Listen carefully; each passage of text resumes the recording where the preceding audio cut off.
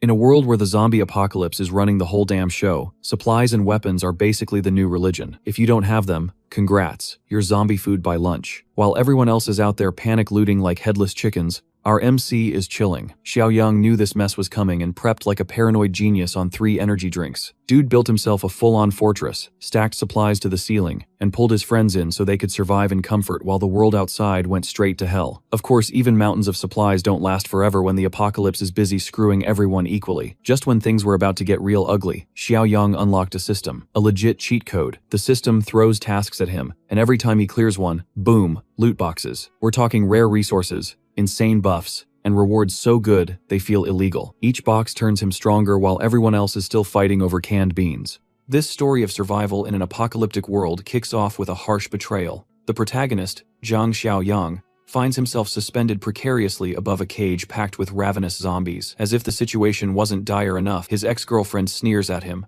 taunting him about the deaths of all his friends. Her mockery reaches its peak as she assures him that his pathetic life is also nearing its end, soon to be just another addition to the carnage below. As Xiaoyang reflects on his misfortune, guilt and regret gnaw at him. He curses himself for trusting this treacherous woman, someone he now believes deserves a fate far worse than his. In her eyes, however, Xiaoyang's threats are meaningless. She's moved on to a wealthier, stronger man, and tasks him with disposing of her former lover. Her new partner, a corpulent man named Li Shuxiong, eagerly agrees to the plan. He even suggests dragging out Xiaoyang's torment for her amusement. Before pushing the button that would seal Xiaoyang's fate, Fatty smugly thanked him for his generosity, gloating about the supplies they'd looted from him, which would keep them comfortable for months. With that, Xiaoyang was sent plummeting into the zombie pit. The frenzied zombies, driven by an insatiable hunger, swarmed Xiaoyang instantly. As agony overtook him, he clung to a desperate thought. If he could live his life again, he would make both Jing and Li Shuxiong pay dearly for their betrayal. Suddenly, Xiaoyang jolted awake to the grating sound of Jing's voice. She was nagging him, demanding to know why he hadn't added her name to the deed of his house.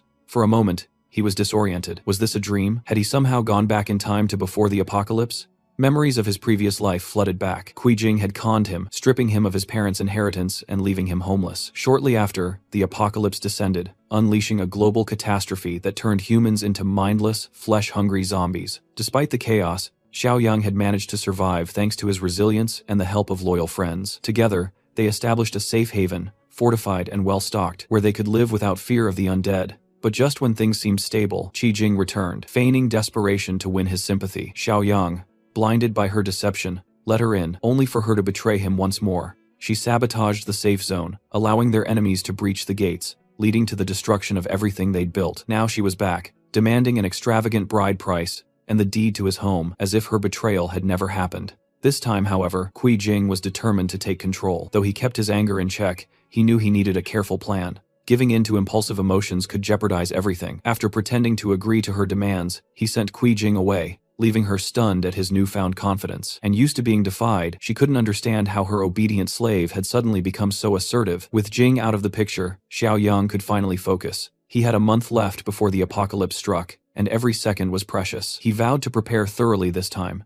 ensuring that no betrayal or misstep would threaten his survival. Then something unexpected happened. A system notification popped up, resembling a video game interface. Xiaoyang discovered he had activated an apocalypse system, which came with missions designed to help him survive. His first task was titled Apocalypse Preparation, requiring him to secure a piece of land and stockpile enough supplies for a year. Completing the mission would earn him 10 points, which could be exchanged for valuable rewards in the system store. Our protagonist was thrilled with the unexpected perk, the system's missions and the rewards that came with completing them. What more could one ask for? However, the system store's offerings remained a mystery to him. It mostly stocked loot boxes and potions, such as those for boosting physical strength. Yet, his musings were interrupted by the loud growling of his stomach, reminding him he needed a proper meal. Reflecting on his past life, Xiaoyang recalled how he used to pinch every penny, starving himself to save for Jing's bride price. But things are different now. Determined to indulge, he decided to treat himself to a luxurious meal. With the impending zombie apocalypse just a month away, he figured he should enjoy the finer things while they lasted. A few hours later, his delivery arrived. Xiaoyang marveled at the sight. It was a legendary Michelin 3-star takeaway. Never in his wildest dreams could he have afforded such a thing before. He eagerly dug into the $300 braised pork, savoring every bite. After surviving on scraps during the apocalypse, the taste was heavenly, almost surreal. But Xiaoyang didn't stop there. He went into full food enthusiast mode, devouring dish after dish. His appetite seemed insatiable, and he nearly polished off everything when his phone rang. The caller, Xiaoya, Jing's friend. It seemed Jing had wasted no time complaining to her. Xiaoyang reluctantly answered, only to be greeted by an ear-splitting tirade. Xiaoya berated him, questioning how he could dare to treat Jing so poorly. She insisted Jing was merely testing his love, and claimed he had failed miserably. If he truly loved her, he'd prove it by handing over the deeds to his house and 1,000,000 yuan in cash as an apology. Xiaoya even offered to mediate with Jing if he complied. If not, he could expect a breakup. Xiaoyang's patience snapped. Who did she think she was to test him like this? Furious, he told her off and ended the call. He was done with greedy women who only cared about money. His priority now was to secure a suitable piece of land. He envisioned building an impregnable fortress, easy to defend and strategically located near water and forest. The following morning, Xiaong visited a real estate agency. A friendly consultant greeted him, asking if he was looking to rent or buy. Xiaoyang confidently replied that he was after something more valuable. Just then, the sales manager, Zhu, appeared and briskly ordered the consultant, Xiang, to help unload boxes of toilet paper.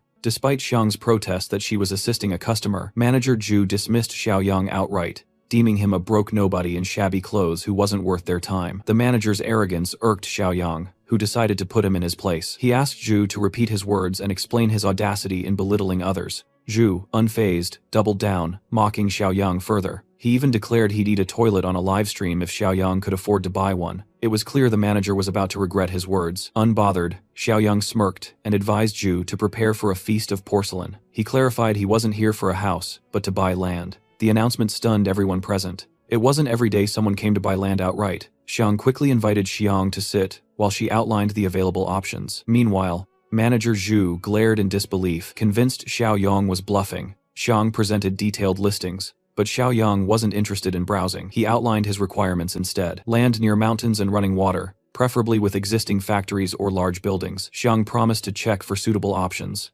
Manager Zhu, unable to resist butting in again, suggested a property in the eastern district. Xiang hesitated, pointing out that the area known as T, City Land, was filled with unfinished projects and abandoned factories, making it unsuitable for most buyers. Zhu dismissed her concerns, claiming no real customers had shown up anyway, and he suspected Xiaoyang was just wasting their time. Xiaoyang didn't care about the location as long as the land met his needs. He didn't mind the unfinished factories. Actually, they were a bonus, since they would save him time and money. After reviewing the details, Xiaoyang confirmed that the land was exactly what he wanted. Without hesitation, he agreed to buy it. He was ready to sign the contract and make the payment. Xiang was shocked.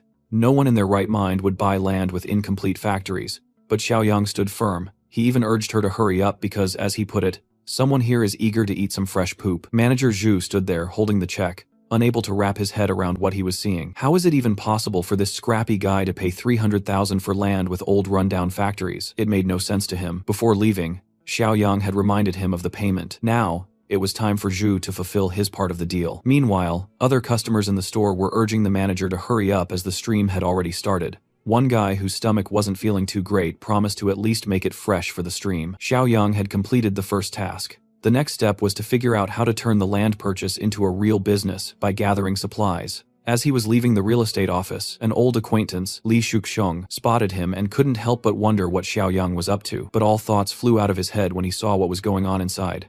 Manager Zhu was now being pressured by the staff and customers to keep his word, all while begging for help and desperately explaining he didn't want to go through with it. Meanwhile, Jing was living carefree, painting her nails, and enjoying the quiet life. That's when she got a call from Fatty, who asked if she knew Xiaoyang had just bought land at the real estate company. Shocked, she wondered where he had gotten so much money from.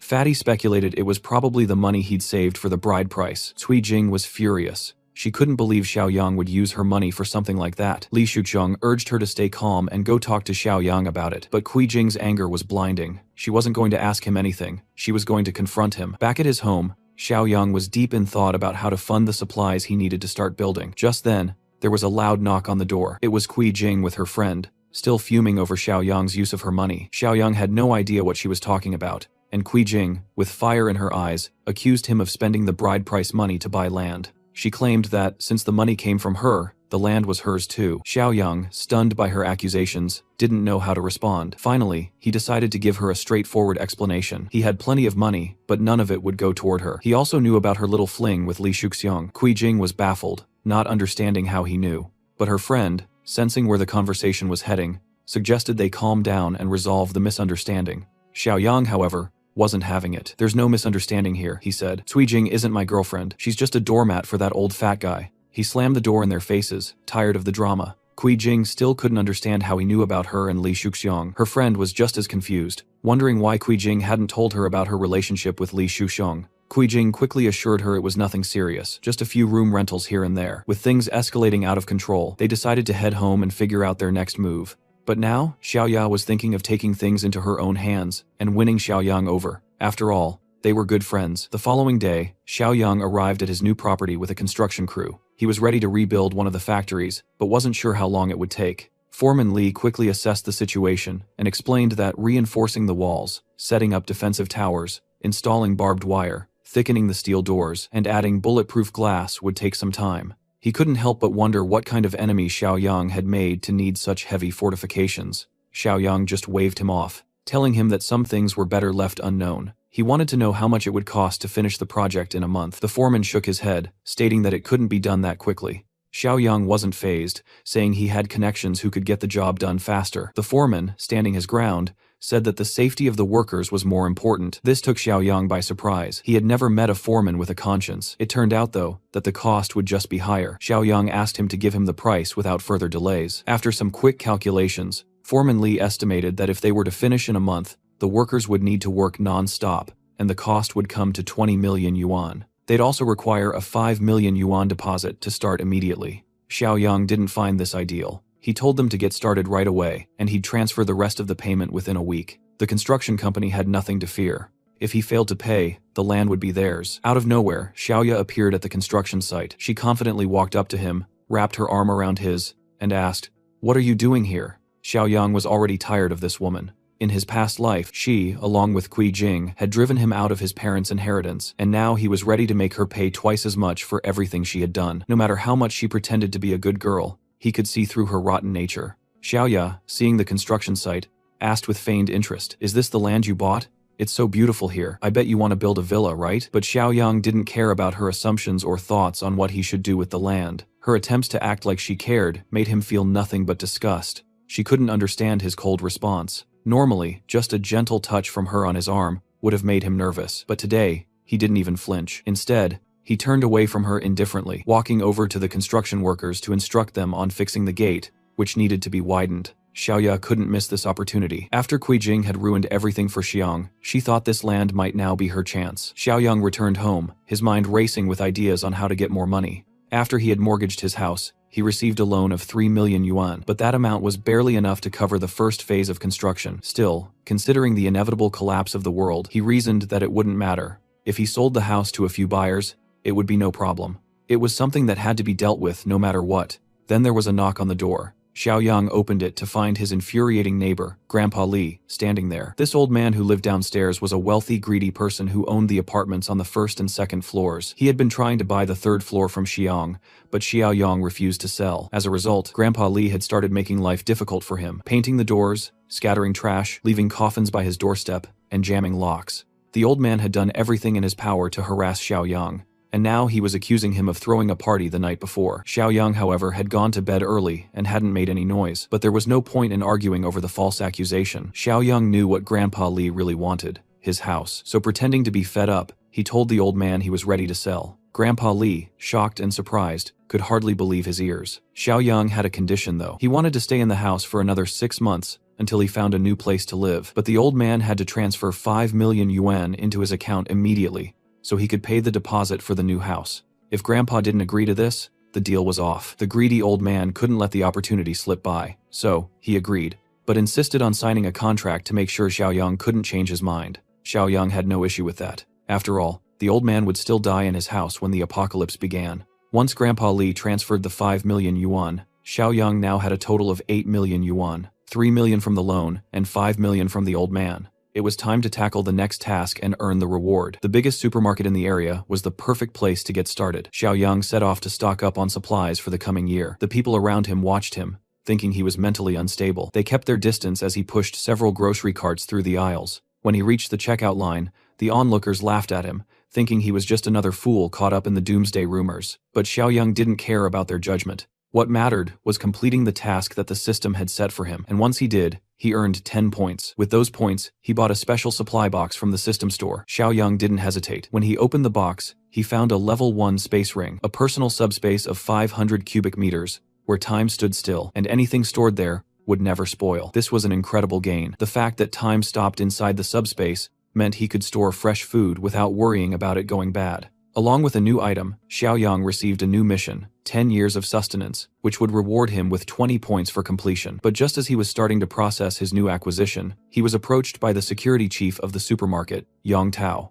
Yang Tao, a former high school classmate, recognized Xiaoyang. He had been the lackey of a local bully, extorting money from weaker students. Xiaoyang had frequently clashed with him back in the day. Today, Xiaoyang didn't expect to run into Yang Tao here. Yang Tao insisted that Xiaoyang put everything back in its place, or else he wouldn't be kind. Xiaoyang responded that he hadn't changed at all, and was still picking on the weaker ones. However, Xiaoyang had no intention of returning the items. As a paying customer, he wasn't about to back down. Yang Tao immediately demanded Xiaoyang pay for the goods right there and then, threatening that if he didn't, things would get worse. An hour later, all the cashiers had finally totaled the items, 56,000. Yang Tao wasted no time demanding the payment. Without hesitation, our hero used his credit card like a tool of power. The transaction was completed successfully, leaving the security chief stunned. Just as Yang Tao was about to leave, ready to let the matter go, Xiaoyang called him to wait. Xiaoyang wasn't about to let it slide. He wanted an apology for Yang Tao's rude behavior, or he'd return everything. The security chief thought it was unnecessary, but with so many witnesses around, he knew better than to ignore it. Everyone had seen everything unfold,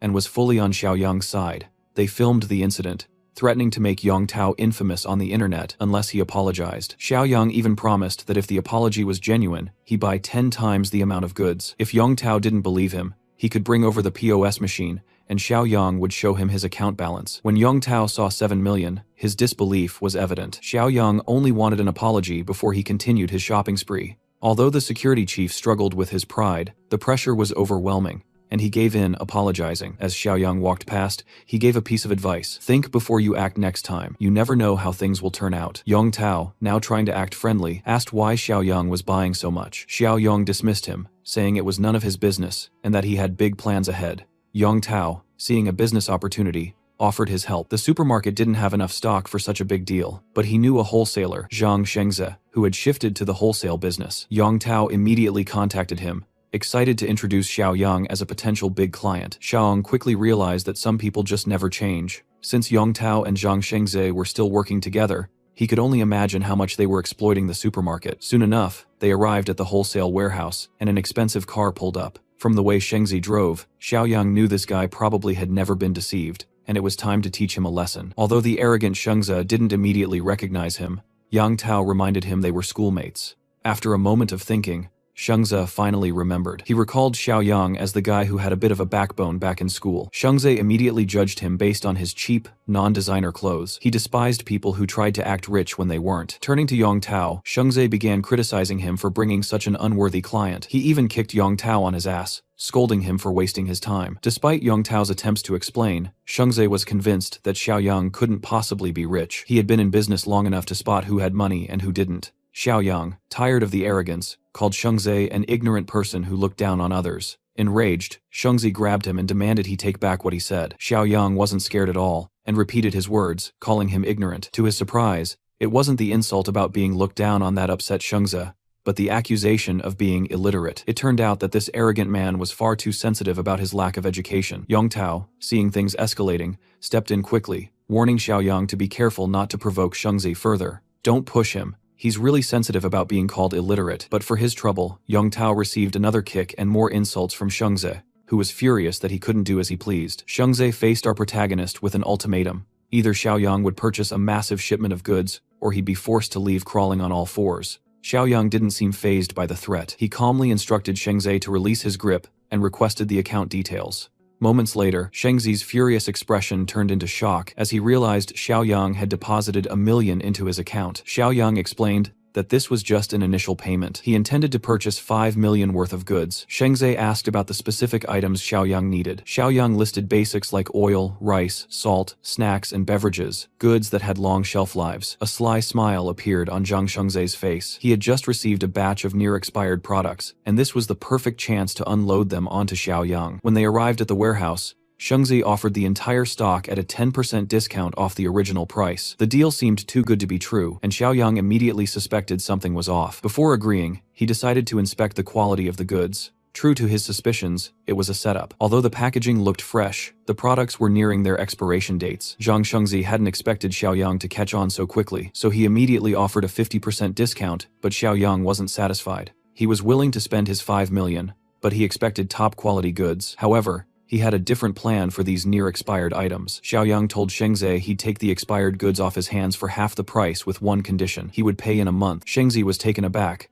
but Xiaoyang quickly assured him that he'd use his house as collateral. Shengzi was confused, not understanding why Xiaoyang would want expired food. He didn't realize that in the near future, these items would become a highly valuable resource. Xiaoyang didn't explain further, and simply instructed Zhang Shengzi to deliver the goods to the designated address. Just then, Xiaoyang received a call about a house sale. He quickly bid farewell to Shengzi and Yong Tao, heading off. The buyer was an elderly man, who offered a 400,000 down payment, and 3 months for Xiaoyang to vacate. The deal seemed almost too smooth, making Xiaoyang a little suspicious. He asked the old man why he was in such a rush. The man explained that his granddaughter needed to move for school, and Xiaoyang was the only one selling a property in the area. The old man was so upfront, even providing all the details willingly. Xiaoyang asked if he wasn't worried about the price being raised. The old man, realizing his slip, started pleading with Xiaoyang not to take advantage of him, as this was all his life savings. Xiaoyang, not want to exploit a genuine person, assured the old man that their deal was set and signed a contract. The old man was overjoyed,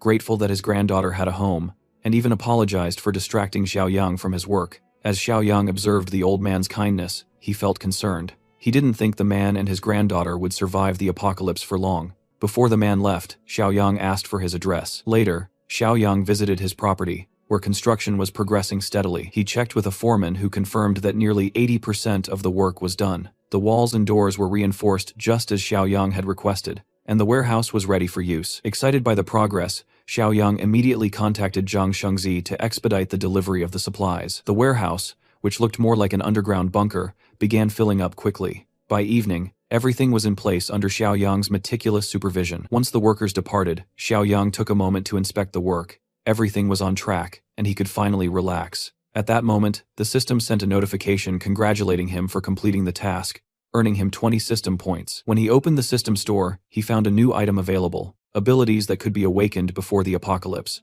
Without hesitation, Xiaoyang bought a box. Upon opening it, he unlocked a level 1 ability called Mind's Eye, which allowed him to detect hostility from others. Feeling satisfied with his new power, Xiaoyang knew this would be invaluable in the early days of the apocalypse. Just as he began to unwind, the system sent him another task: gather weapons, lots of them. Xiaoyang wasn't fazed. Arming himself was exactly what he had planned. It was time to get ready for the coming chaos. Sometime later, Xiaoyang found himself at the heart of the city's late-night black market, ready to procure the weapons he needed. As he wandered through the bustling market, the constant noise of bargaining and the relentless chatter of customers and sellers filled the air. Everywhere he looked, there were hustlers trying to make a quick bucks. Out of the corner of his eye, something caught his attention. Someone familiar. It was a man he had seen before during the first disaster, Li Shuxiang. He was aggressively negotiating the price of some fake jewelry, wearing down the seller until he agreed to a much lower price. Xiaoyang hadn't expected to run into this guy tonight, but it made sense that he would be here haggling over fake jewelry. It wasn't surprising that Cui Jing had been fooled by these worthless trinkets. After a few more steps, Xiaoyang finally came across a stall that piqued his interest. Lined up in front of him were various blades, each one sharper than the last. A grin slowly spread across his face as he examined the weapons. He had finally found what he was looking for. Squatting down in front of the stall, he asked boldly if they had anything tougher. The man behind the counter, dressed in military camouflage, didn't seem to get the hint. In response, he tossed Xiaoyang a knife sharpener, suggesting he sharpened the blades himself if he wanted something tougher. Unfazed, Xiaoyang insisted that none of these knives were up to par. He needed something stronger. Realizing the implication, the vendor's demeanor shifted, his tone turning serious as he asked if Xiaoyang was looking for trouble. Just then, the sound of a phone notification interrupted the tension. Xiaoyang had just transferred 200,000 yuan to the seller's account. Holding up the receipt, he made it clear he was serious. The seller's attitude flipped instantly, as he acknowledged the transfer and reassured Xiaoyang that he was indeed a serious buyer. The seller quickly called one of his men to watch over the stall, while he took Xiang to a more private location for the transaction. They entered an innocuous building nearby, where the seller started pitching some homemade guns. They were small, intended for target practice, priced at 2,000 with cheap ammo. Xiaoyang turned him down immediately, which seemed to ignite a competitive spark in the seller. He then showed off some replica revolvers modeled after military handguns. For 5,000, Xiaoyang could get a 9mm gun with bullets costing 5 each. Though Xiaoyang found the offer acceptable, he had already prepaid 200,000, so these options didn't interest him much. Curious about the prepayment, the seller asked what it meant. Xiaoyang explained that the earlier transfer was just a 10% deposit for a larger order worth 2 million. The seller, now a bit wary, questioned the young man's background. Xiaoyang quickly made up a story about how his subordinates usually handled these types of shady transactions, but he had come in person and didn't appreciate being questioned about his identity. Realizing that Xiaoyang must be involved in something serious, the seller urged him to wait. As he hurried off to a different room, he locked the door behind him and scanned the area through the window. Turning back to Xiaoyang, he assured him he had come to the right person, and that they would proceed with the deal at midnight, the day after tomorrow. He insisted on cash payment only. When Xiaoyang finally left the building, the seller treated him like a VIP. However, as fate would have it, he bumped into the same familiar face from earlier in the night market. Li Shuxiong couldn't help but comment on the coincidence. Now, it made sense why Xiaoyang had been spending so much. Li Shuxiong also suspected that Xiaoyang's involvement with Qi Jing had something to do with it. He figured the kid had recently picked up too many tips about finances, and was now planning to sell everything and live a life of comfort. Zhang Xiaoyang paid no mind to the ramblings of the fatty, whose words were nothing more than empty noise. He figured it would be more practical to test out his newly unlocked ability. As he opened his mind's eye, a faint aura shimmered in his gaze. Above Mr. Cam's head, a symbol of happiness floated, while an angry one appeared above Luong. This power was definitely proving to be useful. To test it further, Xiaoyang decided to speak out loud, mocking the fatty for buying cheap second-hand items just to deceive Qi Jing. He also pointed out that the girl was nothing more than his second-hand trash, just like the rest of the junk he was trying to pass off. The comment made the fatty's anger indicator turn even darker, as he fired back with curses, clearly irritated by the jab. Watching the situation escalate, Mr. Cam, eager to keep things under control, asked Xiaoyang if that fat-ass man was bothering him. With a subtle nod, he labeled Li Shuxiong as an enemy, a clear message. Mr. Cam quickly reassured his new important client that his staff would deal with the matter and teach the fatty a lesson. Xiaoyang didn't mind, but advised them not to go too far, since he still had plans for him in the future. As the group of muscular thugs approached the overweight man, his bravado disappeared. He stammered, his usual arrogance replaced with fear. Mr. Cam didn't waste any more time with the man. With a swift motion, he pulled out a baton,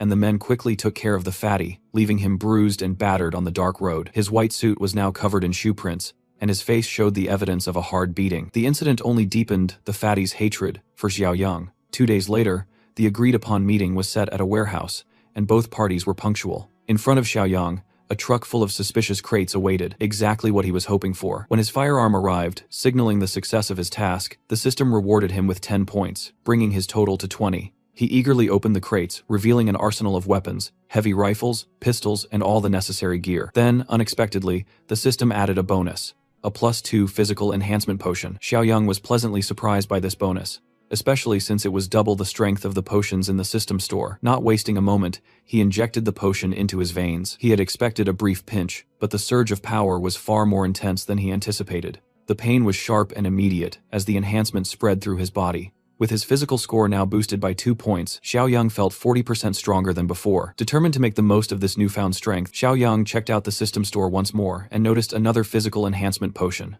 Seeing the value of increasing his strength even more, he decided to take the plunge. After injecting the second potion, his physical score shot up to 8, making him 60% stronger than the average person. Excited to put his new power to the test, Xiaoyang looked around the warehouse and spotted some thick iron bars that were scattered about. He grabbed one, a sturdy bar used in construction, and threw it into the air. With a powerful kick, he bent the rod significantly, sending it flying into the nearby wall, with enough force to create a noticeable dent. His kick had been so powerful that it left a visible impression on the wall. With this level of strength, Xiaoyang felt confident that he could handle anything, even the early stages of an apocalypse. As for the weapons, he knew better than to leave them exposed. Storing them safely in his spatial ring was the wisest move. With a simple gesture, he pointed the magical ring at the contents of the truck, and the weapons were absorbed into the ring instantly. The day after tomorrow, the apocalypse was set to begin. Time was running out, and Xiaoyang still had a few things to wrap up. However, he couldn't shake the image of the old man who had tried to buy his house. The old man had offered what little savings he had to secure a future for his granddaughter.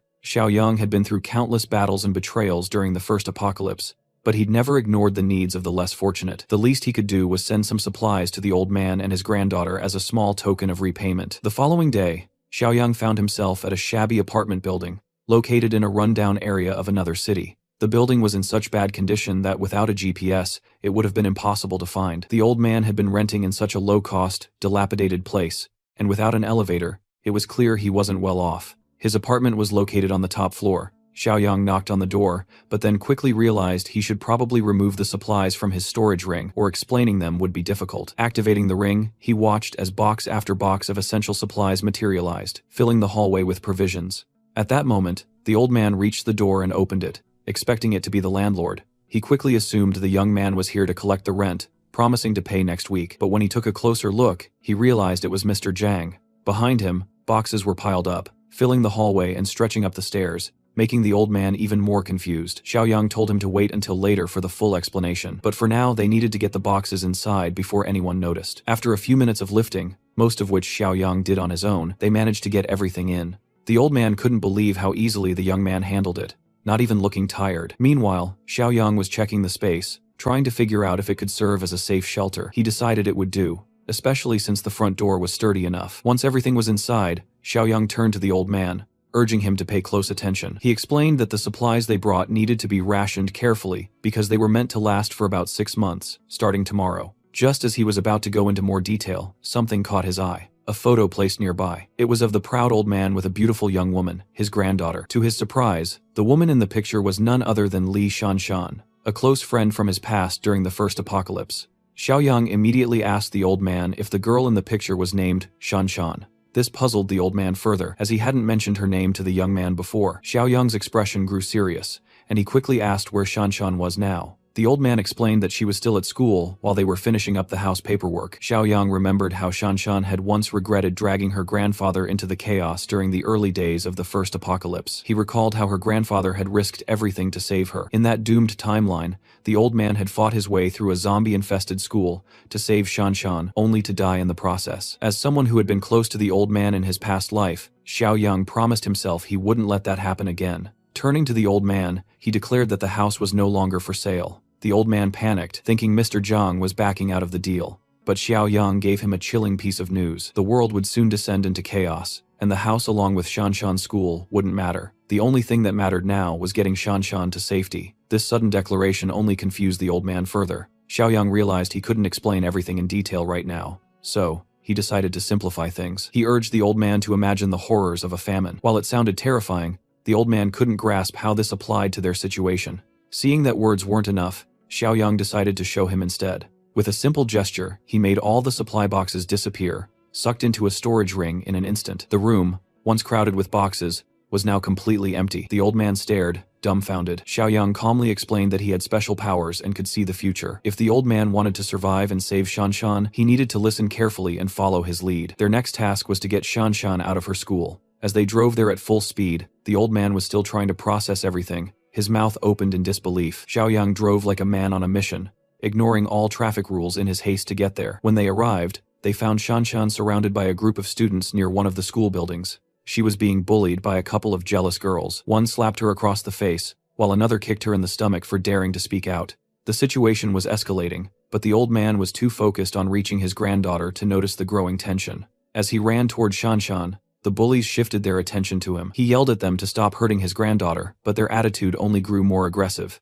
A group of thugs stood in his way, showing their weapons and telling him to back off and let the girls handle things. Without hesitation, the old man charged forward, yelling at the young men for being heartless bullies. One of the thugs raised a steel bat and aimed it at the old man's head. It would have been a serious blow if it hit, but Xiaoyang reacted quickly, stepping in to stop the attack. He glanced at the thug with disdain, realizing that the younger generation still had a lot to learn about bullying. The other two thugs thought Xiaoyang was Shanshan's older brother and tried to threaten him, but Xiaoyang was ready. With a swift movement, he delivered a powerful kick to one of the thugs, knocking the wind out of him. The thug was sent flying through the air as though he had been shot out of a cannon. Watching his comrade get tossed around like that, the remaining two thugs hesitated. Xiaoyang clearly knew his way around a fight. Maybe if they teamed up, they could land a blow. But judging by the cold, calculating look in his eyes, it seemed unlikely. One thug approached from the front, armed with a knife, while the other snuck up from behind with a bat. It wasn't the most brilliant plan, but it was all they had. The first move came from the one with the bat, swinging it wildly.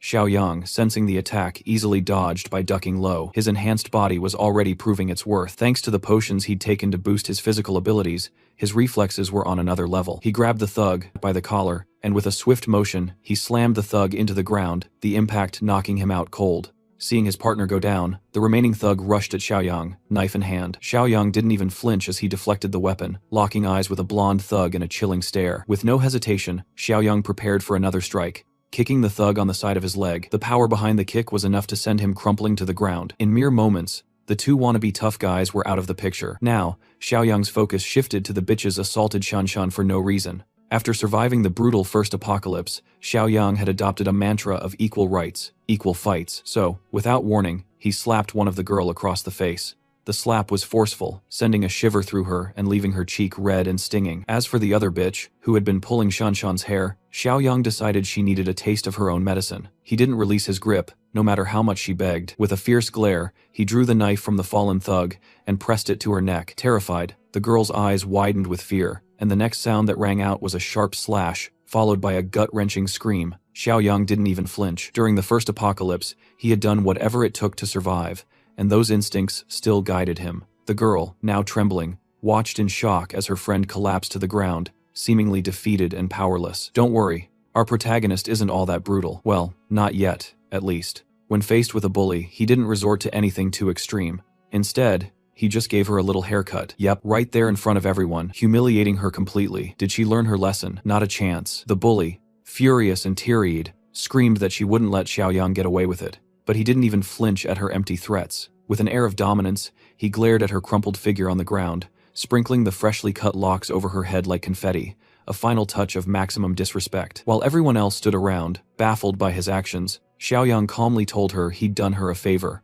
According to him, long hair would only become a burden soon enough. The crowd didn't get it, but he seemed to know exactly what he was talking about. Shifting his focus to Shanshan, Xiaoyang told her to get with them immediately. Inside the car, Grandpa Li told Shanshan that she is not going back to school anymore. The old man had a wild look in his eyes as he explained his reasoning. A massive famine is coming, and survival has to be our top priority. Shanshan understandably thought her grandpa had lost it. She was convinced he'd fallen for some scam call or hoax. As they bickered in the back seat, Xiaoyang just watched, amused but relieved to see Shanshan safe. Finally though, he spoke up, revealing the real reason for the urgency. The famine story was a lie. He'd made it up to simplify things for the old man. What was really coming was something much worse, something catastrophic, the apocalypse. He wasn't sugarcoating it anymore. He explained that in just a few days, modern civilization, as they knew it, would come to an end. Shanshan was skeptical at first, but before she could argue, Xiaoyang suggested she check her phone, cause she'll see the first signs of it now, and sure enough, the news confirmed it. A video popped up on Shanshan's screen, showing absolute chaos at a crowded train station. A man was being restrained by authorities, screaming some eerily prophetic words about a strange toxic smog. What made it worse, he was biting people. Some thought it was rabies, but his lucidity suggested otherwise.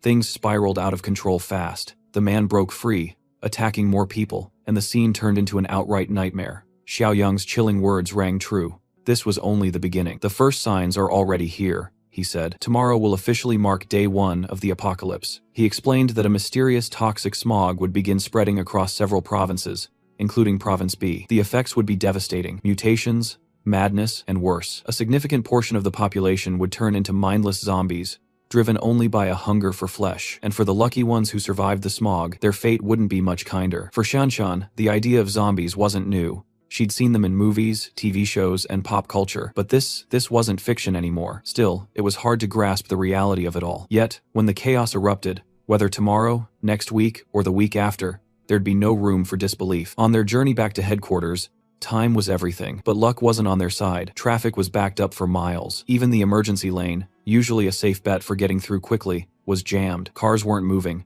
and the group's frustration was growing. The old man, already nervous, couldn't stop thinking about what Mr. Zhang had mentioned earlier, the zombies. Now stuck in a sea of stationary vehicles, his anxiety spiked. Xiaoyang tried to reassure him, saying they were safe for now, but even he couldn't dismiss the possibility of a small outbreak nearby. The situation worsened when a luxury car came speeding down the emergency lane. The driver, reckless and arrogant, seemed determined to bypass the chaos. As traffic inched forward, the car swerved sharply, trying to cut into Xiaoyang's lane. The move was sudden, almost causing a collision. Xiaoyang slammed on the brakes just in time, narrowly avoiding a crash. Xiaoyang held his ground, refusing to let the car through. But the driver wasn't backing down. Pulling up beside Xiaoyang's window, he hurled insults and curses, acting as if he were the victim. The old man advised Xiaoyang to let it go, pointing out that the driver was likely wealthy and powerful. But Xiaoyang wasn't one to be intimidated. If this guy wanted trouble, Xiaoyang was ready to give it to him. For nearly an hour, they sat in that miserable traffic jam. When it finally cleared, they hoped the ordeal was over. It wasn't. The same luxury car was now behind them, tailgating aggressively. The driver wasn't just reckless, he was vengeful. This was no ordinary road rage. The car sped up, weaving dangerously close, attempting to provoke Xiaoyang. The old man pleaded with him to avoid escalating the situation. But Xiaoyang had had enough. The apocalypse was coming. Why tolerate scumbags anymore? Xiaoyang decided to play along, taunting the driver. He bet on the rich brat losing his nerve, and he was right. In a moment of recklessness, the luxury car swerved wildly, nearly crashing into a hill. Yet, even after almost wrecking, the driver refused to take responsibility. Instead, he called the traffic police, demanding surveillance footage to track Xiaoyang down. As the night deepened, the trio finally arrived at their destination. By now, the city was cloaked in darkness. Stepping out of the car, they were greeted by the fortress, an imposing structure that seemed to loom over them. The old man stared in awe, his mouth agape, overwhelmed by the sheer scale and detail of the compound. Shanshan, standing beside him, remarked that it all felt like overkill, a fortress too grand for what they might need. Xiaoyang, calm and composed, told them to rest up. Tomorrow, he hinted cryptically, everything you know will change. The world is entering hardcore mode. The next morning, Shanshan woke feeling better than she had in ages. No alarms, no classes, just the rare luxury of a peaceful morning. As she stretched and looked around, she noticed Xiaoyang nearby, already up and ready for the day. Realizing that this was the perfect moment for exploration, Shanshan suggested a tour, and Xiaoyang obliged, inviting Grandpa to join them. The fortress tour began with Xiaoyang explaining the sheer strength of the compound. The walls were made of reinforced concrete, thick and unyielding. The gates, crafted from solid steel, 3 centimeters thick, were remote-controlled and impenetrable without heavy weaponry. The design made it clear this was a fortress built for survival, ready to keep out both the living and the undead. However, Xiaoyang laid down a strict rule. No one else under any circumstances could enter the fortress without his explicit permission. This didn't sit well with Shanshan. She couldn't help but question the morality of leaving other survivors outside vulnerable to the undead. But Xiaoyang didn't argue. Instead, he led them to a different section of the compound, a fenced area with scattered shipping containers. This, Xiaoyang explained, was a buffer zone. If survivors managed to find their way here, they could use this area as a temporary shelter. However, access to the main fortress remained strictly off-limits without his approval. In the chaos of the apocalypse, human nature would become unpredictable, and the risks of betrayal or exploitation were too high. Even the old man, initially skeptical, nodded in agreement as the harsh truth sank in. Next, Xiaoyang led them to the food storage facility. When they entered, they were greeted by rows upon rows of supplies stacked high and organized meticulously. It was an overwhelming sight, more provisions than they could have imagined. Xiaoyang took a moment to activate his mind's eye ability, scanning the room to check their hostility status. To his relief, both Grandpa and Shanshan displayed happy, trusting expressions, a clear indication that they could be relied upon. As the tour continued, Xiaoyang revealed the fortress's weapons cache. He handed Shanshan a sleek crossbow and gave Grandpa a sturdy shotgun, emphasizing the importance of keeping these weapons secure. In this new world, losing control of their weapons could lead to chaos. Never let these fall into the wrong hands, Xiaoyang warned, the seriousness in his voice leaving no room for doubt. Xiaoyang had just finished showing Shanshan and Grandpa around the fortress when a notification flashed before him, a new system task. It was another mission, and this one hit close to home. He was tasked with reuniting with an old comrade, Zhang Qi. The name brought back memories and a mix of emotions, but what surprised him most was the timing. Standing on the viewing deck, he noticed a glowing arrow pointing toward the city, marking Zhang Qi's location. This was a fortunate coincidence. Xiaoyang had already planned to track down his former allies, and now the system seemed to reward him for his intentions. Wasting no time, he turned to Shanshan and Grandpa, reinforcing the fortress rules one last time. They were to stay vigilant and not break any of the guidelines no matter what. When asked where he was heading, Xiaoyang simply replied, recruiting and building the team. With that, he hopped into his car and drove off, following the glowing arrow toward Zhang Qi's location. The arrow led him to a KTV bar. Inside, the atmosphere was jovial, with groups of friends enjoying their night. Among them was Zhang Qi, his signature silver hair shining even under the dim neon lights. He was laughing, drinking, and singing karaoke with his friends, seemingly untouched by the turmoil outside. Zhang Qi and one of his friends stumbled out of the room to find a restroom, their steps unsteady and their laughter loud. After handling their business, The two drunkenly wandered back into the hallway. That's when it happened. In his inebriated state, Jiangqi accidentally bumped into a girl. It was a harmless brush, nothing serious, but the girl's irritated expression told a different story. Jiangqi quickly apologized and tried to move on. Unfortunately, the girl's escort wasn't as forgiving. The man, a towering figure with an intimidating aura, saw this as a personal affront. Without hesitation, he called Jiangqi a punk and delivered a brutal kick that sent him sprawling into the wall. Jiangqi hit the ground hard, the pain evident in his groans. His friend, though clearly scared, didn't hesitate to check on him, but seeing Jiangqi in pain sparked something brave or perhaps reckless in a friend. Standing up, he yelled at the thug, calling out his aggression. This boldness only made things worse. The thug, unaccustomed to being challenged,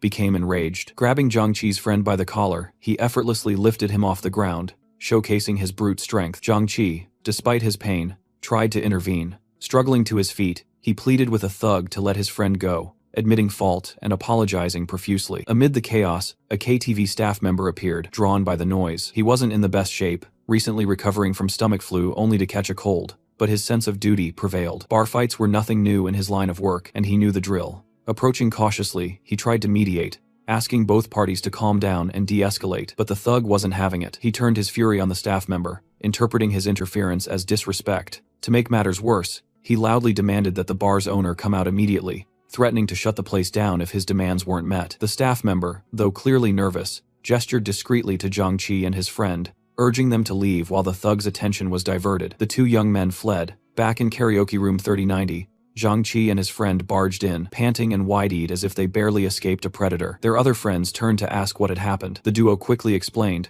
recounting how they had bumped into a drunken thug in the hallway, leading to threats and a near beating. They expressed gratitude for the quick-witted staffer who had stepped in to defuse the situation, even if only temporarily. One of their friends, the hot-headed Chen Chong, wasn't having it. He stood up, declaring that their mechanical engineering class had a reputation to uphold and shouldn't back down from anyone. He even suggested rallying other students from their department to teach the thugs a lesson. Jiangqi, however, stopped him in his tracks. Acting tough and seeking revenge was a foolish move. With less than a year until graduation, they didn't need trouble. They needed to keep their heads down and focus on their celebration. Reluctantly, Chen Chong sat back down, and the group decided to resume their singing and dancing, trying to salvage the night. But trouble wasn't done with them yet. Moments later, the drunk thug and his gang burst into the room. Their arrival was loud and violent, with the thug dragging the battered KTV staffer by the collar, before throwing him onto the floor like a rag doll. The sight of the injured staffer silenced the room, and a chill ran through the group of college boys. The thug, his eyes scanning the room,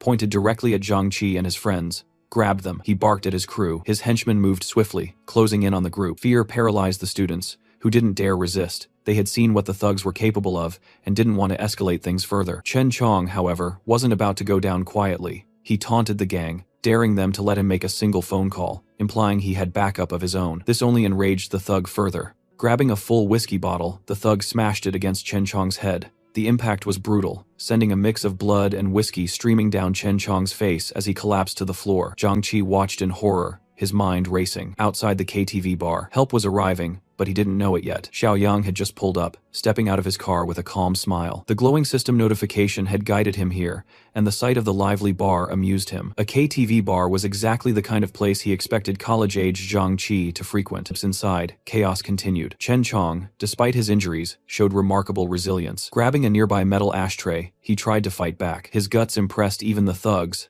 but his defiance irritated them more. The gang quickly subdued him, and the head thug delivered another savage blow with a fresh bottle. Blood splattered as Chen Chong slumped to the floor, groaning in pain. But Jiangqi wasn't one to back down. Ignoring the armed thugs surrounding them, he charged at the head thug, determined to stand up for his friend. Glasses, the ever-loyal companion, joined in to support him. Their bravery was admirable, but the odds were overwhelming. 2 college students against a gang of thugs was a recipe for disaster. The remaining friend in the group, the cowardly dude, was trembling in fear, unwilling to join the fray. Amidst the chaos, something even more terrifying began to unfold. The injured KTV staff member, lying in a heap on the floor, suddenly began to stir. His movements were jerky and unnatural, his groans becoming guttural snarls. His skin pad and his veins darkened.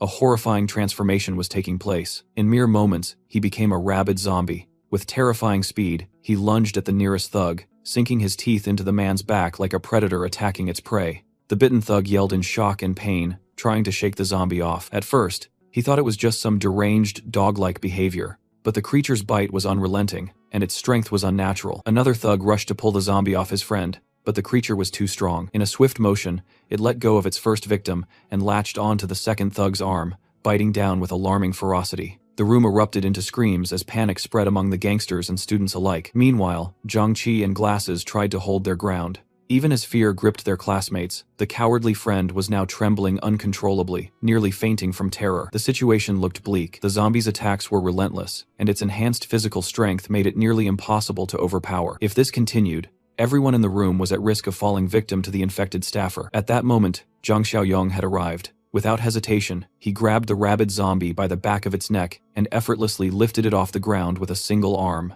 The sheer strength he displayed stunned everyone in the room. Xiaoyong carried the struggling zombie to the nearest glass wall and smashed it into the pane, shattering it completely. Glass shards rained down as the zombie slumped momentarily, dazed from the impact. Xiaoyong turned back to the room, his voice cutting through the chaos like a blade. "Everyone, stop." The thugs, the students, and even the terrified Zhang-Chi froze. Xiaoyong's cold demeanor and the ease with which he had handled the rabid zombie commanded instant respect and fear. The thugs, who had struggled with the creature in pairs, realized this newcomer was no ordinary man. However, the head thug wasn't ready to back down. Misreading the situation, he directed his anger toward Xiaoyong, still thinking he was the top dog. Ignoring the thug entirely, Xiaoyong turned to Zhang-Chi. "Were you bitten?" Zhang-Chi, still reeling from the chaos, stammered, said he wasn't bitten. Without wasting time on further explanations, Xiaoyong simply ordered Zhang-Chi to follow him. For some reason Zhang-Chi couldn't quite explain, he felt an unshakable compulsion to comply. However, as he moved to follow, the head thugs stepped in his way, still clinging to the delusion that he was in control. Before another fight could erupt, one of the bitten gangsters began coughing violently. His voice was, and he groaned about a splitting headache and dizziness. Xiaoyong's sharp eyes scanned him, catching the unmistakable early signs of mutation. The thug exhibited every classic symptom: relentless coughing, extreme dizziness, and that ominous bite wound festering on his shoulder. Even the thug's offhand comment about having a runny nose earlier in the day confirmed Xiaoyong's suspicions. "Yep, he's bitten," Xiang muttered to himself, watching as the rot visibly spread from the infected wound.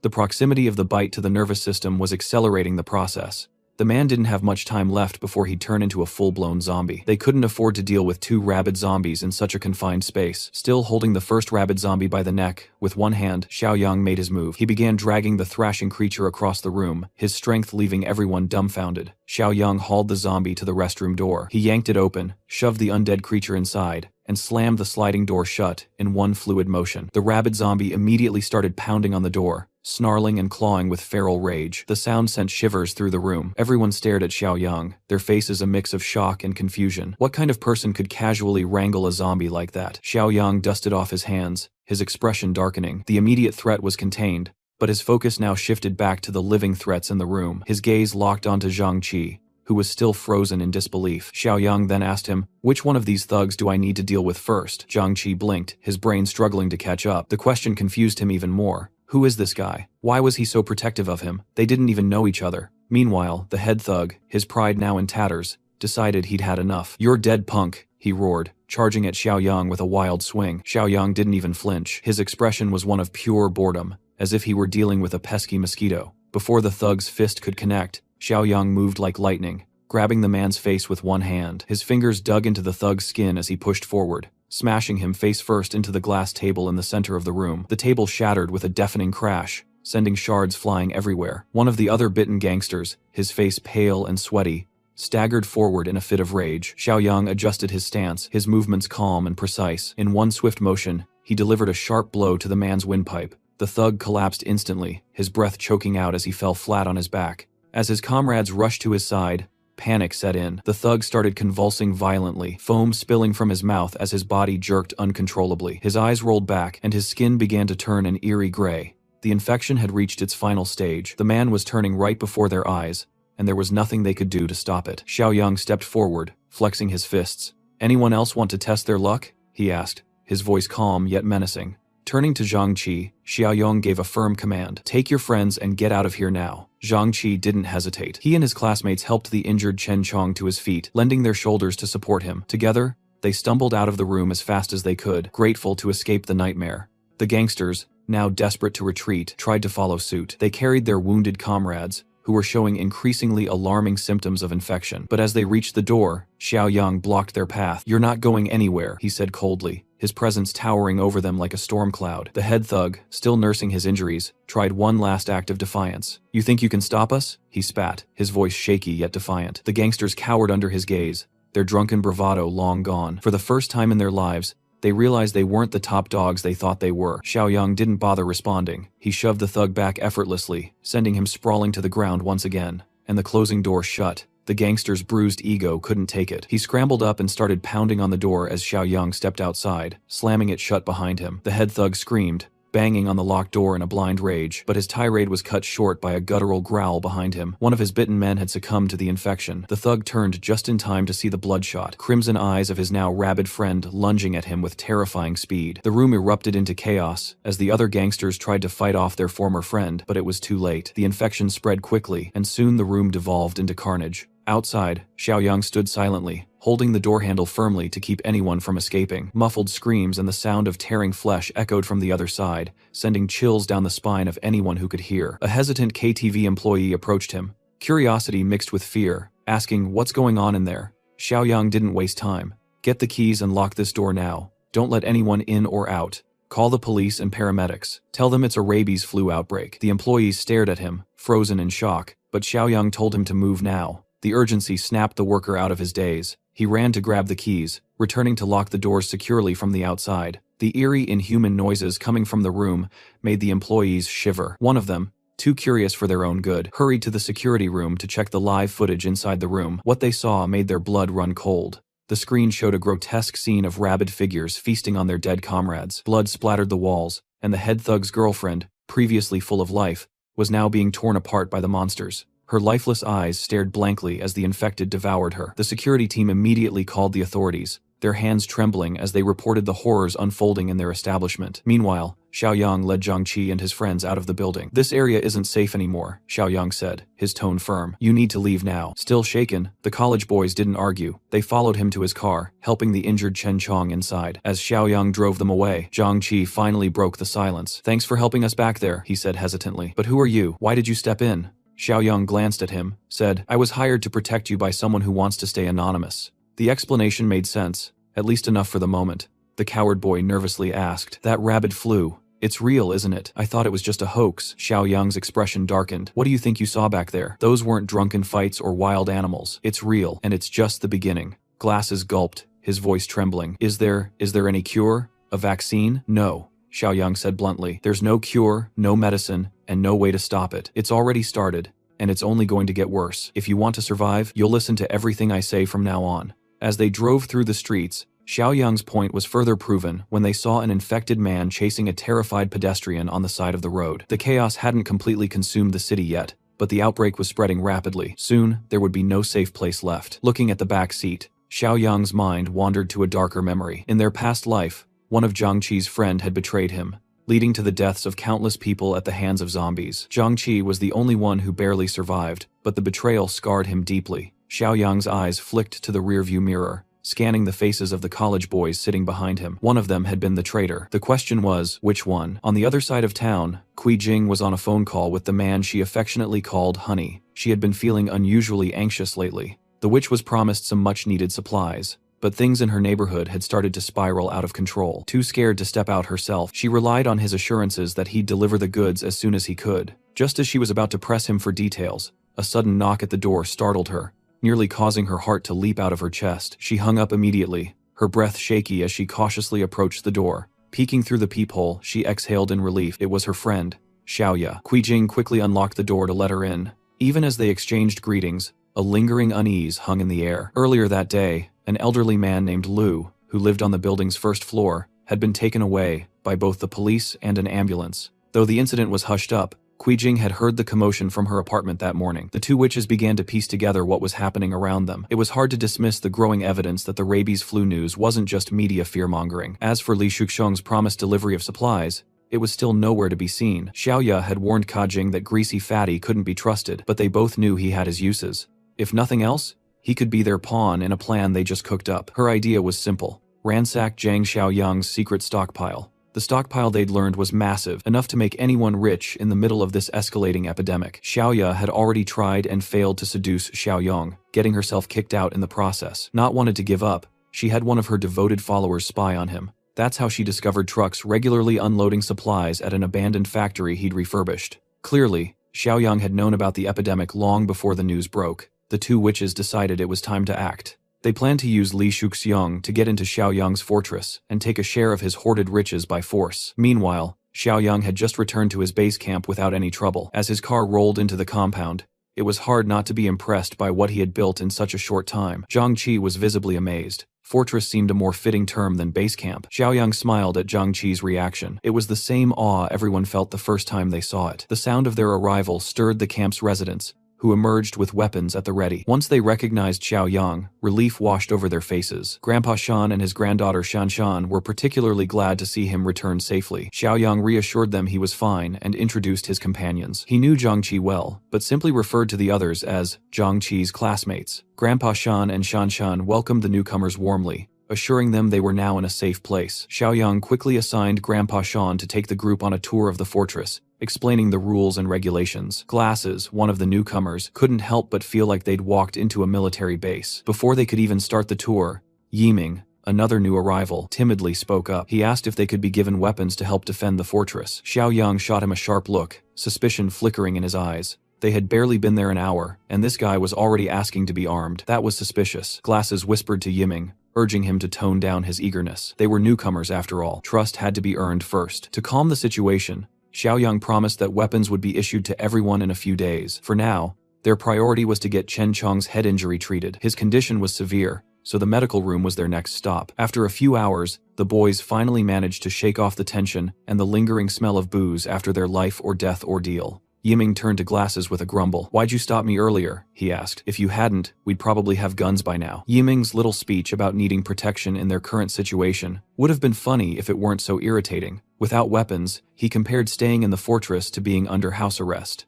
Thankfully, Glasses had enough sense to be grateful for being saved from the infected, instead of stirring up unnecessary trouble. But Yiming wasn't done. He kept sowing seeds of distrust among his classmates, questioning Xiaoyang's story. Hired by an anonymous client for protection, Yiming scoffed. That doesn't even make sense. He gritted his teeth and brought up Chen Chong's treatment too. While Xiaoyang had promised to monitor Chen's condition, Yiming found the medical room's high security suspicious. That's when Yiming dropped his most ridiculous theory yet. He claimed Xiaoyang might be planning to harvest Chen's organs in secret. It was absurd, but Yiming seemed determined to recruit others to his cause. His plan? Strike first against their so-called savior. Glasses immediately shot down the idea. Betraying Xiaoyang, the man who had saved their lives, was out of the question. But Yiming wasn't backing down. "I'd rather betray the world than let the world betray me," he said, trying to sound dramatic. His ultimate goal was to take over the fortress and claim control of the area. Yiming even had the gall to suggest capturing Grandpa and the girl if Xiaoyang ever left. He didn't stop there. He made a disgusting comment about Shanshan being cute and hinted at his twisted intentions.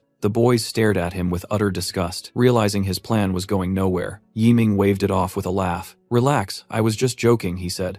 Zhang Qi, naive as ever, took the excuse at face value. Glasses pointed out the obvious. If Xiaoyang really wanted to harvest their organs, they'd already be locked up and helpless by now. As the group left the showers, Yiming silently wrote them off as not worthy of his grand plans. He was convinced that in times of chaos, only the ruthless survive. While Yiming brooded over his rejected schemes, Grandpa Shan gave Xiaoyang an update. Zhang Qi and the others had started settling in, and Chen Chong was on the observation. As instructed, all doors and windows had been secured. Xiaoyang thanked Grandpa Shan and Shanshan for their hard work, urging them to rest up. Before they left, Xiaoyang gave them a quiet warning. "Keep an eye on Zhang Qi's classmates," he said. "I'm sensing some traitorous vibes." In the dead of night, Xiaoyang headed straight to his warehouse to take care of some business. He opened the systems item shop and carefully inspected the offerings. With a few clicks, he redeemed the level 1 Apocalypse Farmer box for 2 points, the level 1 Food Supply box for 5 points, and the level 1 Armed Deterrent Supply box for another 5 points. This left him with 8 points remaining. The rewards were as practical as they were impressive. The Apocalypse Farmer box provided 5 corn seeds, ensuring a potential food source for the long term. The Food Supply box delivered an impressive haul: 200 kilograms of starch sausage, 100 kilograms of pre-cooked braised pork with preserved vegetables, and 50 boxes of pickled cabbage noodles. Meanwhile, the Armed Deterrent box contained 1,500 rounds of 9mm ammunition, a crucial asset for defense. Xiaoyang piled the rewards together and couldn't help but feel a sense of accomplishment at the sheer size of the haul. In an apocalypse where resources would soon become scarce, supplies like these were priceless. It wasn't the same as having money to spend freely, but in this grim reality, this was worth far more than cash. The next morning, The tranquility of the fortress was shattered by the arrival of multiple vehicles pulling up to the gate. Armed men carrying blades poured out of the cars, their movements brisk and purposeful. A man in a suit, clearly in charge, ended his phone call and barked orders at his crew. "Break down the gate," he yelled. The group, nicknamed the Stupid Army, for good reason, began bashing the steel gates with bats and kicking them with all their might. After several minutes of futile effort, the men complained loudly about the gate's thickness. Furious, Mr. Suit ordered his men to bring out their big guns. However, instead of explosives or heavy weaponry, the crates they carried contained something much less impressive: wine bottles. The gang quickly turned these into Molotov cocktails, lighting them up and hurling them over the gates. The fiery bottles landed clumsily, mostly setting small fires in the yard, rather than hitting any valuable targets. Even so, the bright flames caused quite a stir. A few managed to land on the roof of the outer apartment complex, drawing attention from those inside. Shanshan, Zhangqi, and the others sprang into action, grabbing fire extinguishers and buckets of water to contain the blaze.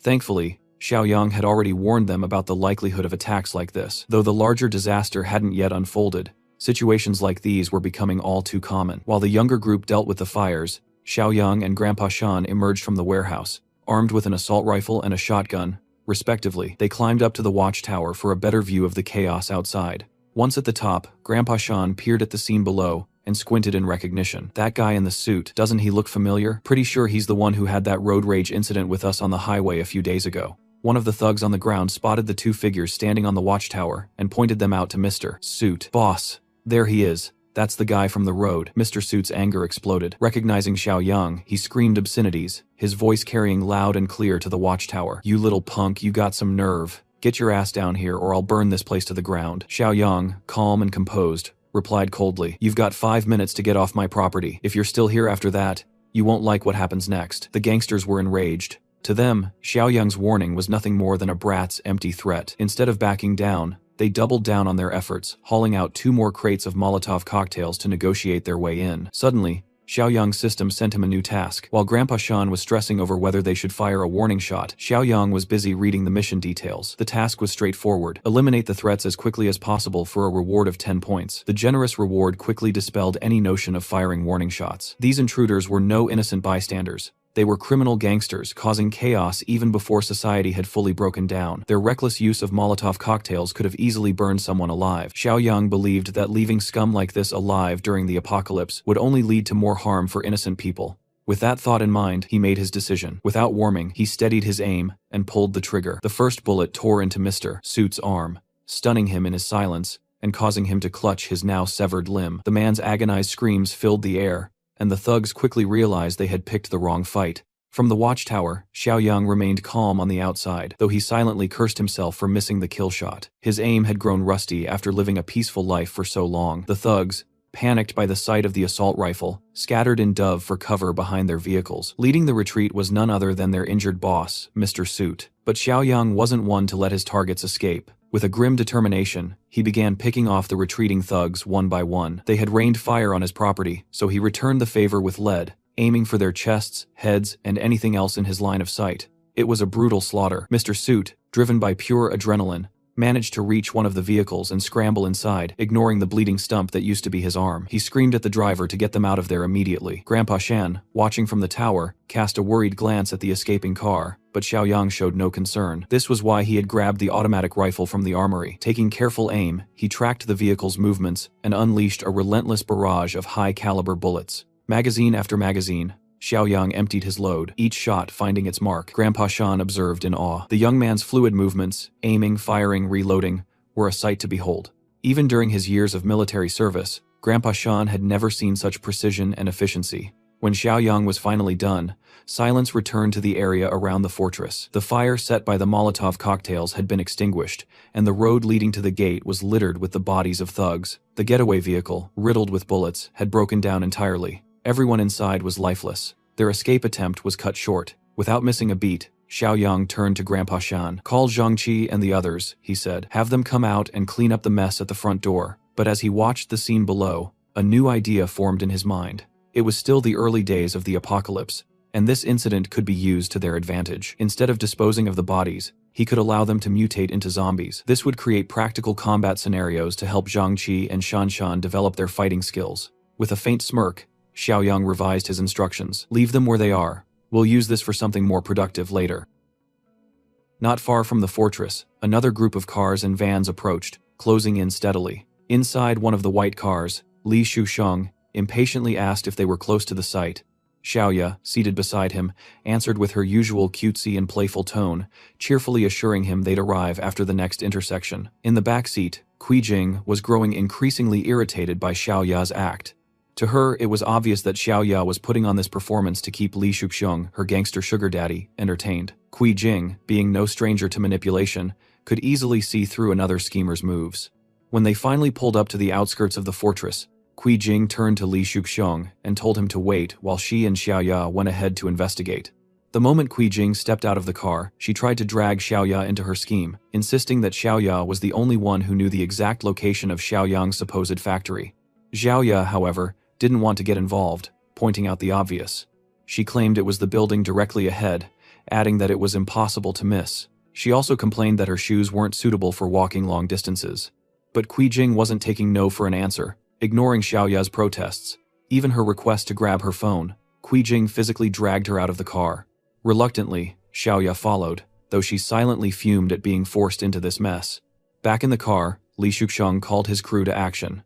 "Get ready to move at a moment's notice," he ordered. He planned to lead the charge with the vans packed full of young thugs and veteran gangsters following close behind.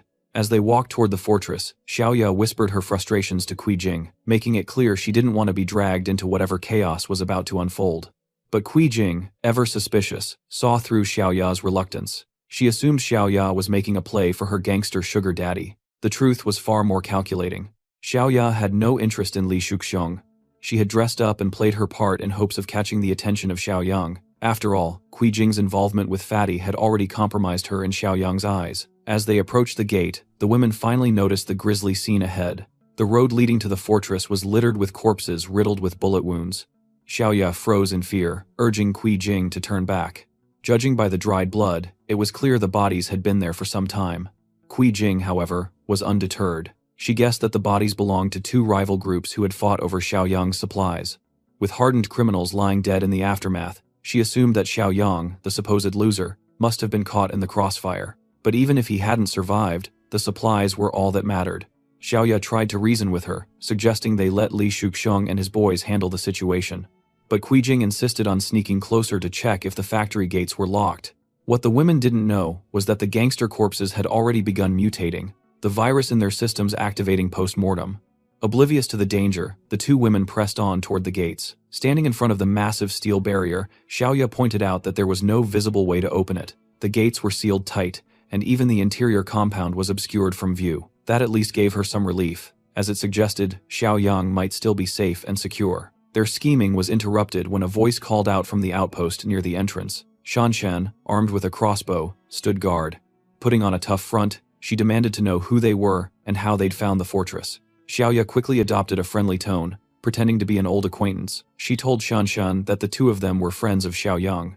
Jing, always bold, went a step further, claiming to be Xiaoyang's girlfriend. Shanshan, unimpressed, turned back toward the compound to inform Xiaoyang of the two witches outside, one of whom was making wild claims about being his girlfriend. As soon as Shanshan was out of earshot, Jing began venting her frustration. She accused Xiaoyang of ditching her for a younger woman, clearly referring to Shanshan. Xiaoya, more pragmatic, warned Jing to keep her emotions in check. Shanshan had a crossbow and wasn't afraid to use it. The women's confidence, however, lay in their belief that Li Shuxiong and his armed gang could pull off the heist. As far as they were concerned, all they needed to do was open the gates and let the chaos unfold. When Xiaoyang arrived at the watchtower and laid eyes on the two women, two of the most troublesome figures from his past, his anger was barely contained. Secretly activating his mind's eye, he appraised their status. Sure enough, their outward friendliness was nothing but a facade. Both women were seething with hidden negative emotions, each trying to manipulate the situation to their advantage. Xiaoya wasted no time putting on her performance, claiming they had come to check on Xiaoyang out of concern. She painted a picture of chaos and worry, trying to appeal to his pity. But Xiaoyang, having learned his lesson from past experiences, wasn't falling for it. With a cold smirk, he called their bluff. So he asked, his voice dripping with sarcasm, "What kind of weapons did you bring with you this time?" The scheming duo, Jing and Xiaoya, stood frozen in place. Their plans had been completely unraveled before they even stepped into the fortress. To make matters worse, Xiaoyang decided to teach them a lesson right then and there. From the watchtower, he opened fire, raining bullets onto the spot where they stood. Panicked, the two women screamed and danced around, dodging the shots. They shouted at him, calling him crazy for being so reckless. But Xiaoyang, standing tall and calm, emptied his magazine without hesitation. Xiaoya was terrified of the firearm and tried to appeal for a calmer, less hostile resolution. Qi Jing, however, doubled down, treating Xiaoyang as the weak, spineless fool she always thought he was. They couldn't have been more wrong. Killing them outright would have been too easy for Xiaoyang. Instead, he had something far darker and more gruesome in mind, a punishment that would match the malice in their hearts. That's when the groans started. From behind the women, the corpses of the gangster thugs began to stir. One by one, they reanimated, their bodies twisted and ravenous. Xiaoyang watched the scene from his perch, completely unfazed. The transformation of the gangsters into zombies wasn't just a terrifying spectacle, it was poetic justice. Leading the pack of the undead was none other than the cowardly Mr. Suit, still clinging to his twisted sense of importance even in death. The first three zombies lunged with terrifying speed, desperate to sink their teeth into fresh flesh. The women screamed and started running, barely avoiding the snapping jaws and clawing hands of the undead. Frantic and breathless, they screamed for help, their cries reaching the ears of Li Shuxiong, still sitting in his car nearby. He glanced out the window and saw the horrifying sight of zombies chasing the women. Fear gripped him immediately. Without hesitation, Li Shuxiong barked orders at his men. "Turn around, get us out of here." His gang obeyed instantly, their vehicles screeching as they sped away, leaving the women behind to fend for themselves. Qi Jing, panicked and desperate, was slowing down. She wasn't fast, and the zombies were closing in. But she wasn't about to go down without trying something underhanded. With no hesitation, she threw her purse forward, aiming for Xiaoya, the faster runner. The purse's strap caught around Xiaoya's ankle, tripping her. Xiaoya fell face first onto the pavement, injuring herself badly. She barely had time to recover before the zombies pounced on her. Their teeth tore into her flesh as she screamed in agony. Blood splattered everywhere as they devoured her, their hunger insatiable. Xiaoya's cries turned into gurgles of rage and betrayal. In her final moments, her bloodshot eyes locked onto Qi Jing, who had deliberately sacrificed her. But Qi Jing didn't stop to look back. Instead, she kept running, muttering to herself that Xiaoya deserved it. Her callousness knew no bounds. From the watchtower, Xiaoyang observed the entire scene, his expression cold and detached. As Xiaoya met her grisly end, the system in his mind chimed, awarding him 10 more points for eliminating a threat. Meanwhile, Shanshan, standing nearby, was horrified. She had never seen zombies before, and the sight of the dead gangsters reanimating into flesh-hungry monsters was almost too much for her to handle. Xiaoyang, still calm, explained the situation to her.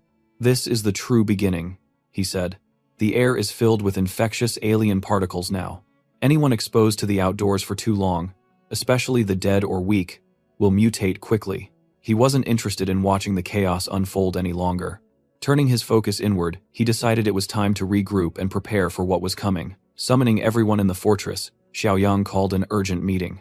Once everyone was gathered, he laid out his plan. For the next 2 days, they needed to stay indoors. Windows and doors were to be sealed. No one was to go outside for any reason. This would give their bodies time to gradually adapt to the infection, reducing the risk of mutation.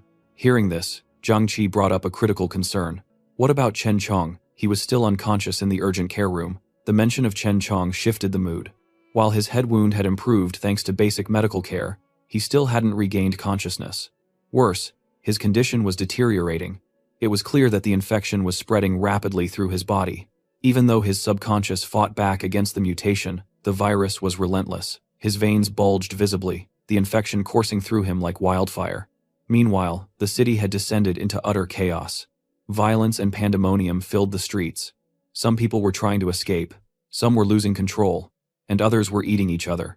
Zhang Shengzi, hiding in his home and peeking through the window, muttered to himself, "It's complete madness out there." He had a plan. As soon as night fell, he would head to a warehouse to gather supplies for his family. Until then, he warned his wife and child to never open the door for anyone except him. But just then, someone started banging on the door. The loud, successive knocks sent a wave of tension through the room. The family froze, wondering what or who could be on the other side.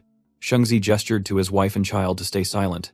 Grabbing a golf club from his kid, he cautiously approached the door to check the situation. A voice called out, "Brother Zay." Hearing this, the old man sighed in relief. It was his old buddy, Yang Tao, or so he thought. Zay began to pull the handle to let his friend in, but before he could, The visitors forced their way in with a powerful kick that sent Zay flying across the room. His frail body hit the wall with a thud. What he believed to be a friend was far worse, far more dangerous than even the zombies outside. A gang of furious thugs surrounded him, their anger palpable. As his former colleagues loomed over him, he desperately tried to meet Yang Tao's eyes, hoping to appeal to whatever goodwill might be left. He reminded Yang Tao of how well he had been treated in the organization, but Yang Tao wasn't buying it. To him, Zay had always been an arrogant boss who saw Yang Tao as nothing more than a disposable lackey. Sure, Yang Tao had made decent money, enough to put a down payment on a house, but Zay earned enough to buy entire neighborhoods. But this wasn't about the past, it was about business. The thugs weren't here to chat, they wanted the warehouse keys and an address. Zay's defiance was starting to test their patience. Seeing his stubbornness, Yang Tao made his way toward Zay's wife and child. Without hesitation, he grabbed the wife by her hair, forcing Zay to watch in horror. The little boy, driven by pure instinct, charged at Yang Tao to protect his mother. But the size difference was too great. All the child could do was sink his teeth into the thug's arm, his face soaked with tears of fear. It didn't work. Yang Tao retaliated with a sharp slap that sent the boy reeling. Watching his family suffer, Zay's anger boiled over. He shouted at Yang Tao, demanding he come after him instead. Yang Tao, however, remained calm. He promised no further harm would come to the mother and child if Zay cooperated and led them to the warehouse.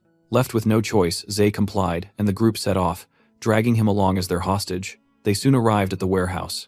The mechanical door creaked open, revealing only a few scattered supply boxes, a far cry from the treasure trove the thugs had expected. It turned out that most of the stock had already been sold, even the nearly expired food to a big client. Hearing the name Zhang Xiaoyang, their wealthy buyer, sparked a new idea in Yang Tao's mind. Why stop here? They could raid Zhang Xiaoyang's factory and claim his massive stockpile of supplies for themselves. If they succeeded, they'd be set for life.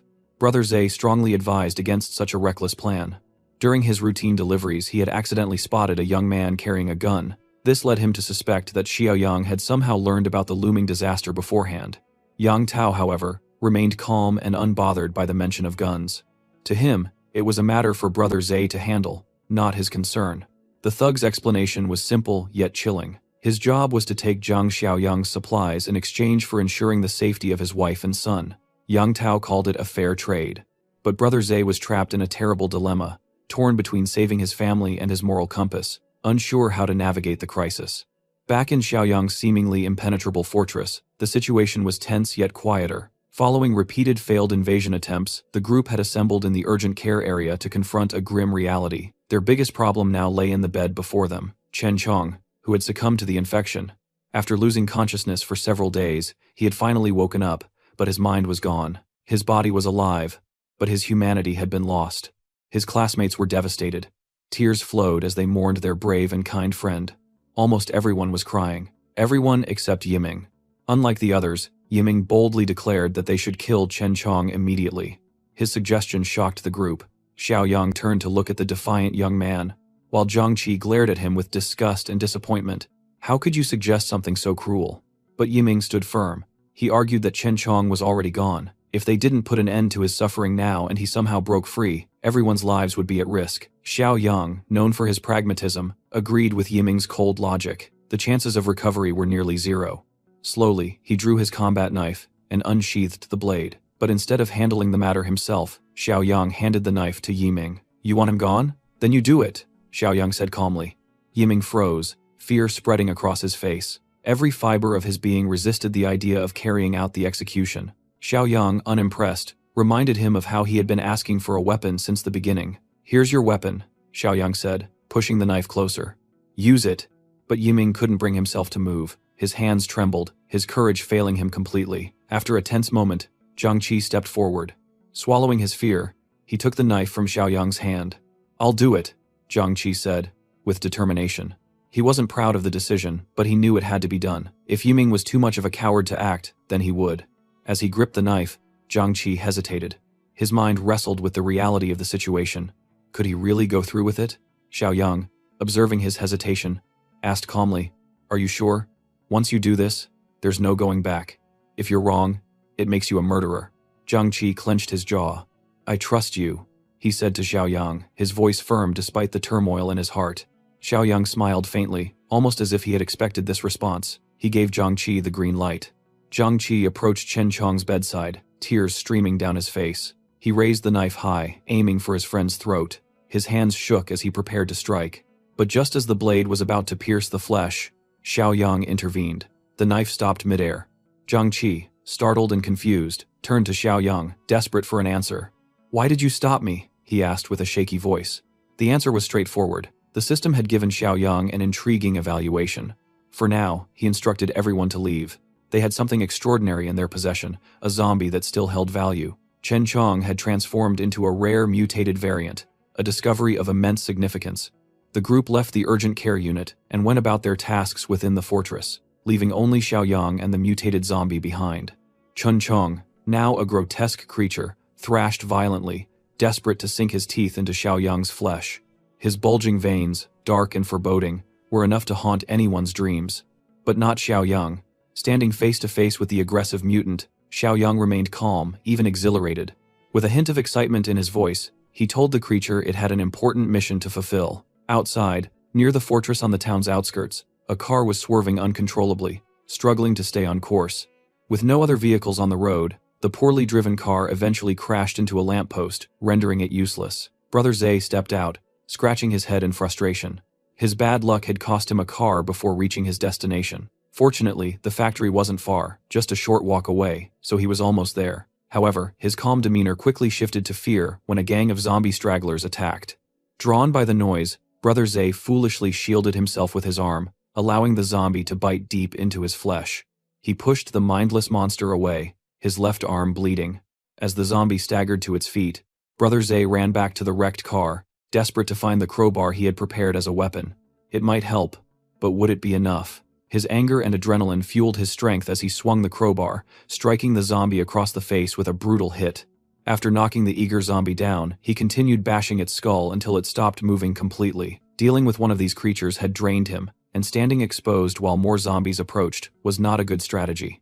He couldn't afford to stay there, so Brother Zay made his way toward the factory, his body shaking uncontrollably. He feared it was the virus spreading inside him from the bite. At the front gate of the fortress, a cluster of stationary zombies awaited their next prey, conserving energy. To avoid the trouble, Xiaoyang quietly opened the side door for the team's mission. Behind him, the rest of the crew, armed with their chosen weapons, followed. Most carried melee weapons, and Shanshan complained that all the gear strapped to their bodies made movement awkward.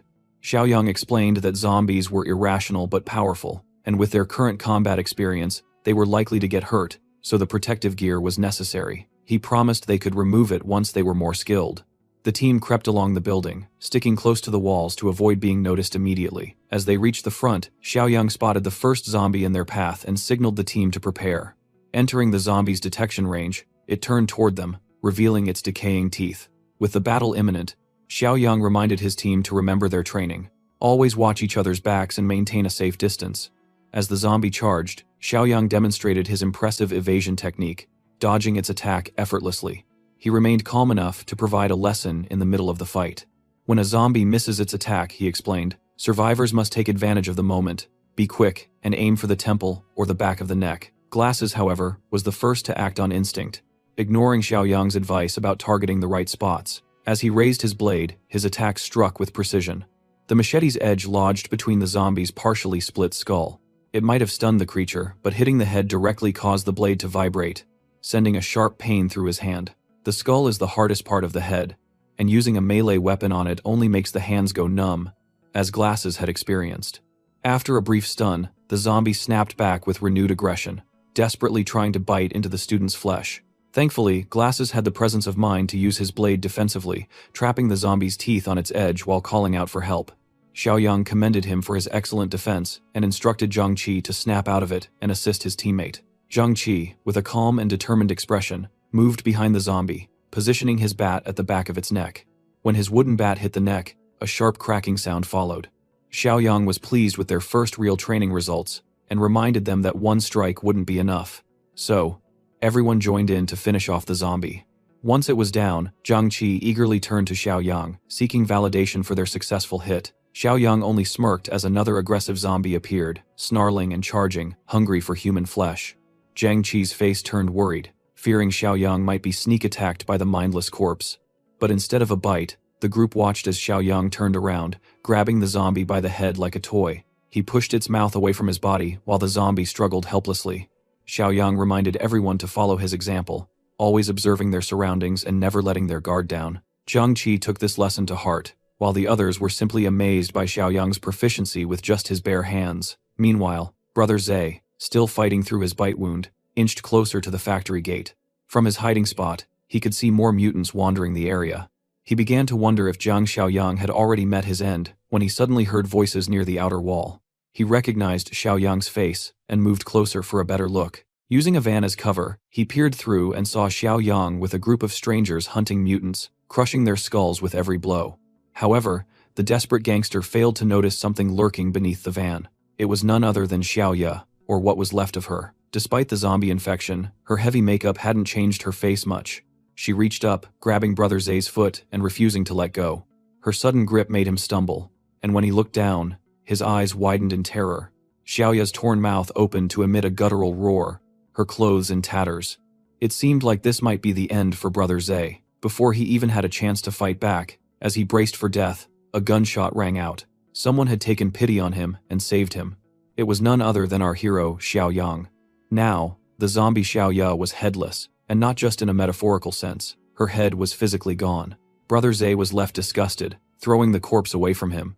When Xiaoyang saw Zhe, he was surprised to find him there and immediately asked what he was doing in this chaotic situation. Zhe, like all of his previous fake friends, didn't rush to explain himself. Instead, he pretended to be pleased to see Xiaoyang alive, even with the madness all around them. But as he got closer, Xiaoyang noticed a bite mark on Zhe's arm. In the heat of the moment, Zhe didn't realize it, but Xiaoyang pointed it out clearly with the barrel of his automatic rifle, warning him not to come any closer. At that moment, Zhe realized his fate was sealed. He wasn't giving up though. He had one last chance to save his family. Zhe begged Xiaoyang not to shoot him yet, and asked for a favor. Xiaoyang agreed to listen, but only on the condition that Zhe stayed where he was. This was Zhe's last effort to save his family. He was already infected, and soon he would become one of those crazy zombies.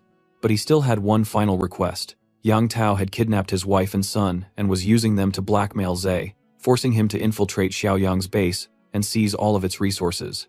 Zhe admitted that he wasn't a good person, but even he had never done anything as evil as what Yang Tao was doing to his innocent family. He feared for their lives, knowing that if they were left in Tao's hands, their fate would be worse than his own once he turned into a zombie. So, Zhe pleaded with Xiaoyang to take care of his family. Even though he knew he had only helped him before for his own benefit, Xiaoyang was aware of Zhe's greed, but he had to admit that Zhe had saved him time in the past. He pondered the right thing to do. The fortress had enough space, and the number of men far outweighed the women. Breaking that balance wouldn't be an issue. Luckily, he didn't have to think long. A notification from the system arrived, offering a new mission called Entrust the Wife and Child. To complete it, Xiaoyang would have to rescue Zhe's family, and he would gain more points for this task than for clearing out zombies near the fortress. Without hesitation, Xiaoyang agreed to take care of Zhe's family. Zhe, overwhelmed with gratitude, couldn't believe Xiaoyang's kindness. He even bowed, saying that he could never repay him in this life, but would serve him faithfully in the next life. But Zhe had one final request. Xiaoyang pretended not to understand. But it was clear Zhe didn't want to turn into one of those monstrous zombies and put his family at risk. He asked Xiaoyang to end his life now. Xiaoyang, however, wasn't in a hurry to act. Unlike Zhe, he understood how the apocalyptic world worked. Instead, he told Shashan to bring a bicycle from the warehouse for Zhe. He advised him to go as far from people as possible to a completely isolated place. Zhe didn't understand why Xiaoyang was doing this, but he didn't question it. He didn't have much time left and had no choice but to follow Xiaoyang's instructions, driven by thoughts of his wife and son. Zhe took off on the bicycle, determined to escape the inevitable zombie transformation that was already spreading through his body. Meanwhile, Xiaoyang and his team finished clearing out the zombies near the fortress. They piled them up, drenched them with fuel, and set them on fire. It was a tough day, and they were exhausted, but at least now the zombies would never rise again. Xiaoyang's team was now experienced enough to defeat a zombie in close combat without taking damage. However, when dealing with larger groups, they were still unprepared. Xiaoyang quickly advised his team to head back to the fortress, where he entrusted Grandpa Shen with a critical task: guarding the weapons warehouse. The safety of the fortress would be in the old man's hands while Xiaoyang went into the city that night. Grandpa was curious about Xiaoyang's plans. Zhang Qi wanted to accompany him, but Xiaoyang quickly reassured them there was no need. They weren't ready for the dangers of the city, and it was more important to protect the fortress. He had to trust the old man to handle the defense.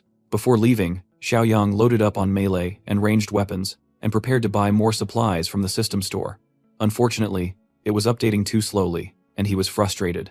He manually updated the store and 3 new supply boxes appeared: Black Tech, Life-Saving, and Armed Deterrent. The Black Tech box was the most expensive, and with the manual update cost increasing to 4 points, Xiaoyang had to be careful.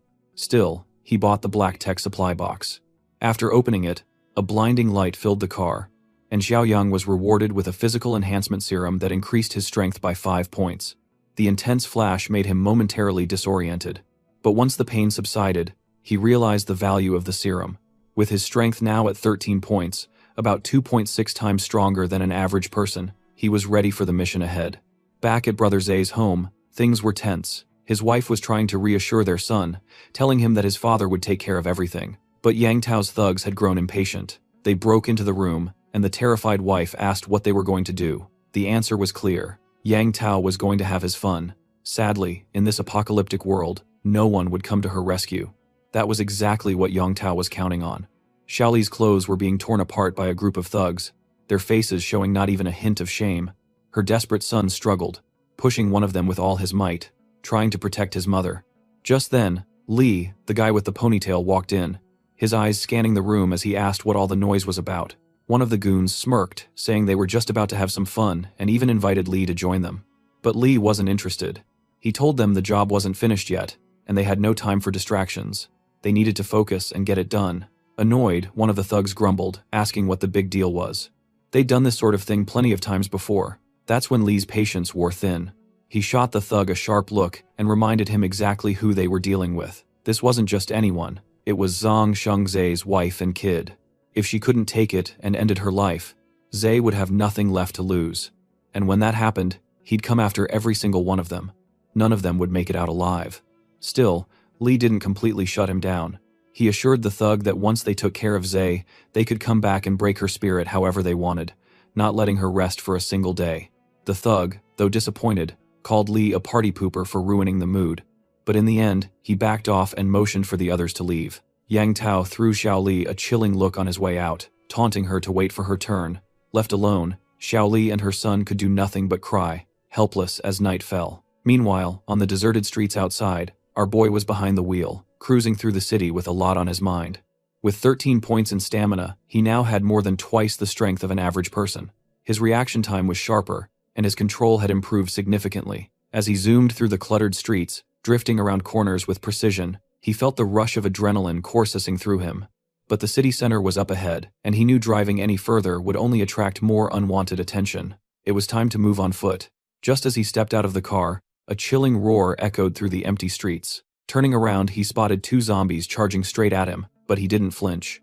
In a swift move, he dodged their attack and slammed his shoulder into one of them with such force that it knocked the other down as well. Without hesitation, he summoned his sword and charged at the zombies, going full throttle. With a single swing, both of their heads flew off in an instant. These zombies were nothing more than punching bags, now a perfect way for him to test his newfound strength and reflexes. He couldn't help but marvel at how effortlessly he was overpowering them. There was no doubt his physical strength had more than doubled compared to an average person. On top of that, his instincts had sharpened, and with his enhanced hearing, he could tell that his destination was only about 800 meters away. Meanwhile, across town, a group of zombies was relentlessly banging their heads against the glass door of a small grocery store. Inside, a handful of survivors were frantically piling heavy objects against the entrance, hoping it would hold long enough for them to figure a way out. Panic filled the air, and amid the chaos, a terrified boy turned to his father, his voice shaking as he asked if they were going to die here. His father, trying his best to stay calm, reassured him that those sons of zombies wouldn't get in. And even if they did, at least they'd be reunited with his mother. Of course, his words did little to comfort the boy, who burst into tears even louder. The officer standing nearby rolled his eyes in frustration. He couldn't believe the nonsense coming out of the father's mouth. What kind of brainless talk was that to give a scared kid? But the father wasn't one to back down. He snapped back, saying if he had enough brains to think things through before speaking, he'd be managing properties by now instead of hiding from zombies. Despite the father's humor, even the big guy was beginning to worry. The constant pounding on the door wasn't stopping, and for a moment, it seemed like they really might not make it out alive. Just as the tension reached its peak, a sudden gunshot echoed through the air. One of the zombies clinging to the door had its head blown apart, sending a shockwave through the group. The boy collapsed to the ground in fear, while his father stood frozen, clueless about what just happened. The officers snapped into action, telling them to move the barricade aside and check outside, but not to make any noise. Slowly and carefully, they peeked through the narrow gap, only to realize that all the nearby zombies had already been taken care of. Relieved, but still cautious, they stepped outside. The boy's eyes widened in shock as he suddenly blurted out something about a mutant. His father, confused, quickly asked what he meant. In a hushed, shaky voice, the boy explained, "It wasn't just an ordinary zombie out there. It was stronger, faster, and deadlier, just like in the comics, novels, and games." The father was getting more and more annoyed with his son, who couldn't stop talking about games, even in the face of danger. Frustrated, he snapped at him, wondering how his son could still be so obsessed with entertainment at a time like this. No wonder his grades were always the worst, the father thought bitterly. "Don't forget that this father's name is Old Song, so we will be calling him that from now on." The officer, growing impatient, turned to him and told him to cut it out. How were grades even relevant right now? They had bigger things to worry about. He urged them to stay focused and keep an eye on their surroundings. After all, they didn't want that mutant zombie ambushing them out of nowhere. As they moved forward, the officer repeated his warning, reminding them to stay alert. Step by step, they carefully made their way toward the base. Eventually, they reached a fork in the path and came to a stop. That's when Old Song's eyes landed across the street. There stood a young man, clearly focused on something. It was none other than our boy, deep in thought, busy adding points to his system and fine-tuning his stats. Before anyone could think, Old Song's son suddenly screamed in panic, pointing at him and shouting that it was a mutant zombie. But the officer, being the only one with some common sense, quickly assessed the situation. This guy didn't look like a zombie at all. He looked like a survivor. Our boy couldn't help but chuckle at the boy's wild imagination and casually told him to stop jumping to conclusions. The officer, now relieved, stepped forward cautiously and warned our boy that it was too dangerous to be wandering around alone. He suggested that they should stick together if they wanted to survive and invited him to join their group. Curious but cautious, Zhang Xiaoyang Shang asked them who they were and why only a few of them were out here.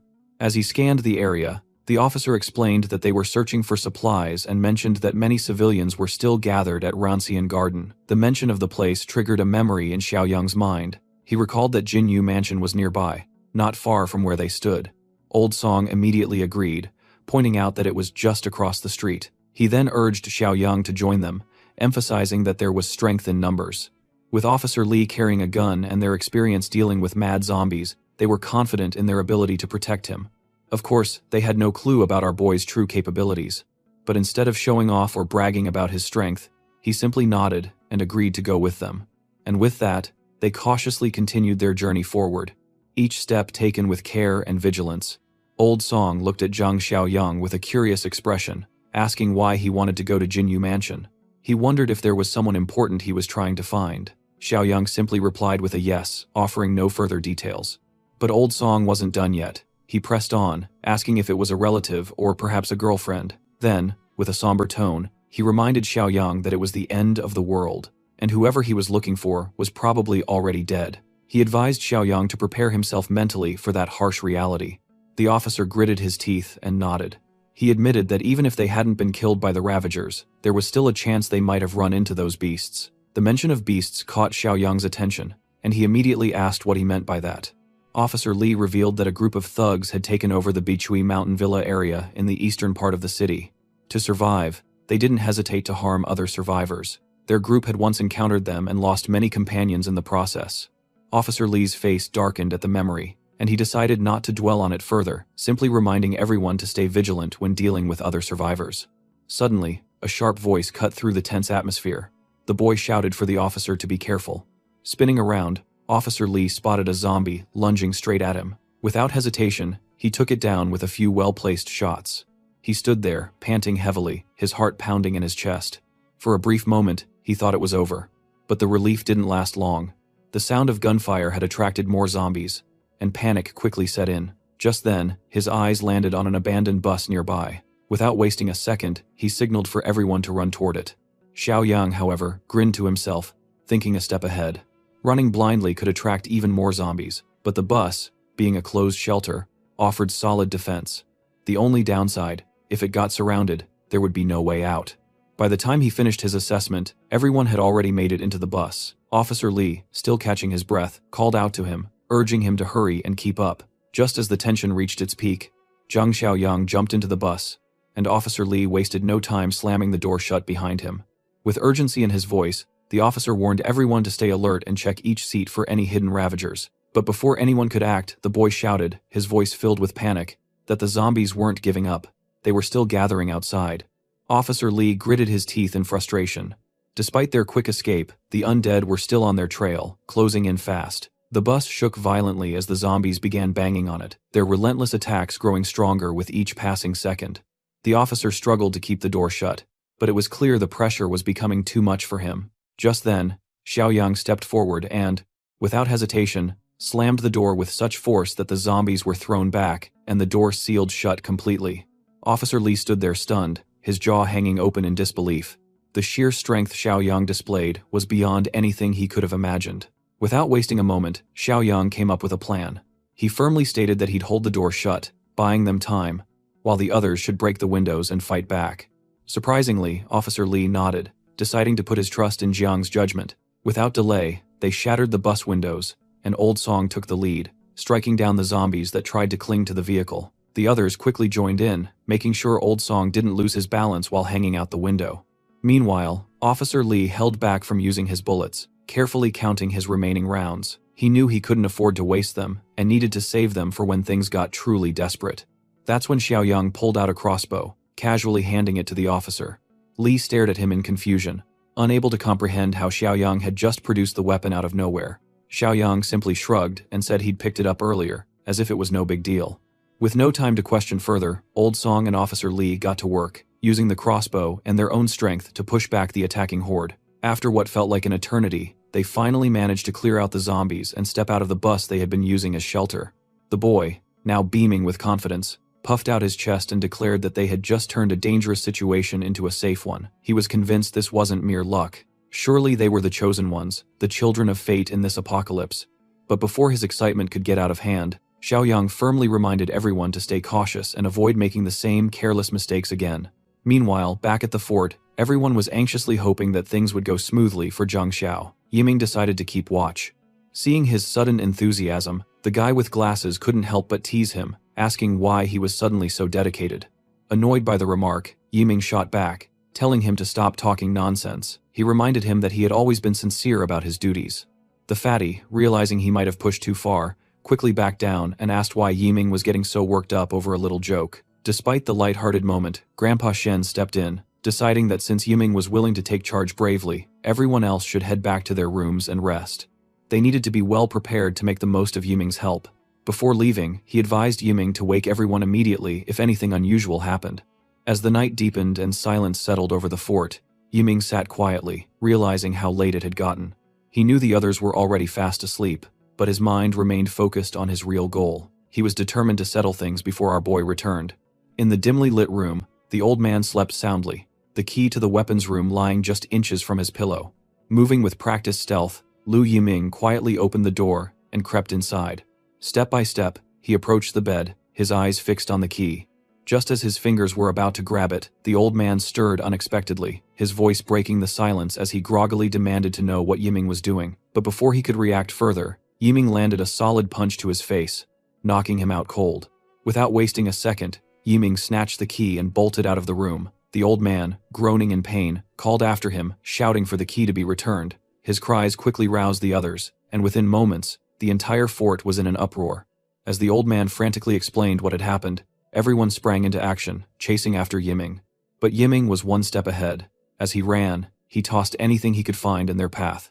Chairs, boxes, anything to slow them down.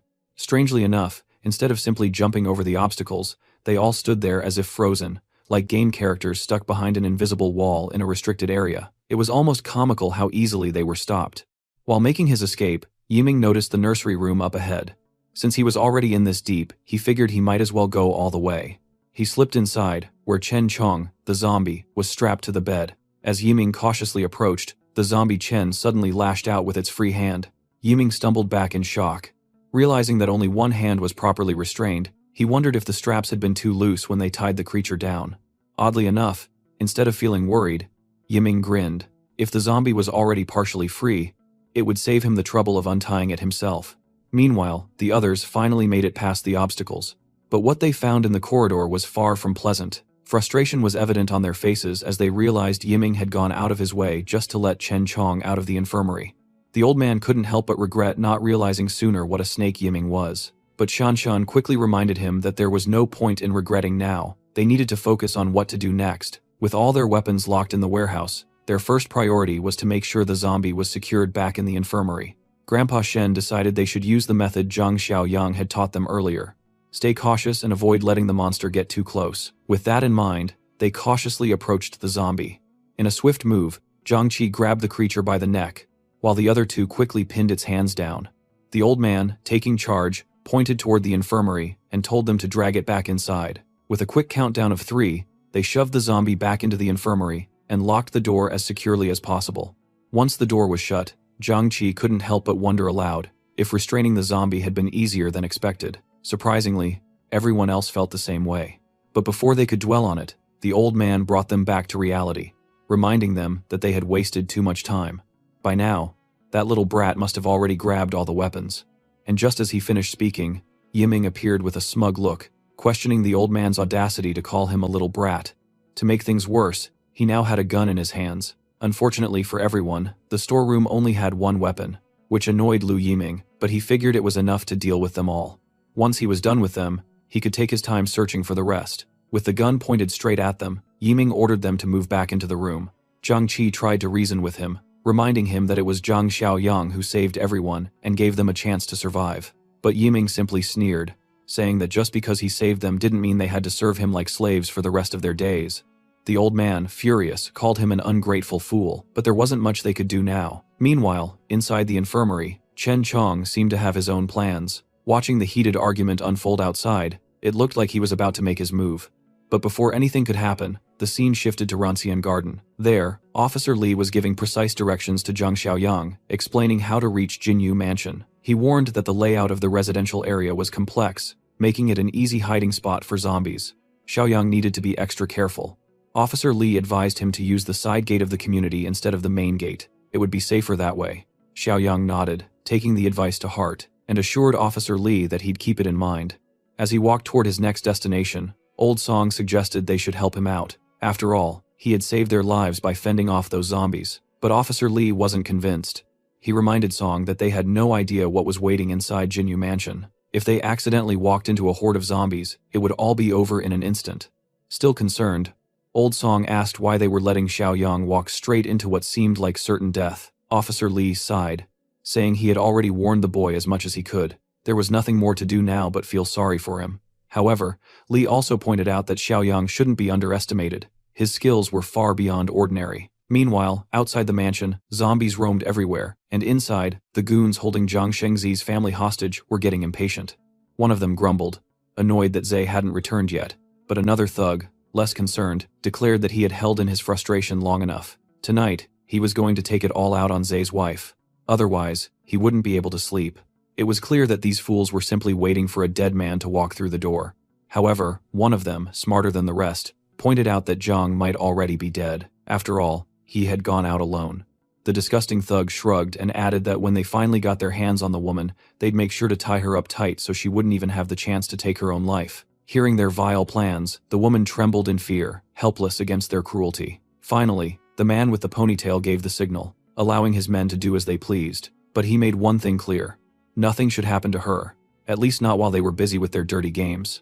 Just then, something outside caught Ponytail's attention. His eyes narrowed as he noticed something unusual. The zombies, every single one of them, had mysteriously dropped dead. He had no idea what was going on, but we know who did this. Curious, Ponytail decided to check it out, wondering if a rescue team had arrived. But before he could take another step, his life came to an abrupt end. The moment he stepped outside, a dagger slashed through his throat, cutting it clean. His head hit the ground with a dull thud, rolling away lifelessly. Meanwhile, the other thugs in the room were ready to claim their prize. Their faces lit up with twisted excitement as they eagerly undid their belts, their eyes filled with sick anticipation.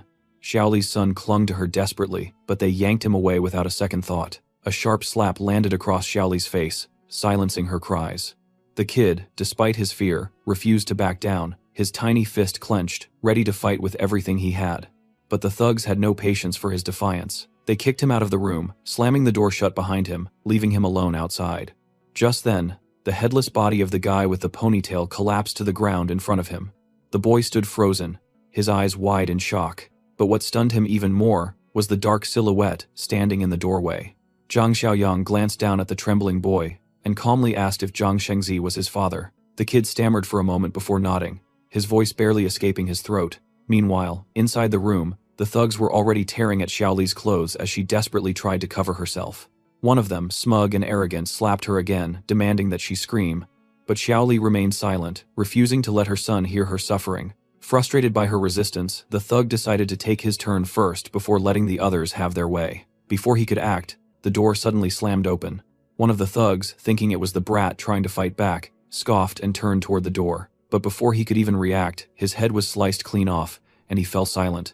His friend, clueless to what had just happened, barked at him to stop standing around like an idiot and throw the kid out again. What he didn't realize was that his buddy was already dead, his lifeless body crashing to the floor with a heavy thud. The remaining thugs stood frozen in confusion, their minds struggling to comprehend what was happening.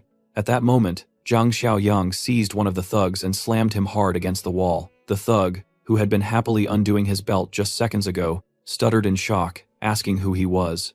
But Xiaoyang didn't bother to answer. He delivered a powerful kick straight to the thug's face, knocking him out cold and ending the fight in an instant. Meanwhile, back at the fort, tension filled the air. Lu Yiming stood with his gun, pointed at everyone, his voice cold and final, as he warned them one last time, "Move, or he would shoot."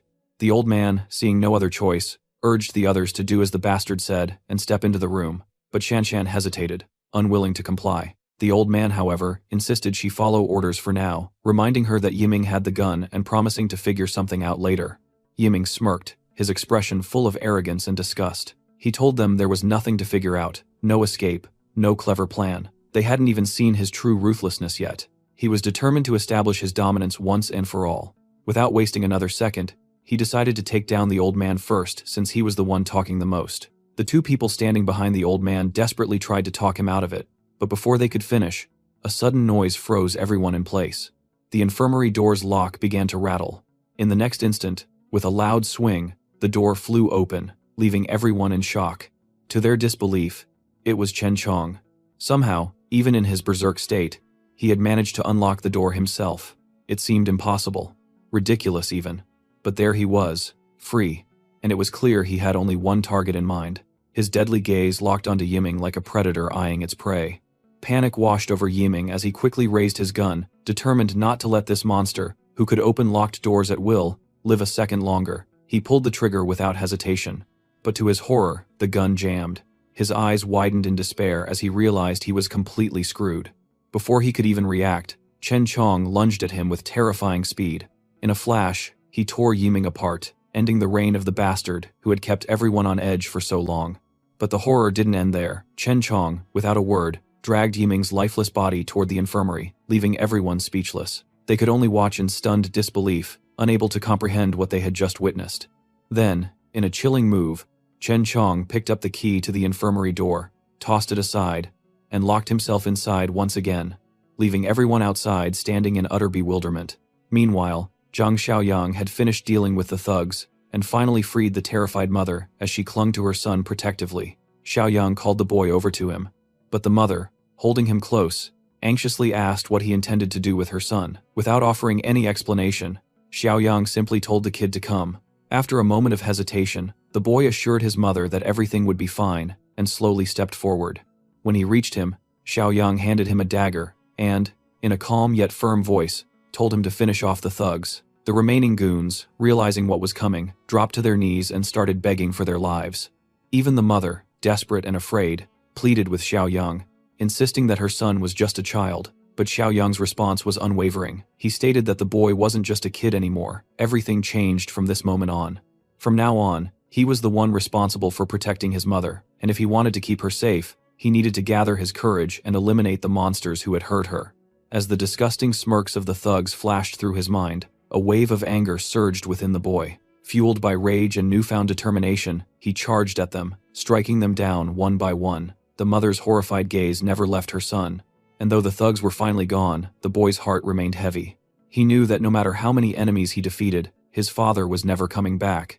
Overwhelmed by grief and frustration, he turned to Xiaoyang and asked if his father was really gone. Pushing up daisies now, Xiao Yang, with a heavy heart, gave him a solemn yes. Unable to bear the weight of reality, the boy let the bloody knife slip from his hands and ran straight into his mother's embrace, holding her tightly, searching for comfort in her warmth.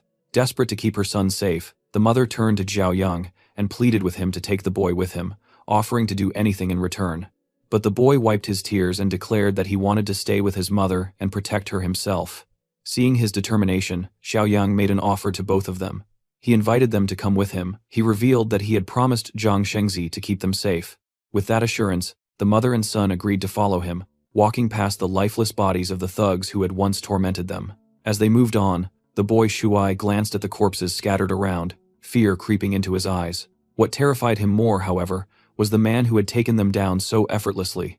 Noticing the unease in the boy's face, Xiao Yang, with his usual calm, simply stated that he was the one who had dealt with them all. Just then, Xiao Yang raised his hand, signaling them to stop. His sharp instincts picked up on something suspicious nearby. The scene shifts to Building 8, where a group of looters stands outside, demanding supplies from the terrified residents inside.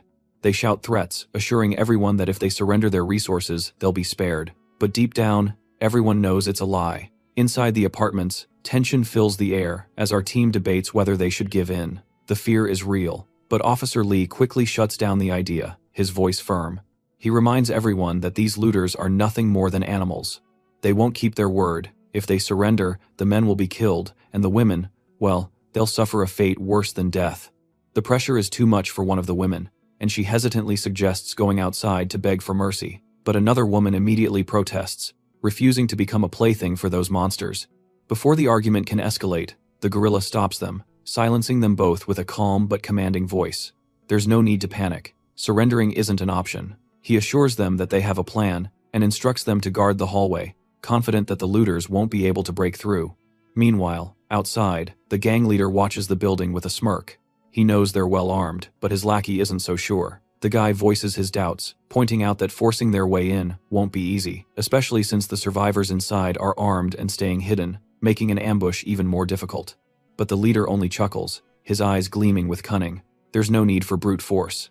Instead, he orders his men to cut off the water supply to the first-floor apartments. Smirking, he decides to wait and see how long they can hold out without it. As the looters set their plan into motion, Zhang Xiaoyang stands nearby, watching them carefully. Beside him, little Shuai looks up and innocently asks if these men are bad people. Xiaoyang can't help but find the irony in the question, especially coming from Shuai, the same kid who just took down 3 grown men with nothing but a dagger.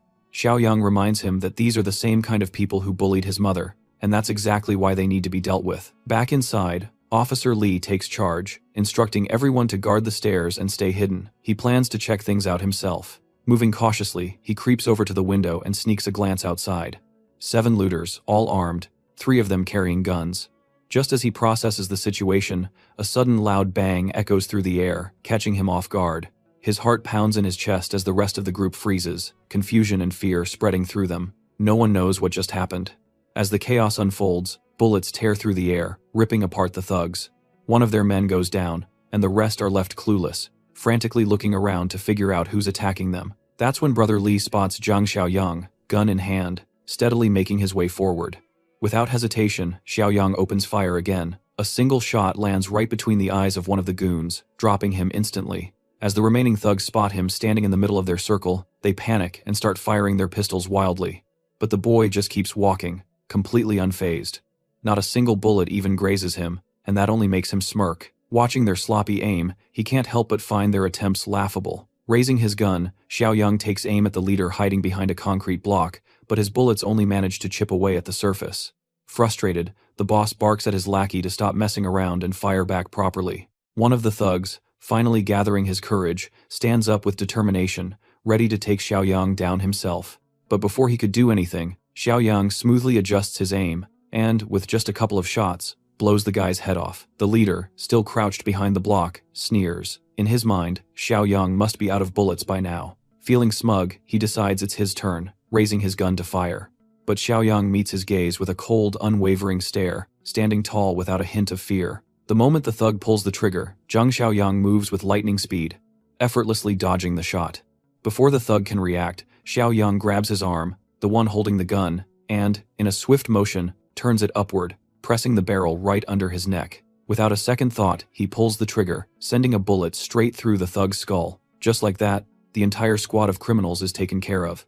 Without wasting a moment, Xiaoyang rummages through the leader's dead body, searching for anything useful. Once he's done, he steps into the building, only to be greeted by the last remaining goons of the squad.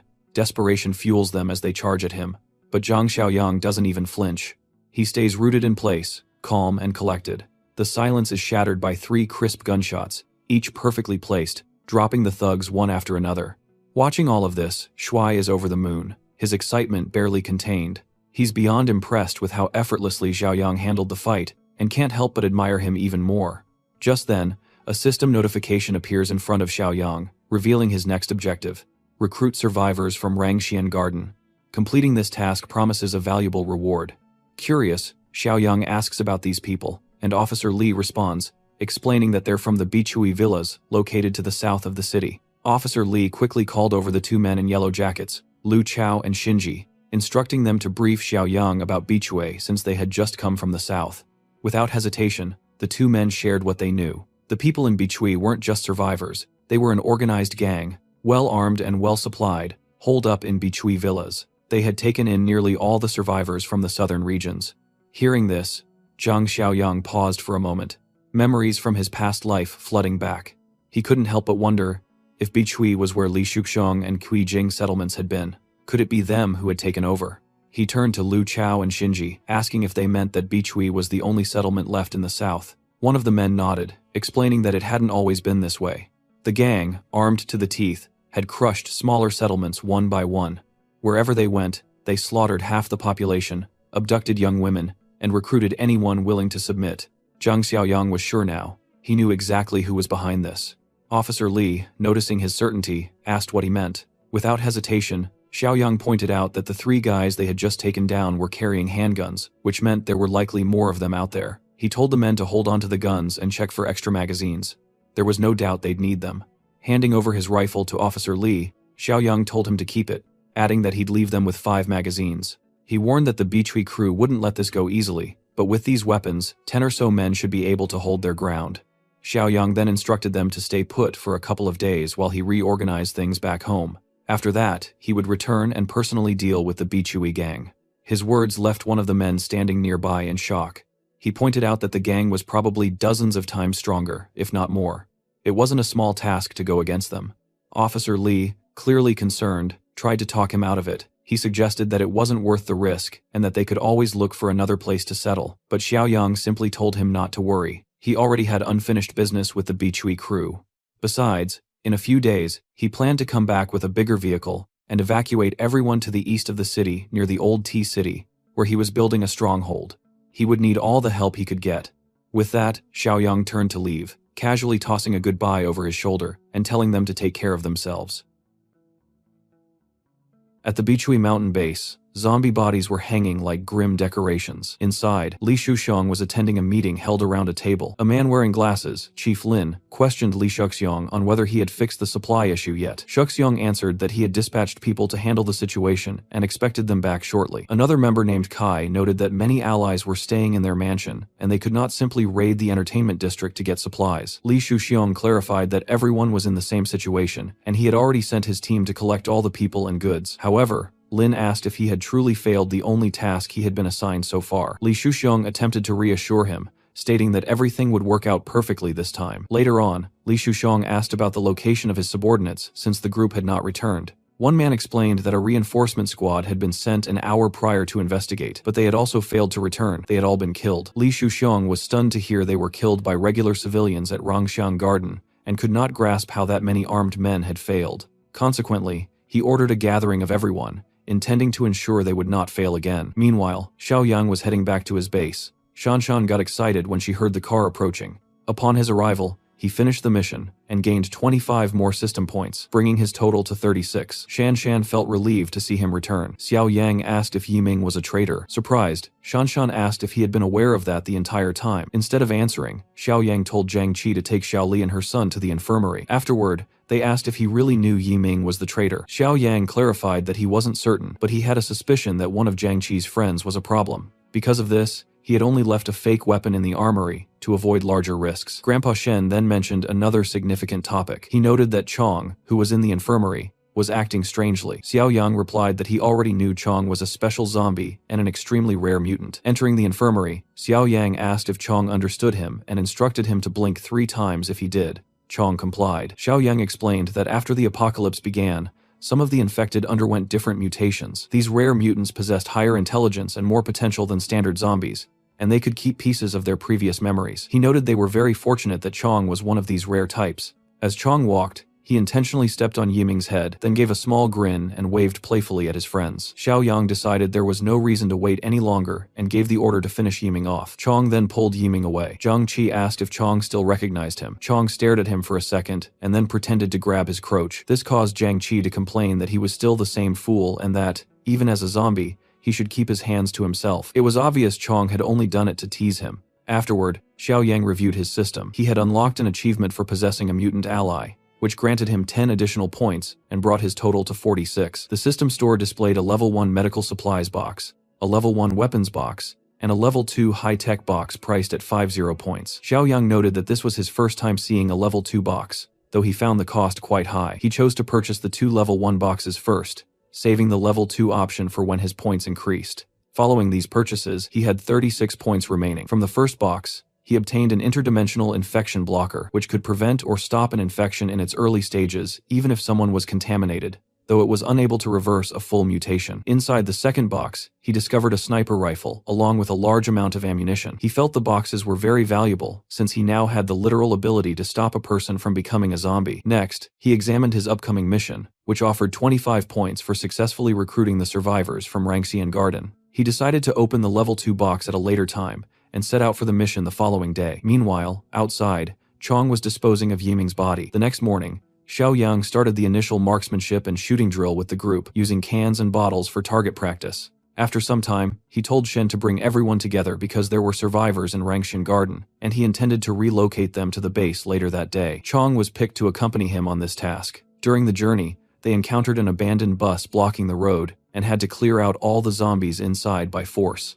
After that, Xiao Yang gave Chong the key to unlock his muzzle. He explained that Chong didn't need to wear it while they were alone, but he would have to put it back on once they entered Rangxian Garden to avoid frightening anyone. At the same time, Li Shuxiong was organizing his task force with the intent of finishing the mission once and for all. He was determined not to suffer another loss against Rangxian Garden. Using the bus he had claimed, Xiao Yang moved forward without pausing, driving over any zombies in his path and maneuvering through the abandoned vehicles on the road.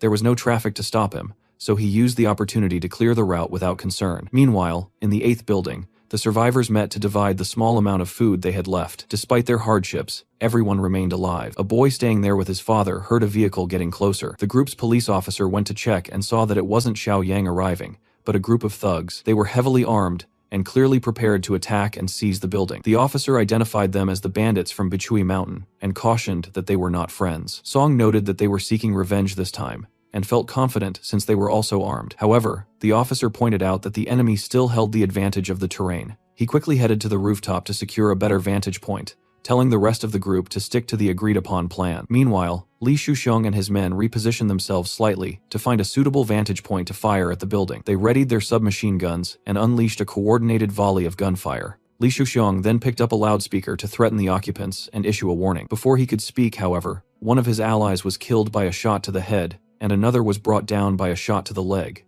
The shooter was the police officer, who was well positioned on the rooftop with his AK-47. This caught the enemy group off guard, as they had been misinformed that the residents only possessed a pistol. A surprised Li Shuxiong remarked that he didn't know how they had obtained an automatic rifle. Under the circumstances, he stated they needed to retreat, but commanded everyone to wait for his signal. One impatient man tried to run too early and was killed by headshots. It was only after the signal that they began a disciplined withdrawal. Even so, they were picked off one by one. Realizing the battle was lost, Li Shuxiong used his own subordinates as bait to distract the marksman. He managed to reach the car, abandoning a wounded comrade who was promptly killed by the officer's fire. Meanwhile, Xiao Yang remained on the road. During his drive, he encountered Li Shuxiong's car but decided to let them pass, as he had a more pressing objective to complete. Arriving at the 8th building, Xiao Yang noted that the AK-47 he had gifted had proven very useful. Seeing the corpses on the ground, Chong showed significant interest. Since he was hungry, Xiao Yang permitted him to feed on the bodies, explaining that they were enemies who would have turned into zombies regardless. Chong began consuming the remains, satisfying his hunger and regaining strength by eating human flesh. As they walked past the bodies, Chong commented that Officer Hong Li had eliminated many enemies. The boy watching from the window recognized Xiao Yang and came down to meet him. Hong Li and his group gathered with Xiao Yang on the ground floor. Xiao Yang asked if they were the ones who had handled the bandits, and Hong Li proudly confirmed it, noting that the weapon had made defending themselves much easier. They then heard an unusual noise. A zombie was approaching, and the startled group aimed their weapons at it. It was Chong, but because no one recognized him yet, the atmosphere was tense. Xiao Yang calmed them down, explaining that Chong was with him. Hong Li still found it strange to have a zombie as an ally. Xiao Yang clarified that Chong was no ordinary zombie and promised to explain the details during the trip. They gathered everyone and boarded the bus to depart. Before leaving, Xiao Yang told Chong to eat as quickly as possible. Later, Chong put on his muzzle, which also served as a mask to avoid frightening the others. The boy asked if Chong had put the mask on himself, and Xiao Yang warned him to be careful speaking that way around Chong, as he was easily offended and might react poorly. When Chong stepped onto the bus, his weight caused the vehicle to rock, impressing Hong Li with his strength. After Chong finished eating, he tried to return the bus key to Xiao Yang and mumbled a few words. It was evident that consuming human flesh had caused him to evolve. He was now able to speak basic words, similar to a child learning to talk. This suggested he would grow even stronger and more intelligent in the future. Despite him not being a normal zombie, they continued their trek back to the base. Meanwhile, Li Shuxiang returned in a state of defeat and dejection. Back at the base, he was severely reprimanded for failing once again. He attempted to defend himself by saying he didn't know the enemies possessed an automatic rifle, but Chief Lin did not believe him. When Lin questioned how peasants could obtain such a weapon, Li Shuxiang suggested they send someone to verify it themselves. At that moment, Kai knocked him down with a kick and threw him out of the room, calling him a failure. As Li Shuxiang departed, another member remarked that Kai only wanted to smash Fatty's girlfriend. Kai denied this sarcastically in his own defense. The boss told everyone to settle down, stating they would find the right time to handle the situation. Overhearing this, Li Shuxiang was furious. Later at his home, he began breaking things in a fit of rage. His gold digger plastic girlfriend tried to calm him, urging him to control himself, but Li Shuxiang was resolute. He told her not to pack anything because they were abandoning the place. Deeming it too unsafe, he planned to flee and ordered that the remaining survivors be gathered to escape at midnight. Meanwhile, the bus carrying the survivors from Rangxian Garden pulled into Xiaoyang's base. By recruiting the 5 individuals from the garden, Xiaoyang fulfilled his mission, but since he brought a total of 8 survivors, he secured 5 bonus points. This brought his system total to 66 points. He then informed Chong that they would be heading to the southern part of the city the following night. Hong Li questioned why they would venture into such a perilous area, and Xiaoyang clarified that he had unresolved matters to settle with the people from Beechway Mountain Villa. Later, while in his room, Xiaoyang consulted his system once more, prepared to purchase the final level 2 high-tech crate. He spent 50 points on the crate, leaving him with 16 points remaining, and hoped the investment would be worthwhile. Upon opening it, he discovered a physical enhancement serum plus 20. He was struck by how valuable such an item was for a level 2 crate. After applying the serum, his physical attribute climbed to 33 points, making him more than 6 times stronger than a typical human. His reflexes improved so significantly that he was able to catch an insect out of the air without effort. Afterward, Xiaoyang prepared to board the bus for his next expedition to handle the remaining issues. While practicing with his weapons, Hong Li noticed him leaving and asked if he could assist in any way. Xiaoyang suggested that he stay to guard the base, noting that Hong Li was a skilled marksman who could also train the other survivors. Hong Li agreed, noting that training was his specialty.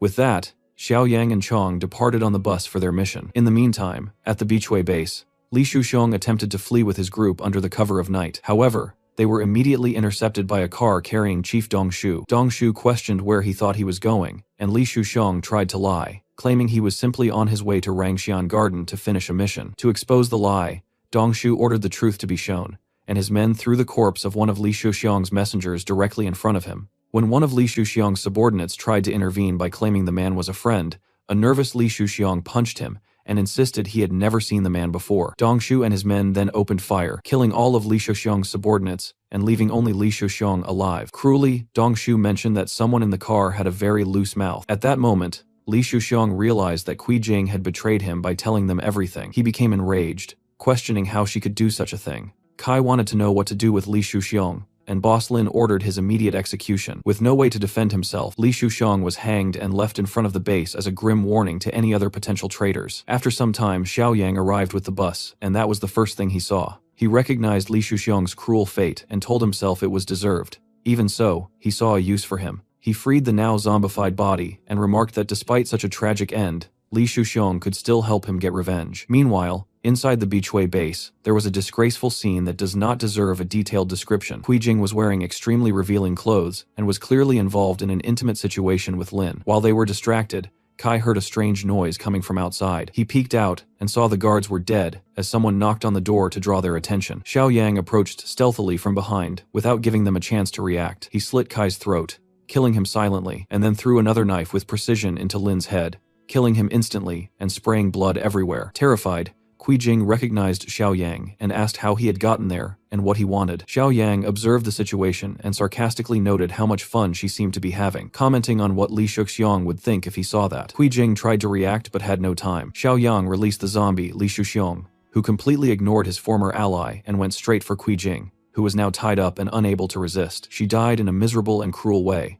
devoured by the one she had betrayed. Later, Xiao Yang instructed Chong to feed on the bodies scattered throughout the base. Meanwhile, with his new superhuman senses, Xiao Yang heard something coming from a nearby building. They were the voices of hostages being threatened by the bandits. One said a child would be perfect as meat, but the boss, an obese man, disagreed, saying she was too skinny and suggested taking another chubbier boy. The child was torn from her mother's arms while she begged for mercy, crying and pleading for them to spare her son. In the midst of that horror, they heard a loud crash outside. The boss thought it was the sound of a shotgun, but another reminded him only he had such a weapon. Just as the child was handed back to her mother, the door slowly opened. The boss ordered one of the men to check, but he regretted it immediately. He was violently grabbed by Chong, who appeared like a predator. The bandits fired desperately, but couldn't stop him. Chong smashed through the window as if it were paper, broke the boss's neck, and massacred all the remaining criminals with brutal force, sparing only the hostages. The people, terrified, didn't know what to think of that monster, and wondered what kind of zombie he was, not to attack them. Xiao Yang arrived shortly after and praised Chong's work, noting he didn't even need to remove his mask. Chong commented that the mask made everything more fun. The hostages were still scared to see a talking zombie, especially a child who said he was a powerful monster that had killed everyone. Xiao Yang reassured the group, explaining that Chong wouldn't attack them. The mother of the child said she had seen something similar before, mentioning that in the eastern part of the city there was a similar creature. Xiao Yang reflected on this, surprised that these mutations were appearing so soon. He had thought it would take another month or two for such cases to become common. The city of Decor, located to the east, wasn't very far from there. He concluded that,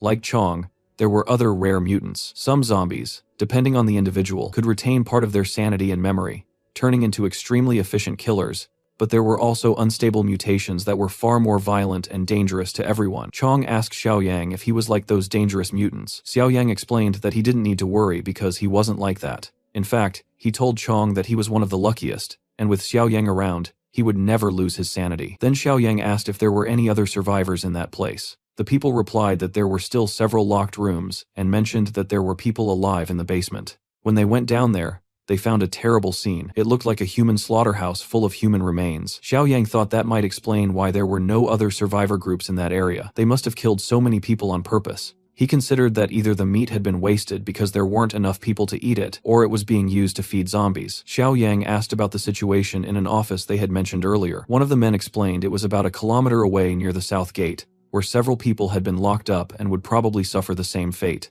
That was when Xiao Yang received a new mission from the system called Utopia Subpar. The goal was to expand and improve the community, aiming for the highest score possible. At that moment, he had only 2 progress points, and would earn 20 system points upon completing the objective, in addition to the 36 he already had. At the sales office previously mentioned, the guards heard the sound of gunfire coming from the north gate. Before long, Chong appeared and eliminated all the enemies without any difficulty. The women being held as hostages in a ruined room were terrified by the shots and the sounds of the door being forced open. When they finally saw it was Xiao Yang, they were relieved as he allowed them all to leave. Soon, a line of survivors followed behind Xiao Yang as they moved through the destroyed area filled with corpses. The people remained shaken by the experience. One of the women asked if he was truly offering them a safe place to stay. Xiao Yang confirmed that he was, though he explained that everyone would be required to work. The survivors agreed immediately, appearing excited at the prospect of a secure shelter. Xiao Yang encouraged them not to waste time, and everyone boarded the bus to head toward the base. When they arrived, Shan Shen remarked with relief that he had finally returned, but Jiang Qi warned the group not to open the gate yet. Since Xiao Yang had not yet given a clear order, he explained that while this was his fortress, he could not let everyone inside immediately. Recognizing the hardships of the current era, he noted that he had built a small housing complex next to the fortress. He stated that while the place was not as secure as the main base, it was far better than the horrible conditions they had been rescued from. He mentioned that there were still many unfinished buildings, and that everyone would need to work to improve them. He promised that those who proved themselves worthy would eventually have the chance to enter the main fortress. Meanwhile, that morning at the Beachway Mountain Villa, a delivery truck arrived with a woman in the lead car. She was impatient, noticing that no one was answering the radio and complaining about Lin's incompetence. Sensing something was wrong, she opened the door to one of the rooms and discovered the dead bodies of Lin and Kai, along with the signs of the massacre Xiao Yang had left behind. The first to react was Li Shuxiong, but she knocked him down with a single punch and finished off the other enemies with knife strikes. She told her men they had no choice but to handle everything themselves, declaring that anyone who broke the rules would die. As they walked through the village, they saw the trail of destruction and numerous scattered corpses. A subordinate remarked to Rui that no one was left alive. Even so, they noticed there was still enough meat stored at the base, and Rui ordered them to load it all into the truck. While doing this, she noticed something that worried her even more: fresh tire tracks on the ground, which were clear evidence of who had been there. Meanwhile, Xiao Yang was analyzing his new mission to expand the community. It was a type of goal he had never seen before, requiring him to accumulate the highest possible score, with population growth being essential for survival. He reflected on the fact that the land was fertile, and thought about how even the work of his arrogant enemies had helped prepare it. Recalling the matter of the rare mutants, Xiao Yang went to the shelter where the new survivors were gathered. Many called him their savior, kneeling and bowing in his presence. He asked them not to do that, maintaining a serious tone. He then asked the woman who had mentioned the monster exactly where she had seen the creature. She explained it had been at the market in Decor City. She told him that she and her group had gone there for supplies when they encountered the terrible creature. Many were killed, causing widespread panic. She had managed to escape with her daughter and ran toward Beachway Mountain, thinking they would be safe, only to be captured by bandits. Xiao Yang thought about Decor City, and Shan Shan tried to talk him out of going, saying he didn't need to face the creature since they had enough supplies. Xiao Yang, however, argued that they could not remain idle, because acquiring more resources would benefit everyone. He considered the most important factor to be that Decor City was only 2 kilometers away, and they could not allow that monster to become a threat to the base. The woman, frightened, tried to stop him by saying the creature killed anyone it saw. Xiao Yang confidently replied that he knew what he was doing. He asked Zhang Qi to call Chong because they were going to visit the city to solve the problem. In Decor City, another group of survivors gathered inside an old real estate office. Among them, an arrogant man argued with a secretary about searching for supplies in a nearby supermarket. The manager, who knew the area, believed there might still be items there, though another man was more pessimistic, suggesting it had likely been looted already. The secretary tried to keep the group hopeful, reminding them that even looted markets usually have something useful left behind. When they finally entered the supermarket, they found a dark and eerie environment. They managed to find some supplies, though they were few. Soon, a strange sound emerged from the darkness. A small horde of zombies appeared, and was eliminated with some effort by the survivors, who found the setting very unsettling. They decided to quickly grab what they could and leave. However, deep in the shadows,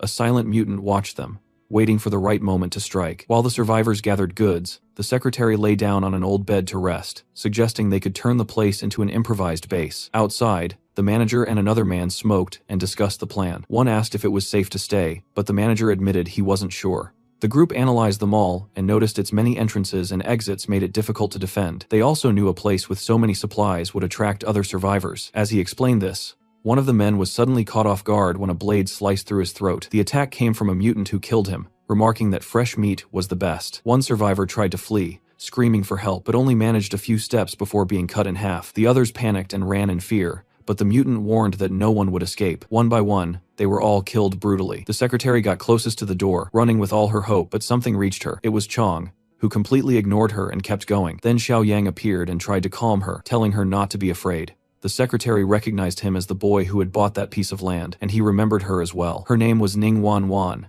and she had sold him the land. She confirmed this, but warned that they needed to run because of a monster or ghost in the building. Xiao Yang, however, said everything was fine, and assured her the monster would soon be eliminated. When Ning Wan Wan looked to the side, she was shocked to see Chong fighting the large mutant. Chong defended himself easily, even against heavy attacks. The mutant asked if he intended to handle the fight alone, and Chong replied that he would try. Holding his opponent firmly, Chong pushed him away with surprising force. The furious mutant remarked that there was another one like Chong, and that this would be fun. He showed he was faster and stronger, explaining that eating several bodies had accelerated his evolution. Even so, he did not expect Chong's blows to be so heavy. After taking a punch, he was thrown against the concrete and admitted Chong was strong, only to immediately receive a kick to the head. The mutant managed to dodge at the last second, and clinging to the ceiling, declared that the power he had accumulated from eating so much was finally becoming useful. He then underwent another transformation, becoming even more dangerous. Chong and the mutant began trading blows at impressive speed. Xiaoyang watched the fight and remarked that Chong was in trouble.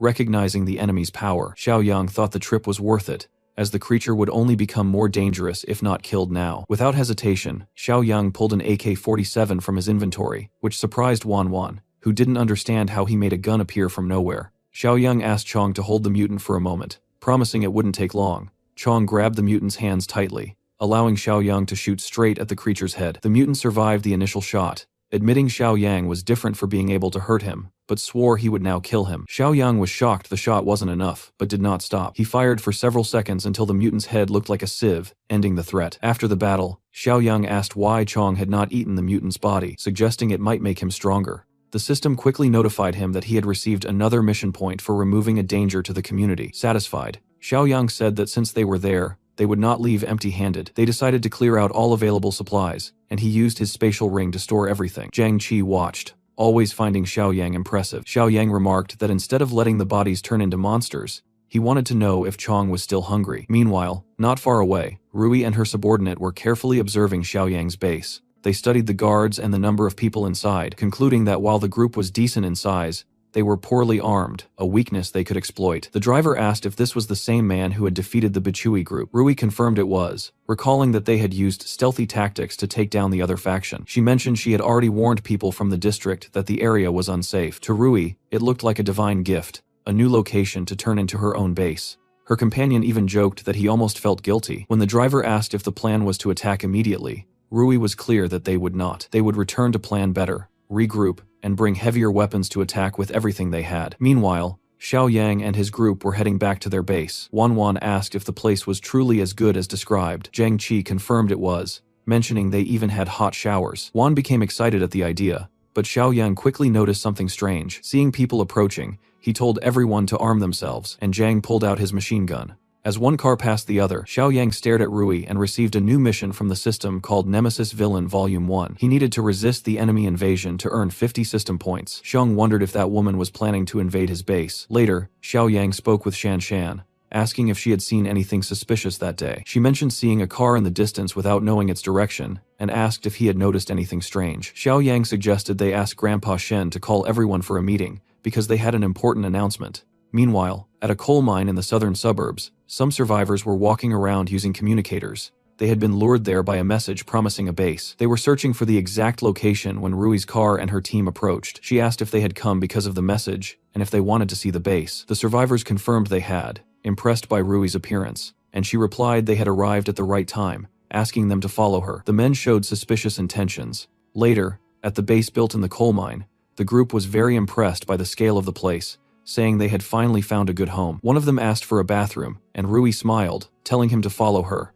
While the two of them were in the bathroom, Rui followed the man inside. He seemed to pick up on what he thought were her intentions and told her not to be shy. However, Rui did not hesitate and pressed a knife to his neck. She explained coldly that she thought they would be good survivors, but they turned out to be a disappointment. When she finished, Rui calmly returned and saw that her subordinates had already completed the rest of the work. All the survivors were dead. She stated they would soon call for transport to take the bodies away. Back at Xiaoyang's base, everyone had gathered. Hongli asked if someone really wanted to attack and who they were. Xiaoyang explained they lacked clear information on the enemy, but needed to prepare for an attack at any moment. He said that Chong and Jiang would go with him to finish the construction of the unfinished structures, and that they planned to temporarily move the refugees there. Many people, including little Xiaoyu, volunteered to help, showing a willingness to cooperate. Wan, noticing the tension, decided she would go as well. Hong Li and Grandpa Shang were left in charge of defending the base, while the rest of the group went to the abandoned buildings to salvage what they could. This task force reached the unfinished buildings and had to eliminate numerous zombies upon arrival. In the end, no one was hurt. Chong took the opportunity to eat, and Xiaoyang told everyone they would stay there for now, since an attack could happen in the coming days. Some refugees volunteered to fight and help with the defense. Xiaoyang said that was fair, but first asked them to clean the entire place. He explained that he would later send weapons and ammunition, and that everyone must follow orders and communicate via radio. Meanwhile, Rui was busy preparing all of her weaponry for the upcoming assault. During this time, it was revealed that she also had a mutant within her own forces. She informed her group that they needed to take the attack very seriously, because the people at that base had completely wiped out the village. One of the men questioned who exactly had performed that feat. Rui replied that it was a group located in the eastern suburbs, and announced that they would begin the attack the following morning. Throughout the night, Xiao Yang was checking his system. He had accumulated 46 points. He considered what he could buy and decided to purchase the Level 2 Awakened Powers box for 25 points, along with the Level 2 Post-Apocalyptic Farmers box and the Level 1 Supplies box. He bought them all at once since he had enough points. In the Awakened Powers box, Xiao Yang gained the Physical Strength Overload ability, which was capable of increasing all his stats by 25% for a limited time. However, once the effect wore off, he would be temporarily weakened. He calculated that with his current 33 strength points, using the overload would push him past 40, which was the equivalent of 8 times the strength of a normal human. He was excited to test this new ability. The next morning, Rui set out with all her people and weapons to attack Xiao Yang's base. She explained the strategy to everyone, saying that the first group should drive to the shelter and kill all the refugees. Meanwhile, the other group would try to open the metal gate. The mutant in their group showed enthusiasm, saying he was hungry. At Xiao Yang's base, Hong Li was analyzing the terrain and commented that he had found good spots for cover, even if the view was a little more limited than from the watchtower. Xiao Yang told him not to worry since that would not be a big problem. Hong Li asked why. That was when Xiao Yang remembered that Hong Li had worked as a sniper for years. Hong Li corrected him, saying he had only worked for a few months, but Xiao Yang asked if he could shoot accurately between 100 and 200 meters. Hong Li interrupted, saying there was no need to worry because he could shoot well up to 500 meters. Xiao Yang thought that was more than enough. Soon after, Zhang appeared carrying something very heavy. When he opened the crate, everyone saw it was a Barrett, which was an impressive elite weapon. Hong Li was surprised, saying he was not even sure he should be touching something of that level. Xiao Yang said he could use it, but warned they only had 2 magazines, meaning 10 bullets in total. Even so, Hong Li was thrilled with the weapon. Xiao Yang then asked Zhang if the rest of the people were ready. If they were, they should put everyone on alert since the enemy could arrive at any moment. Later, Shanshan noticed something different on the horizon. Hong Li said he saw it too, and thought it was probably the enemy. At the same time, one of Rui's subordinates noticed that the refugees who should have been in that area were gone. He suggested they might have been eaten by zombies. The driver asked if they should stop the car to check, but Rui was direct, saying no. She ordered them to go even faster, explaining that if the enemy saw them approaching at high speed, it would make the attack harder to contain. All of Rui's units advanced together. On the other side, Shanshan confirmed they were enemies and told everyone to open fire. Rui's group's vehicles were hit along with the drivers, who died in the shootout. The first car to lose its driver ended up exploding in the distance. Rui questioned how they had been spotted so easily. Even though she was irritated, she ordered everyone to keep advancing until they reached the wall of the enemy base. That was the moment for the mutant to use his large saw to try to cut through the steel gate. Inside the fortress, Shanshan warned everyone there was someone trying to break the gate. They needed to shoot, but the people on the street were already ready to fight back. Amid the gunfire, even Kai ended up getting shot in the shoulder, and Zhang warned everyone to be careful, even recognizing the enemy was well armed. One of the men in the base said not to be afraid because they had enough ammo. Meanwhile, the gate kept being cut. Xiao Yang told everyone to relax, saying he had a plan to deal with it, and ran to another part of the base. In the street, one of Rui's subordinates commented that they had already used up half their ammo. Then was when the mutant finally managed to open the gate with the saw. Everyone ran to provide cover, while Rui looked curious to see how they would handle the mutant. She ordered everyone to rush in at the same time, while the mutant pushed the gate open. Inside the base, Xiao Yang signaled to Hong Li to wait for his command, explaining that he wanted him to aim at the biggest enemy and that he needed to eliminate him with the next shot. The survivors were terrified when they saw the mutant enter. Normal bullets did not penetrate its flesh, which also regenerated quickly with each hit. Watching this, Rui sarcastically commented that they seemed shocked because it was the first time they had seen an evolved mutant. Xiao Yang explained to Hong Li that normal weapons would not work, but his would. With just one shot from the Barrett, he blew off not just the mutant's head, but also part of its neck and torso. Rui was completely shocked to see that, and wondered if they really had weapons of that caliber. At that moment, Xiao Yang appeared, firing his AK at the attackers and completely pinning them down. The enemies tried to flee to their vehicles. Rui, furious, cursed Xiao Yang as, "that damn kid," and even threw one of her own subordinates in front of the bullets to escape, tossing his body forcefully. Even so, Xiao Yang managed to dodge the attacks, and told Hong Li she was trying to get away. Hong Li fired again, and hit Rui's leg, causing her to fall to the ground. Although he considered the shot a mistake for not killing her, she was pulled into the car by her men and managed to escape even though she was badly wounded. Xiao Yang said it was fine because they would get their revenge later. The mission Nemesis Villain Volume 1 was completed successfully. He had repelled the invaders and received 50 reward points from the system. The mission to expand the community was also helped by the victory, as he gained morale among his members, earning 2 more points. In total, he now had 76 system points. Next, he received the new mission, Nemesis Villain Volume 2, which required attacking the enemy base and eliminating the cannibals to receive another 50 points. Even so, he reassured the group by saying he knew exactly where the enemies had gone.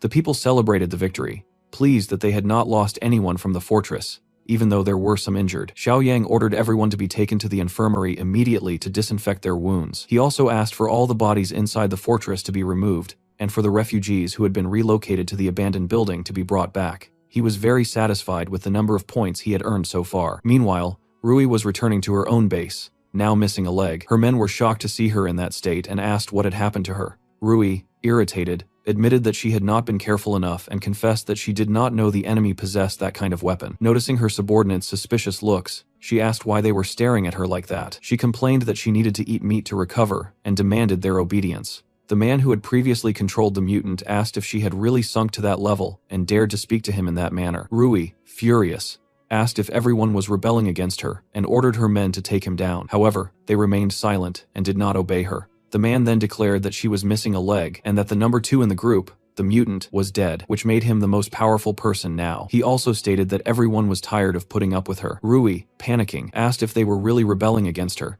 but she was surrounded and brutally killed by her own men, who lynched her to death. Soon after, they called that subordinate the third boss, but he declared that he was now the first. Even so, one of the men warned him that their defenses were very weakened since Rui and the mutant were dead and many of them had been lost in the battle. They especially feared encountering that other man again. The new boss understood that he was talking about the guy known as the Tentacle Man, but he replied that they might think about looking for shelter later. Later on, Xiaoyang and Zhang arrived at the coal mine. They confirmed it really was the hideout of those cannibals. Xiaoyang told them to advance carefully and make noise to confuse anyone who might still be around. They passed by Rui's destroyed body along the way. Hongli commented that they were monsters for having killed their own people. Xiaoyang replied that it was not surprising at all. Zhang, remembering the large mutant they had fought, remarked that it was quite different from Chong. Hong Li agreed, saying he had heard something about evolution, and asked what exactly an evolved being was and how someone reached that point. Xiaoyang explained that it was through consuming human flesh, which was the most direct way for zombies or mutants to gain abilities and evolve. Hong Li then asked if they would also have to eat human flesh to survive the apocalypse. Xiaoyang clarified that it was only the most direct method, but there was another, better way. He then showed them a type of glowing core. He explained that whether it was an evolved human or a zombie, everyone with special abilities was a mutant, and needed to absorb exotic energy to evolve. He said all kinds of meat and blood contained a bit of that energy, even if only in small amounts, which was still better than nothing. The rare mutants and evolved ones had that energy much more condensed in their bodies. He added that as the apocalypse intensified, more mutant zombies and exotic cores would appear. Hongli asked if zombies also had that energy, and if they could just eat zombie meat. Zhang immediately rejected the idea, saying he would not eat that. Xiaoyang explained that normal people could not eat zombie meat because they would get infected. Only mutants like Chong could evolve that way. Then, suddenly, the system announced that the mission Nemesis Villain Volume 2 was complete, earning Xiaoyang another 50 points and bringing his total to 126. He thought to himself that since there were no more enemy survivors around, there was no immediate threat left. But at that moment, a zombie rushed to attack him, and Xiaoyang easily brought it down without giving it a chance. That zombie had approached without making any sound, showing it was special. Xiaoyang took a core from inside it and offered it to Zhang and Hong Li. Zhang refused, but Hong Li decided to consume both cores at once because he wanted to get stronger. Soon after, he really felt much more powerful. Xiaoyang remarked that Hong Li would become an evolved, but even so, his strength still would not be enough to dominate the apocalypse. Hong Li promised he would not get arrogant. With the immediate danger gone, Xiaoyang decided that everyone would return to the base. Meanwhile, at the steel mill to the east, the people stationed at the base noticed a group approaching. The man leading the group introduced himself as the third boss of the coal mine and asked if they remembered him. The first guard stated that he would report the situation to the leader. A bald man wanted to know what the third boss was doing there, while a woman beside him inquired about the whereabouts of Rui and the second boss. The third boss explained that they had been attacked and killed. Upon hearing this, the bald man authorized their entry and ordered his subordinates to take the group to a safe dormitory. Later, inside that dormitory within the steel mill, one of the subordinates from the coal mine confessed that he had a bad feeling about the situation. While the boss tried to dismiss it as mere paranoia, the subordinate insisted that the place looked more like a prison because it featured iron bars. Soon, a man appeared and ordered everyone to come out. They found themselves completely surrounded by the steel mill soldiers. The mine boss asked what they wanted from them. A woman wearing glasses asked what should happen to someone who betrayed their own leader. The third boss denied any betrayal, claiming that Rui had died in an attack and that the situation was all a misunderstanding. The woman demanded clarifications and asked a man named Li Chang to explain everything he knew. Li Chang stated that he had gone to the coal mine and seen Rui's body, while the second boss was completely missing. He noted that the entire area showed signs of a major battle. According to him, the only plausible explanation was that the subordinates had turned against Rui. The third boss retorted that there was no proof of that accusation. The bald man laughed at the idea of needing proof, reminding them that they lived in an apocalypse where such concepts no longer held any value. He admitted that, truthfully, if it weren't for the abilities of Rui and the second boss, they would have taken over the coal mine a long time ago. He also commented that they could simply kill them all right there, but one of the men present suggested sparing them because they possessed valuable information. The woman with glasses showed interest, and the man revealed that there was a base in the east with many people and supplies. He said Rui and the second boss had attempted to attack it, but had lost. He promised to guide the group there if they spared his life. The woman wanted to know how strong that base was compared to theirs. The man replied that it was probably about the same strength, but mentioned that he had not seen any evolved people there. The bald man asked how they had lost the battle. The man then explained that the other group possessed heavy, high-caliber weapons. The woman considered this to be excellent information, but still ordered all of them to be executed. They begged for mercy, but they were all killed. In that way, the coal mine was left with no survivors. The steel mill's boss asked what their next move would be. They concluded that they should eliminate that threat as soon as possible. The woman warned that attacking suddenly would be risky, since the enemy had heavy weapons. She decided the best course of action was to gather information first, and evolve so they could face them safely. She ordered scouts to be sent out to gather intelligence on the enemy. Meanwhile, Xiao Yang was reviewing his system, evaluating what he could buy with the 126 points he had accumulated. In the shop, there was a level 1 supply box and a level 2 black tech box, available for a total of 55 points. Xiaoyang remarked that those boxes were very good and purchased both, which left him with 71 points remaining. In the supply box, he found 500 kilos of premium lotus root powder, 200 kilos of cocoa butter cakes, and 150 liters of cooking oil. In the level 2 black technology box, he obtained 20 more units of physical enhancement serum. He wasted no time and used the serum on himself immediately. Suddenly, Shan Shan entered the room, warning him that a very suspicious person had appeared at the base. This man identified himself as a messenger and assured the guards he was not an enemy, asking specifically to speak with the leader. When questioned, he confirmed he was looking for Xiao Yang. As soon as Xiao Yang showed up, the messenger's tone changed, becoming much more friendly. He introduced himself as Shu Axing, claiming to be from the steel mill to the west. Uncle Song reacted with surprise upon hearing the name. He explained to Xiao Yang that the largest steel mill in the region was located to the west, near the coal mine, and it currently functioned as a large survival base just a few kilometers away. Xiao Yang asked Shu Axing why he had come specifically to their base. Shu Axing replied that the world was very chaotic, and that since they were all survivors, they should unite. He stated he had been sent by his leader to recruit new allies, but Kai warned Xiaoyang not to trust him, noting the man had been prowling the area with a map and inspecting everything. Xiaoyang analyzed the map and used his mind's eye to assess Shu Axing, concluding that he was not trustworthy at all. Without hesitation, he pointed his pistol at the man's head, making it clear he knew his true intentions. He demanded that Shu Axing tell the truth or die right there. Shu Axing justified his actions by saying they were just being cautious and did not want enemies. Xiaoyang then asked Zhang if they had any record of him, and Zhang said they did not. In the end, Xiaoyang ordered Shu Axing to leave. Everyone was a little surprised by the decision, but Xiaoyang had a plan. He handed the map back to the messenger and let him go, thinking to himself that the steel mill could be worth a lot of points in the system. The story then moves forward 5 months later. At the steel mill, there were rumors that people were disappearing again. Some men suspected that the known monster was active once more. When they approached the dump, they heard a strange noise and decided to wait for the guards to check it out. However, before they could do anything, one of them was struck in the neck with a knife. They immediately warned Li Chang that there was a monster in the dump. When Li Chang heard this, he asked if it was the tentacle man. They said it had to be him since the creature was behind a pile of trash. Even so, Li Chang found the sudden, unannounced attack suspicious and ordered everyone to hide. He instructed those with evolved abilities to follow him. He set off with the squad of evolved people, telling them to flee if they were caught off guard. After they searched the entire perimeter, they found nothing but footprints left behind. Li Chang reflected that since the coal mine had closed, many people had gone missing at the steel mill. Previously, there were 3 bases for the monster to attack, but now only their base remained. Still, he concluded that it wasn't the tentacle man. Meanwhile, at Xiaoyang's base, he reflected on the fact that he had survived much longer than in his previous life and realized that rebuilding civilization was not an impossible task. This was his mission, to establish a utopia and expand his community as much as possible. He noted that months had passed without any new system missions involving the steel mill. It was at this time that Shan Shan returned to the base. Xiaoyang asked her and Zhang if they had noticed anything unusual during their hunting operation. They replied that they had not, noting that with their current strength, no one even realized they were the ones responsible for the killings. Xiaoyang also also inquired about how Xiao Yu had performed on the mission, and they reported that he was adapting well, even reaching the point of killing a zombie on his own. His mother confirmed this with pride. Xiao Yang considered this excellent and reminded the group to save all the mutant cores they had collected. Finally, a new mission titled Nemesis Villain Volume 3 appeared for Xiao Yang, with the goal of eliminating all threats and assisting potential allies, offering a reward of 80 points. Xiao Yang wondered if the system was referring to the people at the steel mill, and whether he would truly have to help them. Later, during a meeting, Hongli remarked that it would be very dangerous for Xiaoyang to infiltrate that location alone. Uncle Song explained that over the last 5 months, the people from the steel mill had continued to send spies and scouts to probe their base. He warned that if Xiaoyang went in alone, he would be an easy target. Despite this, Xiaoyang stated that with his current strength, it would be difficult for anyone to hurt him. Furthermore, he explained that the purpose of the mission was to determine if there were any potential allies inside. He expressed trust in his team to defend the fortress in his absence, stating they would not allow the base to be invaded as long as they were alive.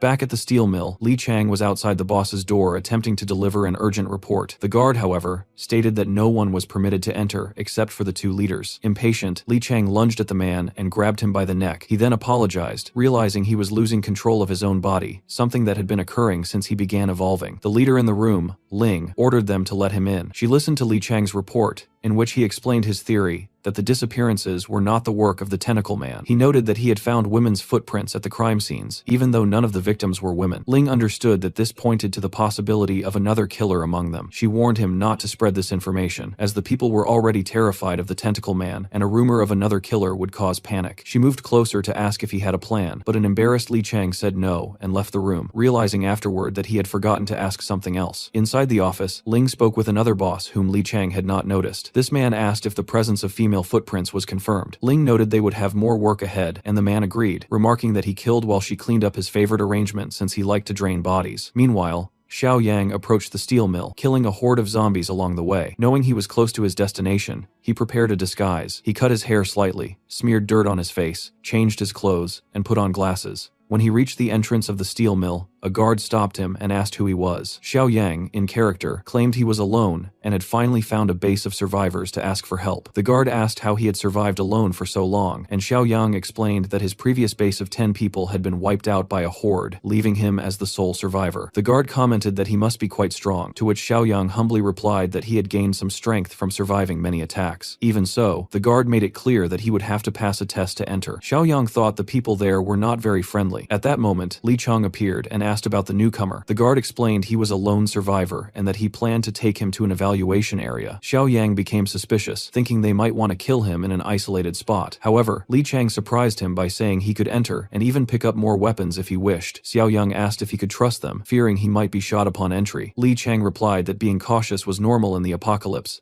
and that they were not forcing anyone to stay. If he didn't want to, he could leave. Xiao Yang agreed and handed over his weapons to be searched, thinking that Li Chang seemed to have some principles and was not a complete monster. He also noticed the people at the steel mill were less savage than the Bichui group. Li Chang asked if he had survived using only a knife and whether he was an evolved. Xiao Yang maintained his disguise and pretended not to know what that meant, though he actually felt much stronger than Li Chang. Li Chang explained a rule of the base. Evolved people had to report to the boss first. For that reason, Xiao Yang was taken to a reception room that resembled a prison cell. Sometime later, the bald boss appeared, looked at him suspiciously, and asked for his name. Xiao Yang introduced himself as Zhang Ye. The boss asked if he was an evolved, his tone suggesting he already suspected it. To test him, the boss threw an axe at him. Xiao Yang barely dodged and realized this was the test. He complained that he could have died if he wasn't evolved. The bald man confirmed this coldly, stating the death of an ordinary human would be no loss. He explained that evolved people needed to stick together and said it was good for Xiao Yang to know who he really was. He warned that few in the base knew this secret and ordered Xiao Yang to keep it confidential, threatening to kill him if he told anyone. In an intimidating move, he nearly grabbed Xiao Yang by the neck, but Xiao Yang managed to dodge. Xiao Yang thought he could kill the man at that moment, but was unsure if the system would reward him yet. The boss, noticing his reflexes, admitted he had good skills, but explained that the power of an evolved went far beyond that. He then ordered the guards to take Xiao Yang to an empty room and provide new clothes. Afterward, Xiao Yang was introduced to other important members of the base. He met Deping, who held as much power as the leader, Huan Ling, both of whom were responsible for maintaining control. Huan Ling remarked that he was lucky to have found the base, and would no longer have to worry about surviving alone, but she explained that to eat and sleep there, he would have to prove his worth. Xiao Yang accepted and promised to follow orders. Bin, another officer, explained that he had arrived at the right time because they were about to go out on patrol, and Xiao Yang would be joining them. Later on,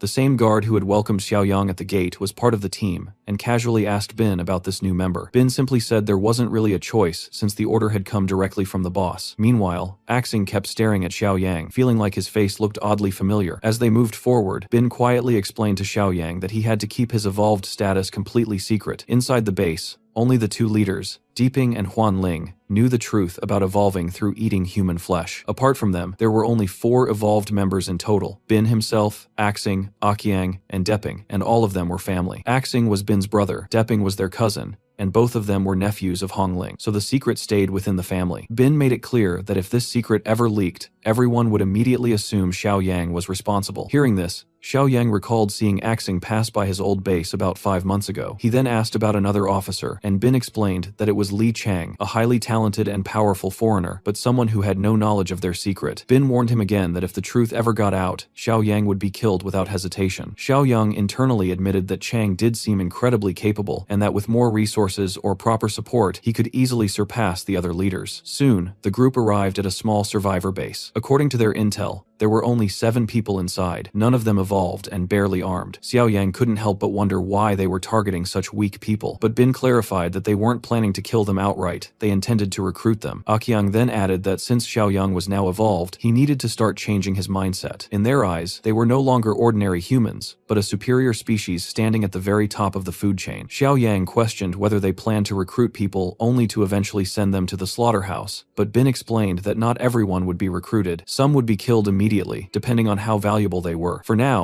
he told Xiao Yang to just observe and learn. Meanwhile, the survivors at the small base were busy building a wall when they suddenly spotted a massive horde of zombies heading straight toward them. Panic kicked in, and they tried to defend themselves using their weak weapons, but it wasn't enough, and some of them were killed. Watching this, Xiao Yang quickly realized how cruel the plan was, and started wondering if the real intention was to lure zombies in and weaken these people. Bin didn't deny it, and admitted that their resources were limited, so they couldn't afford to accept everyone. Instead, they let the zombies wipe out the weaker ones, and only took in those who were actually valuable. Just as a woman was about to get caught by the zombies, Aqiang suddenly stepped in and saved her, killing all the enemies around her. Soon, the rest of the evolved squad joined in, finishing off the zombies and rescuing the remaining survivors. They introduced themselves as evolved humans from the steel mill, and claimed they had come to save them, which made the survivors feel relieved and grateful. Seeing their strength, Xiao Yang estimated that they were roughly at the level of 20 strength attribute points, similar to Zhang from his own group. Suddenly, Xiao Yang sensed a terrifying presence coming from a nearby building, but when he turned to look, there was nothing there, so he brushed it off as his imagination. Shortly after, he was called to help with the work, but in reality,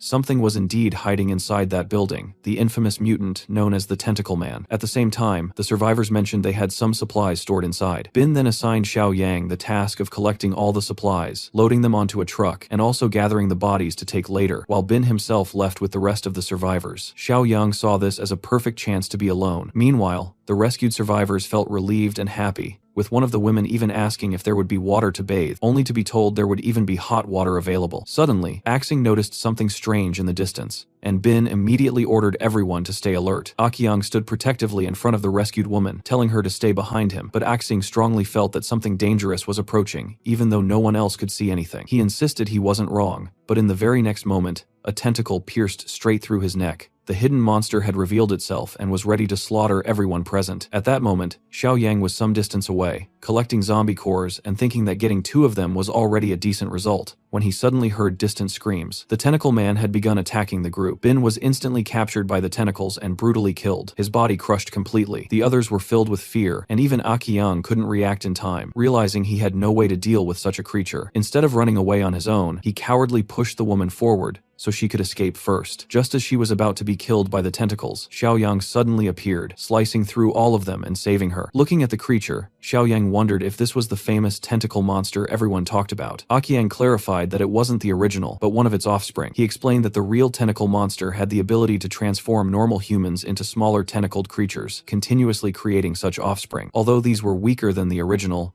they were still extremely dangerous, and even Aqiang admitted that facing the real monster would be very difficult. Even so, Aqiang noticed that Xiao Yang alone was able to deal serious damage to the creature. Amid the chaos, Aqiang decided to run away, claiming he would bring reinforcements, while the other survivors followed him. Deep down, he knew that getting reinforcements was just an excuse to leave Xiao Yang alone with the monster, but he didn't care. Soon after, he was grabbed by multiple tentacles at once, yet he remained calm and began analyzing the creature, finding its nature quite interesting. Using a clever move, Akyung turned the creature's own tentacles against it, and realized that despite its appearance, he had far greater weight and strength. Taking this opportunity, he decided to activate his physical overdrive ability, something he hadn't tested before. The moment he activated it, his strength increased massively, allowing him to drag the monster violently across the ground. Then, with a brutal pull, he tore off all its tentacles and completely decapitated it. The woman nearby was terrified, not of the dead monster, but of Akyung himself. Seeing her reaction, Akyung reminded himself that he was still human and not a monster. At that point, reinforcements finally arrived, with Depping and Huanling leading them. After assessing the situation, Akyung informed them that their comrades had been killed by the offspring of the tentacle monster. Chang then asked about the new guy, assuming Xiao Yang had also died, since even the three of them hadn't been able to defeat such a creature. Hearing this, Depping became furious, calling everyone useless, and even killing the first soldier he saw as an example. However, at that exact moment, Xiao Yang appeared, and threw the remains of the monster he had killed alone onto the ground. Chang and Hongling were clearly surprised to see that he was still alive. Hongling confirmed that those remains indeed belonged to the tentacle monster's offspring. Xiao Yang coldly stated that he had killed the creature and avenged their fallen companions. The leaders exchanged looks, questioning whether he was truly that strong. Xiao Yang then added that besides taking the creature's body, they should also prepare a truck to transport the supplies from the rescued group. Later, during a private meeting, Deeping asked Akyung if he truly believed that the monster was stronger than Chang. Akyung confirmed it, explaining that his own brothers had been killed instantly, and admitting that even he and Chang would struggle to defeat such a creature. Deeping reflected on this, and acknowledged that the newcomer did seem unusually capable, recalling that Xiao Yang had already shown exceptional reflexes in a previous private interaction. However, Huanling warned them not to exaggerate, suggesting that the others might have simply been caught off guard by an ambush. At that moment, Li Chang entered the room to offer condolences for the deaths. Depping accepted it coldly, stating that in the apocalypse, everyone must be prepared to lose loved ones, and then asked him to get straight to the point. Li Chang said that he believed Xiao Yang was as strong as him and suggested making him an officer. Depping immediately rejected the idea, saying they knew nothing about Xiao Yang's background and couldn't trust him. Hongling, however, tried to calm things down, admitting that Xiao Yang had the strength to qualify as an officer but still needed to prove his loyalty. Li Chang argued that killing the offspring alone should already be enough proof, but Huanling responded that while it was impressive, it didn't solve all their problems. She then proposed a plan they would gather the strongest members of the base and hunt down the original tentacle monster together. Later, Xiao Yang overheard the entire plan and thought about how he had just arrived, yet was already being assigned such a dangerous mission. He questioned whether this was really the right move. Hongling reassured him that there was no issue since he had the strength to handle it. Deeping even added that if the mission succeeded, Xiao Yang could become the third in command. He asked Chang if he had any problem with being outranked by the newcomer, but Chang showed no objection. Finally, Depping decided that everyone would set out for the mission in 2 days. However, Xiao Yang found the proposal suspiciously straightforward for people who didn't seem to fully understand the danger. Using his mind's eye, he looked into their true intentions and realized that deep down, the two leaders actually wanted him dead, while Chang remained completely indifferent, neither liking nor disliking him. Later that night, close to midnight, Kai gathered everyone together and announced that Xiao Yang had contacted them through the radio. Hong Li took the call and asked how things were going over there. Xiao Yang told him that the important mission would happen the day after tomorrow at the South Suburban Park. He asked them to bring all the strongest people from the base,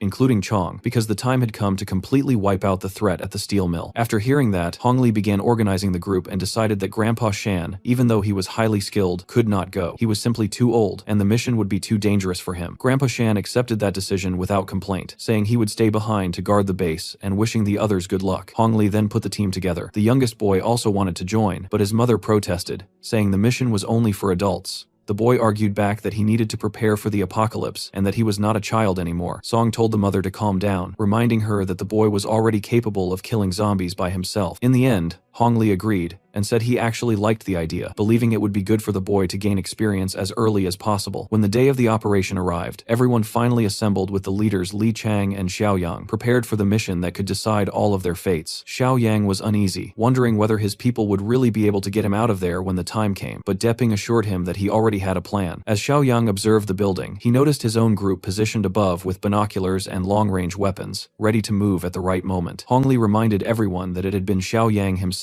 who insisted that no one should remain close to the park. Now they were preparing ropes so they could descend at the perfect timing and strike the enemy from behind. At the same time, The leaders from the steel mill had brought a child to use as bait, which was obviously cruel. Huanling explained that she personally had to take the boy into the park because the tentacle monster kept calling for its son. Their idea was to use that false hope to lure it out and then attack at the right moment, while making sure the child would not actually be harmed. Even so, the child resisted and said he did not want to be used as bait. Depping got angry, accused the boy of disobeying the leaders, and then threw him into the park. Right then, Hongli gave the signal for everyone to descend. The child screamed for help, and soon the roar of the monster echoed through the area as it called for its son. Li Chang warned everyone that the monster had shown up and that it was time to rescue the child. He tried to move forward, but the leaders stopped him, saying it was not the right moment yet because they wanted Xiao Yang to handle it. Xiao Yang moved ahead without hesitation, reached the child, and threw him out of danger. But the tentacle monster immediately caught Xiao Yang and demanded that its son be returned. At that moment, Xiao Yang recognized the creature and fully understood how serious the situation had become. Li Chang kept shouting at him to hold on while trying to break free from the leaders who were restraining him. Li Chang questioned their plan, saying that if Xiao Yang was not helped,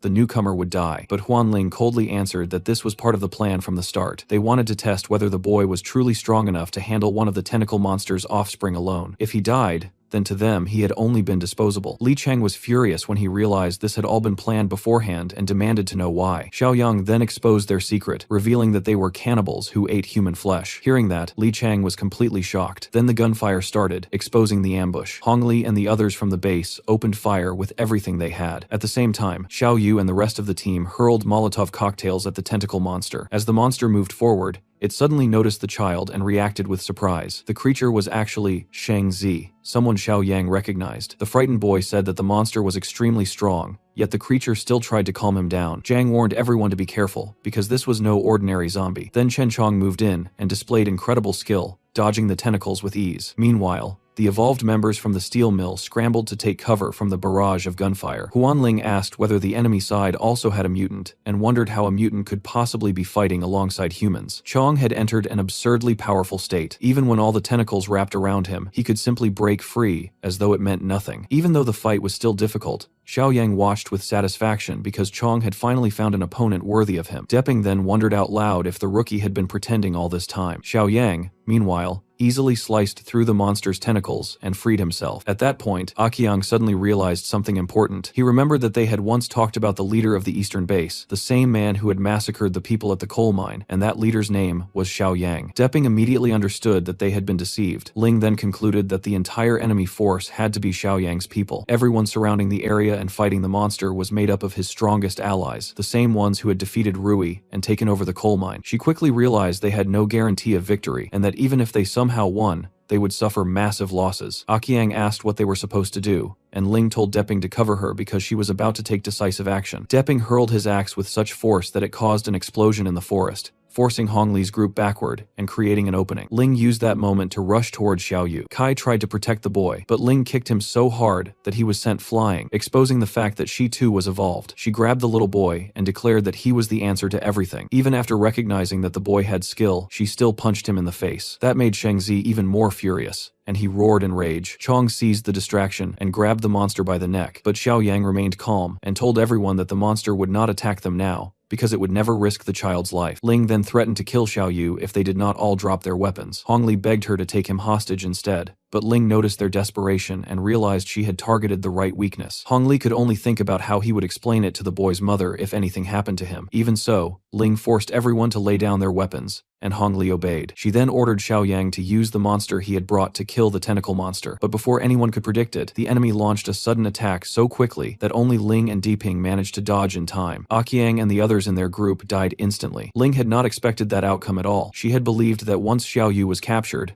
the tentacle monster would become obedient, but Xiao Yang only smiled while he and Chong watched without showing even the slightest concern. Hongli panicked as he saw the tentacle monster reaching for Xiao Yu, but Xiao Yang calmly assured him that the boy was not in danger, and when the creature finally reached him, it simply called him son. That was the moment Xiao Yang revealed the truth and said the creature's real name was Shengzi. He reminded the monster that he had kept his promise to protect its wife and child. The boy, completely confused, asked whether that creature was really his father, and Xiao Yang confirmed that it was. That meant his earlier suspicions had been right. Shengzi was not just some monster, but a mutant, just like Chong. The boy's very first reaction, after realizing this monster was truly his father, was to hug him tightly because he had missed him so deeply. Deeping could not hide his shock at the bizarre scene unfolding in front of him, and he ordered the remaining people in his group to retreat, but Shang-Zi had no intention of letting them escape that easily. He grabbed the bald man and prepared to slaughter him. Meanwhile, Ling chose not to help and instead tried to flee as well. She had already decided that even if she fought together with Depping, they still had no chance of defeating those monsters, so escaping was the only option left. But a tentacle caught up with her, smashed her face into the ground, and dragged her right back. Deeping laughed at her with contempt and said she deserved it. He then looked at Li Chang and said that now it was just the two of them, so they had to cut through the tentacles together. But before anything else happened, Xiao Yang silently appeared behind Li Chang and warned him not to move, promising that if he cooperated, he would leave alive. Li Chang did nothing to help. Depping was then yanked away violently, his face smashing so hard into the ground that his nose broke, his forehead split open, and several of his teeth were knocked out before he was finally torn apart. Ling ended up meeting an equally horrific death, getting crushed until she was reduced to little more than a pile of meat. After seeing everything that had happened, Xiao Yang concluded that the mission called Nemesis Volume 3 had been successfully completed, with all potential threats eliminated. He received 80 points for it, raising his total to 151. The so-called potential allies mentioned in the mission turned out to be Shang-Zi and Li Chang. Xiao Yang then asked Li Chang if he still had any doubts about why all of this had been done. Li Chang first wanted to confirm whether they were truly from the Eastern Base,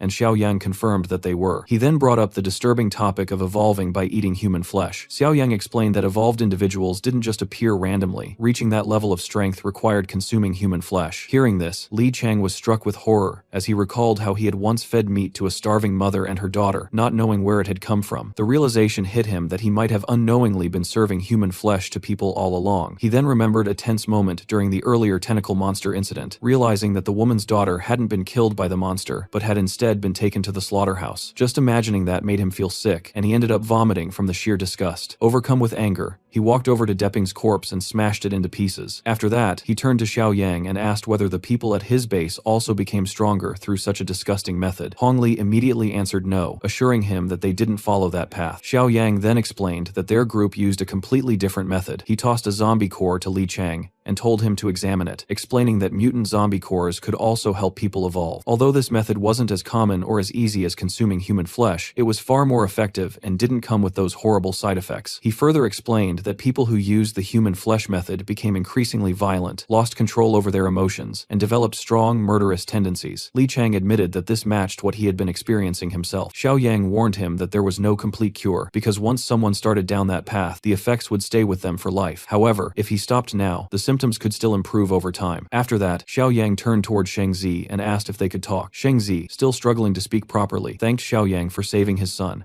managing to express himself with great effort. Xiao Yang understood him without difficulty and explained to the others that Shang-Zi, much like Chong, could still communicate in a primitive way while retaining his memories, even though his physical form had become terrifying. Even so, Shang-Zi reassured him that he was fine and that there was no need to worry about his son anymore because he was safe. Xiao Yang then asked whether he wanted to stay there since he was already familiar with that place. Shang-Zi agreed, and even praised Xiao Yang for being intelligent and quick to understand everything. Finally, Xiao Yang turned back to Li Chang and said that now that all the threats had been removed, the remaining survivors at the steel mill would need to be dealt with. However, Li Chang admitted that he no longer trusted himself since he had consumed human flesh and feared that he might lose control at any moment. Xiao Yang thought about this and said that they might consider recruiting those survivors in the future, but first, they would need to discuss it with the group. For now, he told Li Chang that he would return to the base with them, assuring him that he would keep a close watch on him in case anything went wrong, and told him not to worry. Meanwhile, at the border of City S, a massive horde of mutant zombies had created a thick and unusual fog that covered the entire area. A group of survivors was desperately trying to rescue the last companion they had left behind, but they soon realized there was no saving him. Not only had he been torn apart by the zombies, but he had also turned into one of them. One of the survivors, completely exhausted, admitted that she couldn't run anymore, while another insisted that if they stopped even for a moment, they would all die. After pushing themselves with great effort, they finally felt the wind on their faces and realized they had reached the border. Without wasting time, they kept running until they saw the moonlight, feeling a brief sense of relief after escaping that suffocating fog. However, that moment of calm didn't last long. A carnivorous plant-like zombie suddenly attacked them and killed one of the women, making the situation even more grim. One of the survivors broke down crying over her death, but despite that, they had no choice but to keep moving forward. Now, only 4 of them remained. As they continued running, they knew the mutant zombies were still chasing them. The man leading the group eventually recognized the area and said they had reached the park in City M. Although they felt some relief upon arriving, one of them pointed pointed out that the place felt strange and completely abandoned. The leader tried to explain it by saying the city had probably been evacuated. Soon after, they noticed a figure in the distance that looked like another survivor, but it turned out to be Shang Zi. The group immediately panicked and ran away, even though Shang Zi didn't chase them and simply stood there, indifferent to their escape. One of the black-haired survivors wondered why a plant-type monster would appear outside the forest, and at that exact moment, a horde of plant zombies emerged again, completely surrounding them. Some of the survivors began to accept their deaths. One of them collapsed to the ground, crying, while another raised his gun, ready to end his own life before being devoured. Suddenly, tentacles appeared and saved them. It was Shang Zi who stepped in and wiped out the entire horde of monsters, without leaving any behind. Later, back at the base, Xiao Yang casually commented that it had been a very windy day. Thinking about everything that had happened, he received another 20 points for completing the Utopia mission and an additional 60 points as extra rewards, bringing his total to 231 points. He then decided to check the system's new shop, where he found 3 main options: a level 2 weapons box costing 20 points, a level 3 superpowered awakening box costing 100 points, and a level 2 black technology box costing 50 points. Curious, Xiao Yang wondered if there was another level 3 box available, since last time he had obtained physical overload and was eager to see what he might get this time. Without hesitation, he bought all 3 boxes. From the level 2 weapons box, he received an armored jeep. From the superpowered awakening box, he gained a new ability called Imprisonment Mark, which allowed him to place a slavery seal on a target and turn them into a servant, although he could only control one person at a time. From the black technology box, he obtained a plus 30 physical enhancement serum. Even with these rewards,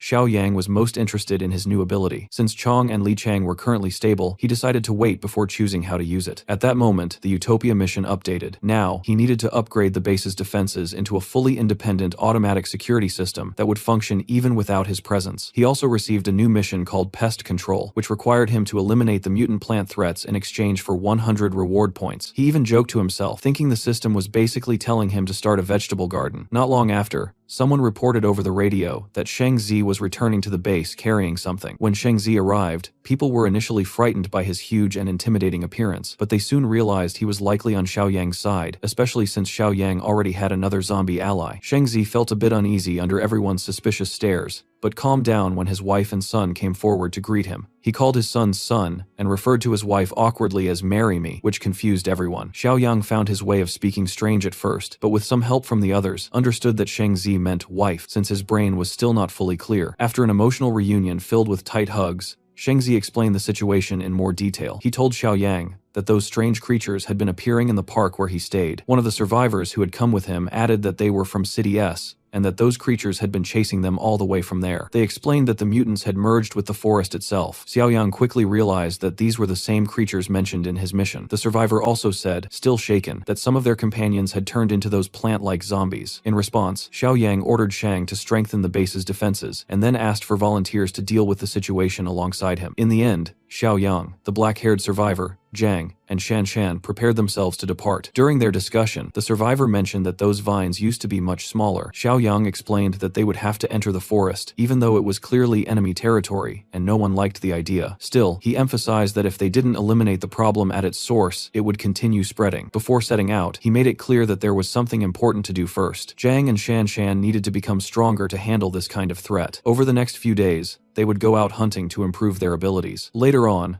a strange aquatic-looking mutant appeared and began devouring a corpse, but Xiao Yang didn't hesitate for even a second and cut it clean in half with a precise strike. Not long after, the people from the base arrived carrying heavy weapons to control the horde, and they managed to collect a large number of mutant zombie cores. Nearby, another unknown mutant was wandering around, but unlike the others, it had completely lost interest in hunting zombies, and now craved only human flesh. It tracked the group by their scent, complaining that it had been a long time since it had eaten real humans, although it also noted with irritation that the survivors were heavily armed. Later, Xiao Yang used his system points to strengthen the group and began distributing the zombie cores among them. After that, everyone gathered together to discuss their next steps. Xiao Yang explained that in just 3 days of hunting, they had managed to collect a significant number of cores. He then stated that the first ones to receive them would be Hong Li and the others who did not have weapons. Hong Li immediately objected, saying it wasn't fair, and Zhang supported him, pointing out that everyone had fought together equally. However, Xiao Yang remained firm, and made it clear there would be no debate. He explained that those without weapons needed to be strengthened first, since they had no means to defend themselves, while the others were already capable of protecting themselves better. He assured them that once they obtained more cores, everyone would eventually reach the same level of strength. Song, one of the older members, stepped in and encouraged Hongli not to feel embarrassed, reminding him that he had always been a good leader and deserved this support. After that, Xiaoyang called Shanshan aside to speak privately. She felt a bit suspicious and asked what they were going to do there. Meanwhile, the rest of the group couldn't control their curiosity and secretly tried to listen in. Chong even made a teasing remark, suggesting that maybe Xiaoyang was about to hurt her, which only made things more suspicious. Suddenly, Xiaoyang opened the door, having already noticed them trying to eavesdrop. When he saw everyone gathered there, he immediately dragged Jiang into the room and shoved him forcefully. In reality, Xiaoyang was giving Shanshan an injection to enhance her abilities and prepare her for future battles. He explained that aside from himself and the mutants, Jiang and Shanshan were currently the strongest fighters in the base. Jiang admitted that this was all thanks to their leader. Xiaoyang then decided to test Shanshan's new strength against Jiang. Jiang was uncomfortable with the idea because he didn't like fighting women, but Xiaoyang insisted. He told Jiang that if he didn't want to strike back, then Shanshan should use her full strength, since Jiang could handle it. When Shanshan slapped him, the force was so intense that it nearly tore his head apart. Jiang was sent flying, and Chong, along with Kai, had to catch him to prevent him from crashing even harder. Xiaoyang revealed that he had injected Shanshan with a physical enhancement serum, which made her one of the strongest in terms of raw physical power. Jiang complained that he should have received the serum first, but Kai mocked him, joking that Xiaoyang had prioritized a woman and teasing him about it. Later on, Xiaoyang organized a team to eliminate the monstrous plant spreading through the city. The group would include Chong, Jiang, Li Chang, and one of the survivors. That survivor, despite being partly responsible for the situation, had initially agreed to help. However, when the time came, he firmly refused, saying he had barely escaped with his life and had no intention of going back. Li Chang tried to persuade him by saying they were going to rescue his family and companions, but the man replied that there was no one left alive and that he would rather stay at the base and contribute from there. On the other hand, the second survivor who had come with him showed more courage and decided to join Xiaoyang on the mission,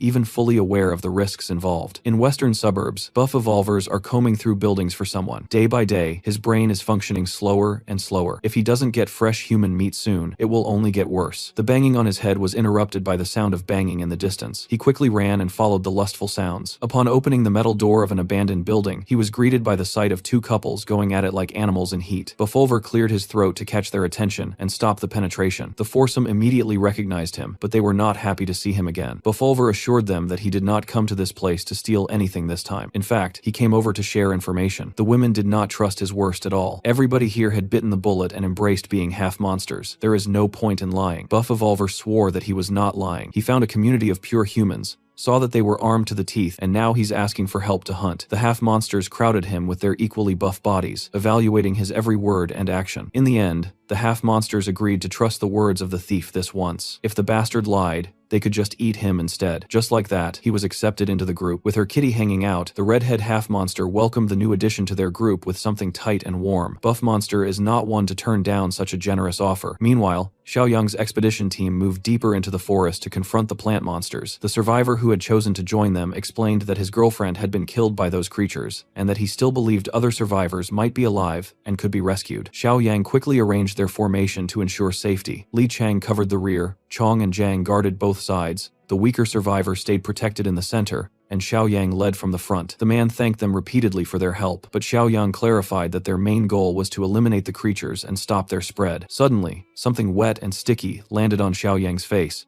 irritating him as he tried to figure out what it was, while the survivor warned him to stay alert. Moments later, a carnivorous plant suddenly grabbed Xiaoyang by the neck and almost devoured him. Even then, he showed no struggle. With overwhelming strength, he pulled the plant closer, tore apart its internal organs, ripped out its tongue, and destroyed its core, effectively killing it. Even as the plant tried to escape, Xiaoyang ordered Shengzi to pull it back effortlessly. Once the creature died, it released a strange mist. Xiaoyang commented on the unusual smell, but when he turned to warn the others, he realized no one else was around. At the same time, the survivor was experiencing something completely different. To him, it looked like everyone had simply fallen asleep. In the middle of the forest, he saw the image of his girlfriend desperately calling out to him. Believing she was alive, he ran toward her, only to be led deeper into the forest. Meanwhile, back at the base, a group of evolved mutants that had been wandering around decided to approach the human settlement. Without any real strategy, one of them immediately attacked the guards. Hearing the commotion, Hong Li stayed alert. The guards opened fire, but normal bullets had little effect on the attacker's body. Still, Hong Li managed to land a powerful kick that sent the mutant spinning. Then they switched to AK-47 rifles, and this time the bullets worked, leaving the attacker badly injured. Hong Li ordered the wounded to be taken straight to the infirmary. The reckless mutant who attacked was dragged back in a near-death state. A woman in a bikini questioned how strong the humans at that base really were. The dying mutant begged for flesh to heal himself, but one of his companions killed him without hesitation and used his body as food for the group. A bald man then asked what their plan was, and the blonde woman responded that they were overcomplicating things. Since they were evolved humans and not zombies, they could simply walk up to the base gate and try talking. Meanwhile, back in City M, the survivor began to feel that something was wrong even while seeing the image of his girlfriend. She kept urging him deeper into the forest, faster and faster. When he finally reached her, she was suddenly decapitated right in front of him. Shocked, he turned to Xiaoyang, who was also under the effect of the mist, and asked why he had killed her. Xiaoyang was confused and had no idea what he was talking about. The survivor still couldn't see things clearly. When the hallucinogenic mist finally wore off, he realized in horror that there had never been any girlfriend at all. It had just been a zombie trying to grab him. Xiaoyang then had to slap Chong to snap him out of the illusion as well. Once everyone regrouped, Li Cheng commented that it felt like they had been asleep for days under the effect of that mist. Sheng Zi, still disoriented, mentioned that he had been dreaming about picking up his son from school. From the way Xiaoyang interpreted his words, it was clear he was translating Sheng Zi's rough way of speaking. Xiao Yang concluded that the plant had released a kind of hallucinogenic gas that put them into a hypnotic state. To understand the creature better, Xiaoyang began dissecting it, examining its internal structure to locate a possible mutant core. During this process, he noticed a root growing out from the corpse. When he pulled it from the ground, he realized it was actually a core, an organ-like structure that stored the creature's energy and nutrients. Xiaoyang decided to store it in his inventory for later study. He then asked Jing Kai, the survivor, if he knew anything more about these plant monsters. Jing Kai admitted he didn't know much, only that they devoured any living thing. However, he mentioned that he knew a veteran who specialized in agriculture and forest research, someone who might understand these creatures better. Xiao Yang asked where that person was and whether he was still alive. Jing Kai explained that before fleeing, the veteran had been hiding in a nearby base, although he wasn't sure if he had survived. Even so, Xiao Yang decided it was worth checking and concluded that they would head there next.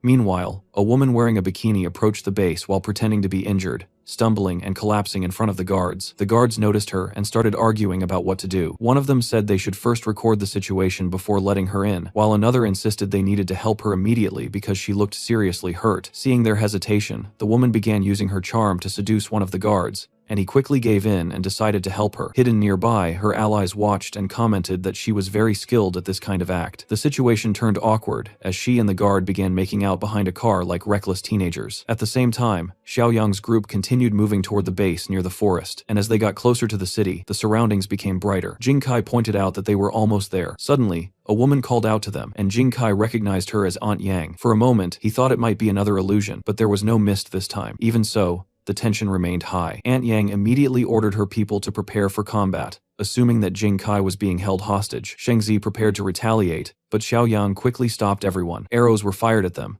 but they bounced harmlessly off Xiaoyang and Sheng Zi. Xiaoyang calmly told everyone to relax and assured them they weren't enemies as he stepped forward. Jing Kai then explained to Aunt Yang that they were outsiders who had helped him and had actually saved his life. She asked about the others and about Shang, but Jing Kai revealed that she had died along with most of their group, leaving only a few survivors. The survivors at that base felt intimidated by Chong and Sheng Zi because of their overwhelming presence. Xiaoyang tried to ease the tension and asked Chong and Sheng Zi to say something to make everyone feel more comfortable. Chong awkwardly said that he might look ugly but was actually kind, while Sheng Zi, showing off his physique, added that he was muscular even without clothes. Xiaoyang admitted that their attempts probably hadn't helped much. Jing Kai then stepped in to calm things down, explaining again that they were allies, and that there would be no trouble as long as no one acted aggressively. Aunt Yang finally accepted the explanation and said she believed them. Meanwhile, back at the main base, Shan Shan returned and asked Hong Li for permission to open the gate to the old steelworks. The enemies were hiding nearby behind a car, but she managed to get inside before they could make a move. They had already realized that Shan Shan was an evolved human and were eager to capture her. Inside, Shan Shan went straight to the infirmary to check on the injured. She explained that Xiao Yang had given her an infection inhibitor that might help prevent people from turning into zombies. However, Hong Li pointed out that the injured weren't showing the usual symptoms of infection, leading him to suspect that the attackers weren't zombies, but evolved humans. The bikini-clad woman then confirmed this suspicion, saying she was familiar with those types. She explained that there was a terrifying group made up of evolved humans and mutants, far more dangerous than ordinary zombies. Hong Li asked her who she was, and she said she had just been rescued and had come from from the west. She described those enemies as being far more frightening than any zombie. Hongli then realized that she might have unknowingly led those enemies straight to their base. She kept apologizing, while the guard who had helped her tried to defend her, saying it wasn't her fault. Hongli agreed that he wouldn't blame her, and added that she could still be useful by providing information about how to deal with those enemies. Even so, she warned them that fighting such opponents would not be easy. Later, when she was alone with Hong Li, Shan Shan mentioned that she felt something strange about that woman, although she couldn't clearly explain why. Hong Li responded that Shan Shan was probably just stressed from everything that had happened, and said that once Xiao Yang returned, he would be able to figure things out. Elsewhere, Xiao Yang and his group finally reached the base Jing Kai had mentioned,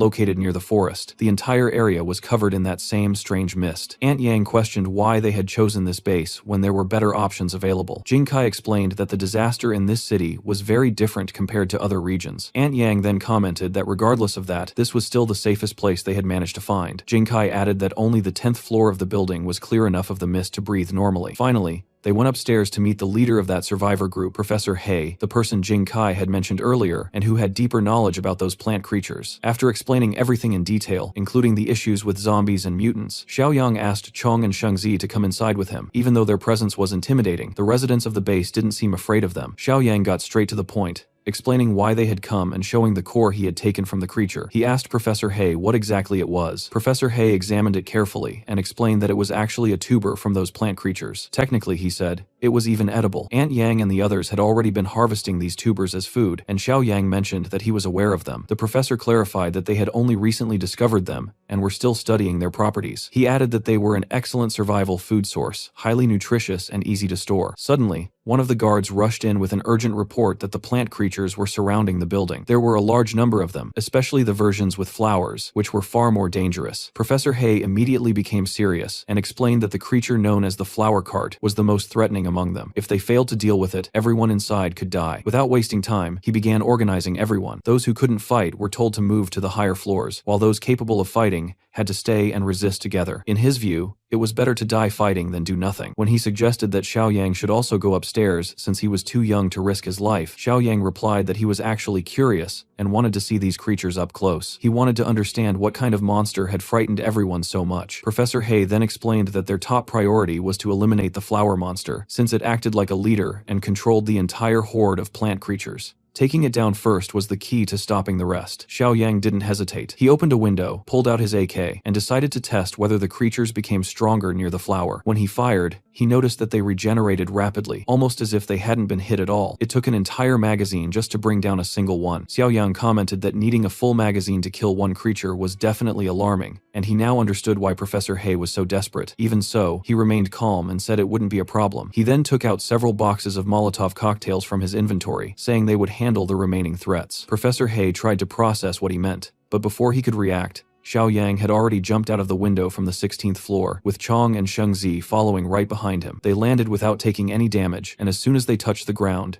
they began tearing apart the plant monsters effortlessly, ripping off their heads as if they were nothing. Xiao Yang and his allies attacked relentlessly. The survivors in the base, including Professor He and Li Chang, were left stunned by their overwhelming strength. Li Chang quickly snapped out of it and shouted at everyone to stop watching and start helping. He instructed those with good aim to keep throwing Molotov cocktails to burn the creatures. This motivated the others, and they joined the fight using firebombs. The flames proved extremely effective as the plant monsters burned easily. Thanks to the Molotovs, the battle had become much easier since fire was clearly the plant's biggest weakness. After completely wiping out the horde, Xiao Yang ordered Chong and Shengzi to check each fallen creature for mutant cores. Meanwhile, he went to investigate the so-called flower monster himself. Eventually, they located the flower creature, a grotesque mass made of roots, tubers, and human body parts, with a large flower growing on top. This being acted as the central core that controlled the entire forest and produced the dangerous mist. As soon as it sensed Xiao Yang approaching, it reacted by attacking him with its vines. Xiao Yang acknowledged that it was indeed powerful, but he trusted in his own strength. Even when the vines wrapped around him, he forcefully pulled them back toward himself. When the creature released poisonous mist or pollen, Xiao Yang held his breath and continued dragging it. He pulled with such force that the flower was forced to release him to avoid being destroyed. Taking advantage of that moment, Xiaoyang activated his imprisonment mark ability. He placed the mark directly on the flower, releasing a massive surge of dark energy that spread across not only the creature but the surrounding area as well. The survivors watched in complete disbelief as the enormous flower appeared in front of the building, now completely subdued and no longer showing any hostility. Xiaoyang returned and told everyone that there was no longer any need to worry. He then asked Zhang and Chong whether they had found any cores from the other monsters. Zhang replied that they hadn't found many, while Chong said they had collected a few, which would at least be enough for analysis. Professor He then asked what had happened to the flower creature. Xiaoyang calmly explained that it had become an ally, which shocked everyone present. When they moved closer, they saw that the flower no longer attacked anyone. Xiaoyang even said they could touch it safely. Curious, Professor He asked how he had managed to do that, but Xiaoyang avoided the question and said it wasn't important. Instead, he asked the professor to explain what the creature was made of, given his knowledge of botany. Professor He explained that despite its extreme mutation and the fusion with human remains, the creature still retained many characteristics of a normal plant. He went on to describe how plants also compete intensely. Just like animals in a food chain, they fight for sunlight, nutrients, soil, and space. At the top of this chain are aggressive parasitic plants that absorb all available resources and prevent anything else from growing nearby. He believed that this particular flower had become so powerful during mutation, by absorbing all nutrients around it, destroying other plants, and even eliminating animal life in the forest. While he was explaining, the flower slowly extended its tendrils toward Xiaoyang, causing the others to panic and fear another attack. However, Xiaoyang calmly reassured everyone that there was no danger anymore. In reality, the flower inserted one of its tendrils into Xiaoyang's neck, sending something directly into his brain. At that moment, Xiaoyang confirmed that the professor's theory was correct. There had been a massive conflict among the mutant plants in the city, and the defeated ones had fled the forest, turning into zombie-like entities that began feeding on humans and other zombies to survive. Since this flower had absorbed all the nutrients and become dominant, and now that it was under his control, Xiaoyang decided to take responsibility for it. He then asked the flower to reveal its core, and the core fused directly into his body. Li Chang found this strange, and questioned what was happening, so Xiaoyang explained that he was undergoing a symbiotic process with the plant. After that, he tested his new abilities, and was able to launch incredibly powerful vines, even stronger than Zhang's tentacles, which made Zhang feel a bit jealous. Shortly after, the system acknowledged this achievement and unlocked a new title for him called Gardener, rewarding him with 150 points and bringing his total to 153. Meanwhile, back at Xiaoyang's base, the bikini-clad woman finished off another victim. A guard who had been flirting with her earlier came to see her late at night, bringing her food. To thank him, she acted affectionately, but made sure not to attract attention. She led him to a quiet and isolated area where no one else was around. There, the guard noticed something unsettling: the jacket of another missing guard, along with what remained of him. Before he could react, he became her next victim. Elsewhere in the base, the group of evolved individuals woke up the bearded man who had been sleeping in the middle of the mission. One of the women commented that it was understandable since the bald man had almost beaten him to death earlier. They then decided it was time to take action. When they went to the dumpster where the remains of the two guards killed by the infiltrating mutant had been dumped, they found nothing left worth eating. Because of that, the bald man pressured another woman in their group to attempt an infiltration. She acted like a helpless survivor, claiming she had seen the base and was just trying to survive, and the guards initially believed her and thought they were lucky. However, things quickly changed when her ally, the bikini-clad woman, exposed the act and revealed that she was actually a disguised mutant. The guards immediately opened fire, shooting the infiltrator multiple times. Wounded, she crawled back to her group and begged for help, just like another member who had previously been killed. But the bald man considered her useless and tried to crush her with a large rock. Before he could do that, he was killed instead. The bearded man then cut off the bald man's head, but demanded a reward in return. He asked for an arm and a leg so he could fully heal the injured infiltrator. The woman considered tricking him, knowing that he wasn't as innocent as he appeared. Meanwhile, back at the base, it was discovered that 2 more guards had gone missing. Hong Li questioned whether another guard had simply disappeared again, and Shan Shan decided to investigate the situation. She eventually found a trash bin containing the remains of the missing guards. One of the guards recognized the clothes. Shan Shan quickly concluded that there were no signs of an external attack, meaning the enemy was already inside the base. She then stared directly at the new girl and asked if she had anything to say. The infiltrator questioned why Shan Shan was looking at her like that, but Shan Shan didn't hesitate and immediately threw a knife at her, initiating a fight. Realizing she had been exposed,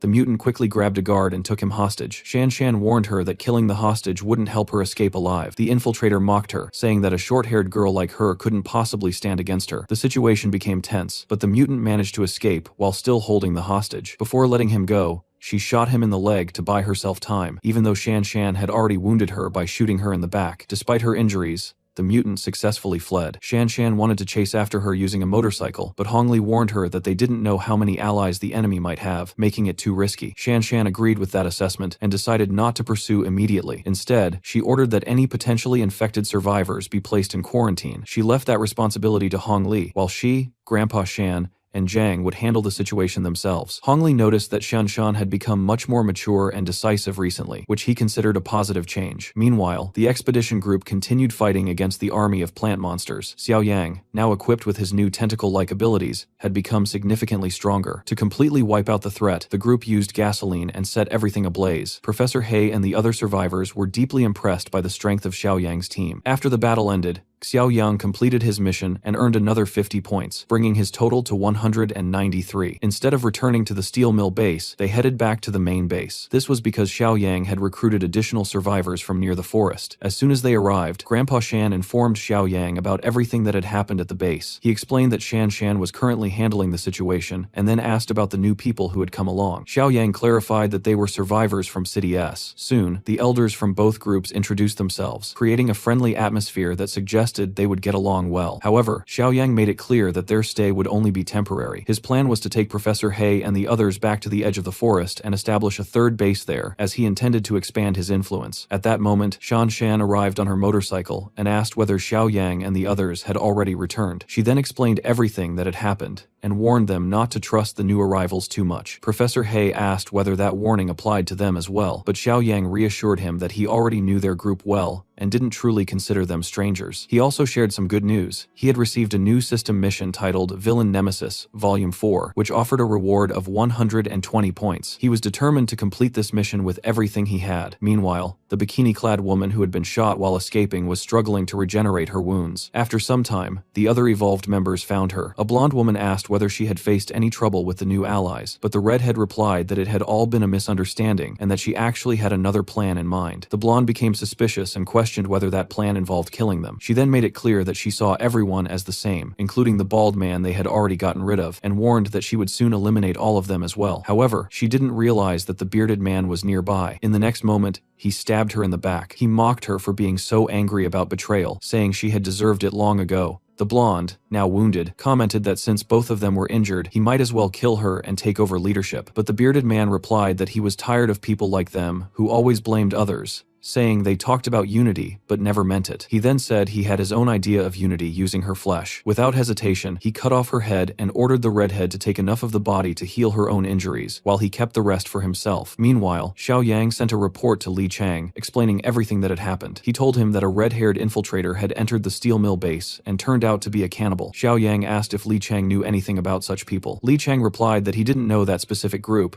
but he had lived among cannibals before. He explained that cannibalism gradually stripped away a person's mental restraints, making them more unstable, violent, and unable to control their emotions. Xiao Yang concluded that such individuals were extremely dangerous and needed to be dealt with before they became a bigger threat. He then instructed Li Chang to remain at the steel mill, guard the area, and immediately report anything suspicious over the radio. 2 months passed after that. In another part of the region, a group of survivors was trying to escape from City S. They were terrified of crossing the forest, but it was their only option. They gathered food, medicine, and other essentials before setting out. Despite their fear, they entered the forest, but soon encountered the worst possible situation. A horde of plant zombies began chasing them. They ran for a long time, until they finally reached a more open area. There, they were shocked to see trees being cut down, not by monsters, but by a group of people using chainsaws and wearing helmets, behaving as if it was completely normal. The survivors soon recognized Jing Kai among them and asked what was going on. Kai explained that they were now living in City M and asked why the survivors had taken so long to arrive. Before they could answer, another zombie appeared, and they explained that those creatures were the reason for their delay. Kai dismissed the threat, saying it was just a group of plants, even though the survivors insisted that half of their team had died because of them. He then radioed in, reporting that a small horde was approaching, and instructed everyone to wait for the squad that was already on its way. Curious, the survivors waited, and soon they saw a group approaching equipped with flamethrowers. Realizing it was a plant extermination squad, they were amazed at how efficiently the group eliminated the creatures. Li Chang commented that dealing with such monsters had become so easy that it was no longer worth worth the effort. The survivors then asked how strong they had become during this time. Kai explained that much of their growth and evolution was thanks to Chief Xiaoyang. One of the survivors became even more frightened upon seeing mutant zombies, but Kai reassured him that those creatures were also part of their group. He then promised to take them to meet Chief Xiaoyang. They all headed toward the forest base, which had undergone massive development over the past 2 months. Buildings were being constructed everywhere. There was a huge vegetable garden,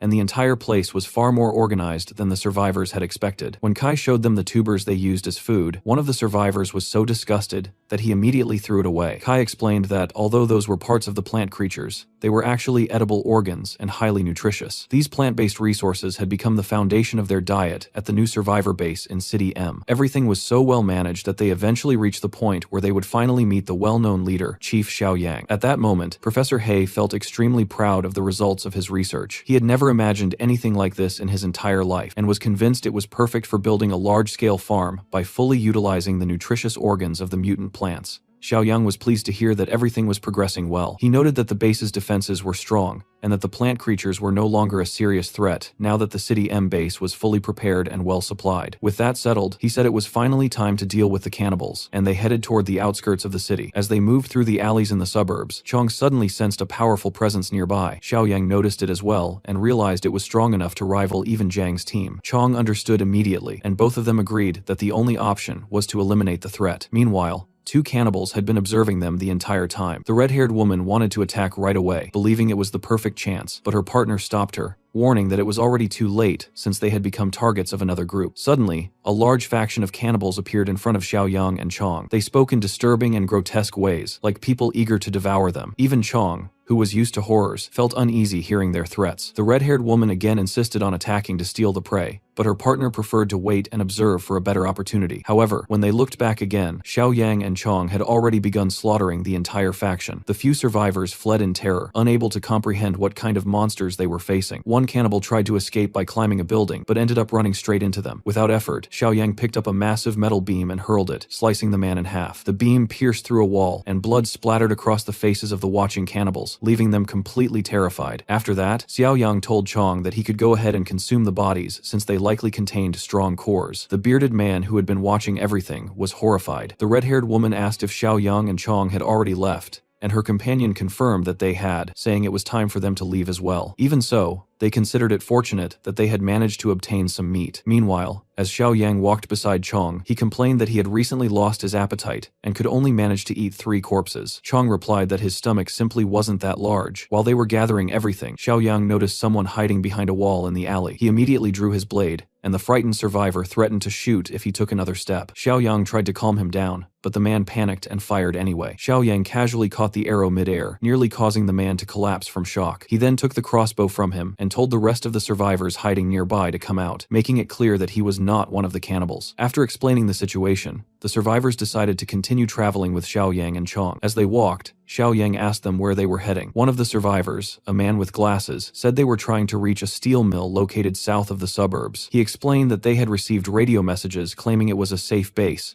but due to the large number of cannibals in the city, moving around had become extremely dangerous. Xiaoyang then asked if he believed there was any place safer than that steel mill. The man replied that there was a community to the north that actively hunted cannibals, and he wanted to join them because their leader was strong enough to fight multiple cannibals alone. However, Xiaoyang pointed out that there were hundreds of cannibals in the city, and questioned whether that leader could truly handle such numbers. One of the survivors argued that cannibals usually acted alone, but another disagreed, saying there were organized factions. The first survivor responded that while they might group up, they still tended to act individually in practice. The discussion grew tense, with the group insisting they needed to find a safe place since they couldn't fight cannibals on their own. At that point, Xiaoyang gave them shocking news. He revealed that the leaders of the steel mill they were heading toward were actually cannibals. Everyone was stunned. Xiaoyang then reassured them by saying those leaders were already dead because he had eliminated them himself. He then asked one of the survivors, a man with a bowl haircut, if he was looking for his brother. The man confirmed it, saying his brother was Li Chang, an officer at the steel mill. Xiaoyang told him that Li Chang was alive, which brought relief to the group. He also remarked on the coincidence, mentioning that he had been working alongside Li Chang recently at the steel plant. The man was surprised and asked if Xiaoyang had really been involved in that kind of work already. Xiaoyang added that he had previously warned his people to head toward that direction. However, the man with glasses remained skeptical and questioned questioned who Xiaoyang really was, saying such a convenient coincidence didn't make sense. He even suggested that Xiaoyang might be a cannibal trying to deceive them. Xiaoyang responded calmly that if he truly intended to eat them, he wouldn't need to lie, he would have already done it. At that moment,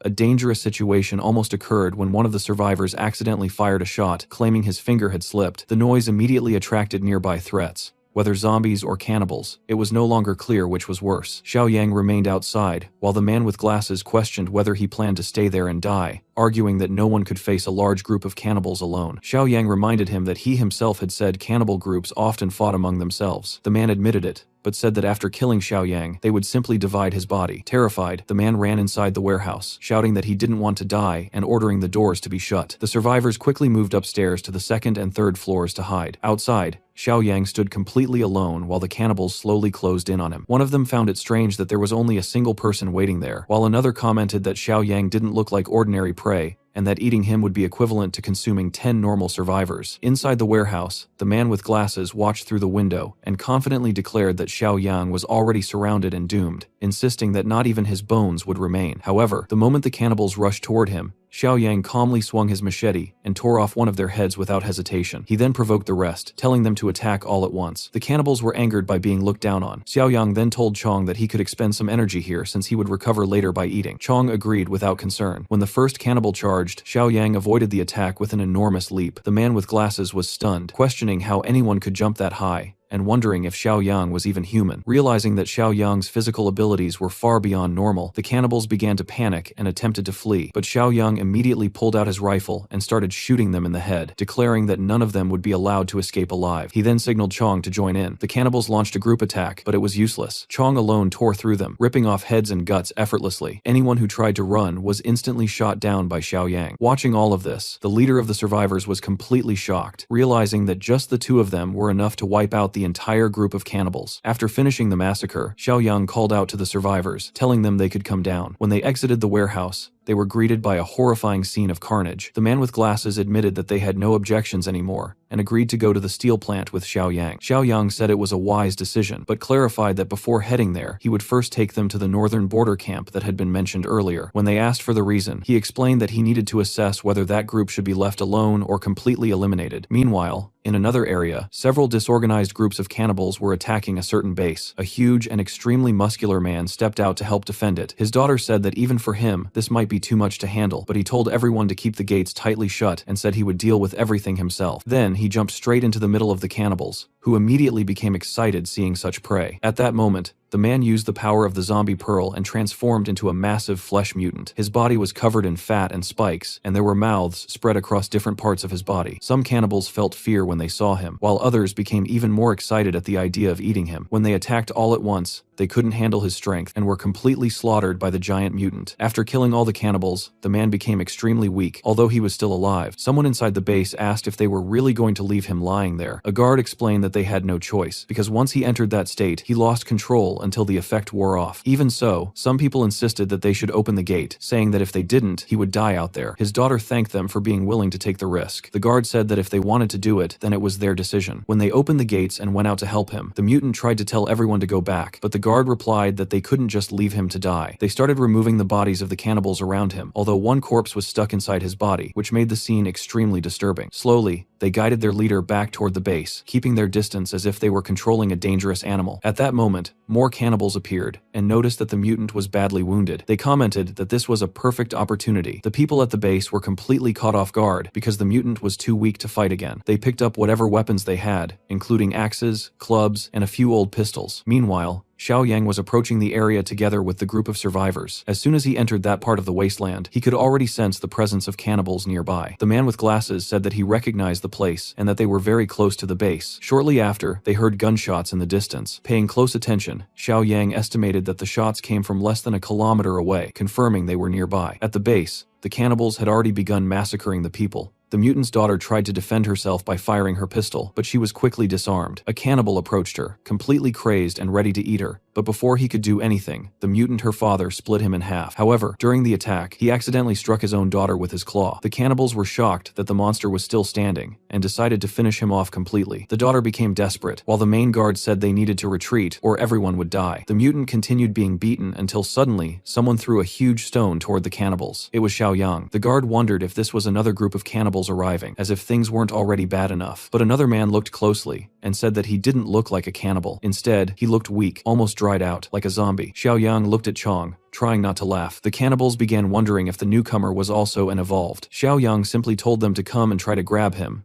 then called Chong to act. Chong complained that he always ended up doing the dirty work, but still stepped forward and immediately crushed the neck of the first cannibal. At that moment, the people at the base realized that the two of them were incredibly powerful. The man with glasses approached the guard and explained that they were allies. The guard was confused, saying that he had always believed their own leader was the strongest evolved. Meanwhile, the cannibals couldn't understand why someone who looked like a zombie was so strong. Some started thinking that if they managed to eat him, they would become even stronger. One suggested that they should all attack together, but no one had the courage to make the first move. Before they could decide anything, another group of cannibals that was already there rushed toward Xiaoyang. He pierced one of them straight through the heart with his bare hand and split him in half without any effort. The rest tried to run away, screaming that he was even stronger than the mutant zombie, but they didn't get far. Xiaoyang used the power of undead plants, causing roots to pierce through the hearts of every cannibal. In just a few seconds, all of them were killed. The guard at the base, terrified, said that Xiaoyang was a demon. The man with glasses disagreed, and the leader of the survivors confirmed that he was actually an ally. At that moment, the base chief, still in his mutated form, suddenly attacked Xiaoyang instinctively and tore his arm with a strike. Xiaoyang reacted immediately, binding the mutant with vines and roots. He found the creature disgusting, and was already thinking of slamming him into the ground to kill him. Just before he could do that, the girl screamed, saying that the monster was her father. Xiaoyang stopped instantly. She begged him not to kill him. Xiaoyang asked if that mass of flesh was really still alive. The girl said yes, that he was still her father, but in that form, he completely lost control. Xiaoyang questioned whether she truly believed he could return to human form. Even so, he decided to help. He threw several bodies near the mutant so that he could feed on them. Even Chong felt disgusted watching this, and Xiaoyang commented that Chong handled things better than him. A guard wearing a cap then told everyone to follow Xiaoyang and said to leave Brother Fang there for now. He explained that after feeding, he would return to normal. Later on, everyone at the base expressed deep gratitude to Xiaoyang, telling him that if it hadn't been for him, they would all have died. Xiaoyang responded calmly, saying he had only helped a little, and then asked how long they had been staying at that base and who Fang actually was. Fang's daughter stepped forward and explained that Fang had been infected with something called a mimetic flesh mutation. Xiaoyang asked what that meant exactly, and she began explaining that the mimetic flesh virus was an extremely dangerous yet almost miraculous organism. She said that when it was first discovered in wild animals, doctors believed it was just another disease caused by protozoa. However, she was shocked to discover that this organism could transform into any type of tissue. It could imitate any cell in the body, but with enhanced performance and characteristics. Even though it was completely unethical, the doctor who had been her mentor ignored all regulations and secretly began testing it on humans. In less than a week, the cancer cells in a patient's body were almost completely eliminated. At that time, it seemed like a divine kind of cell. She then explained that by the time all of this was happening, the disaster had already begun. Cities had fallen into chaos,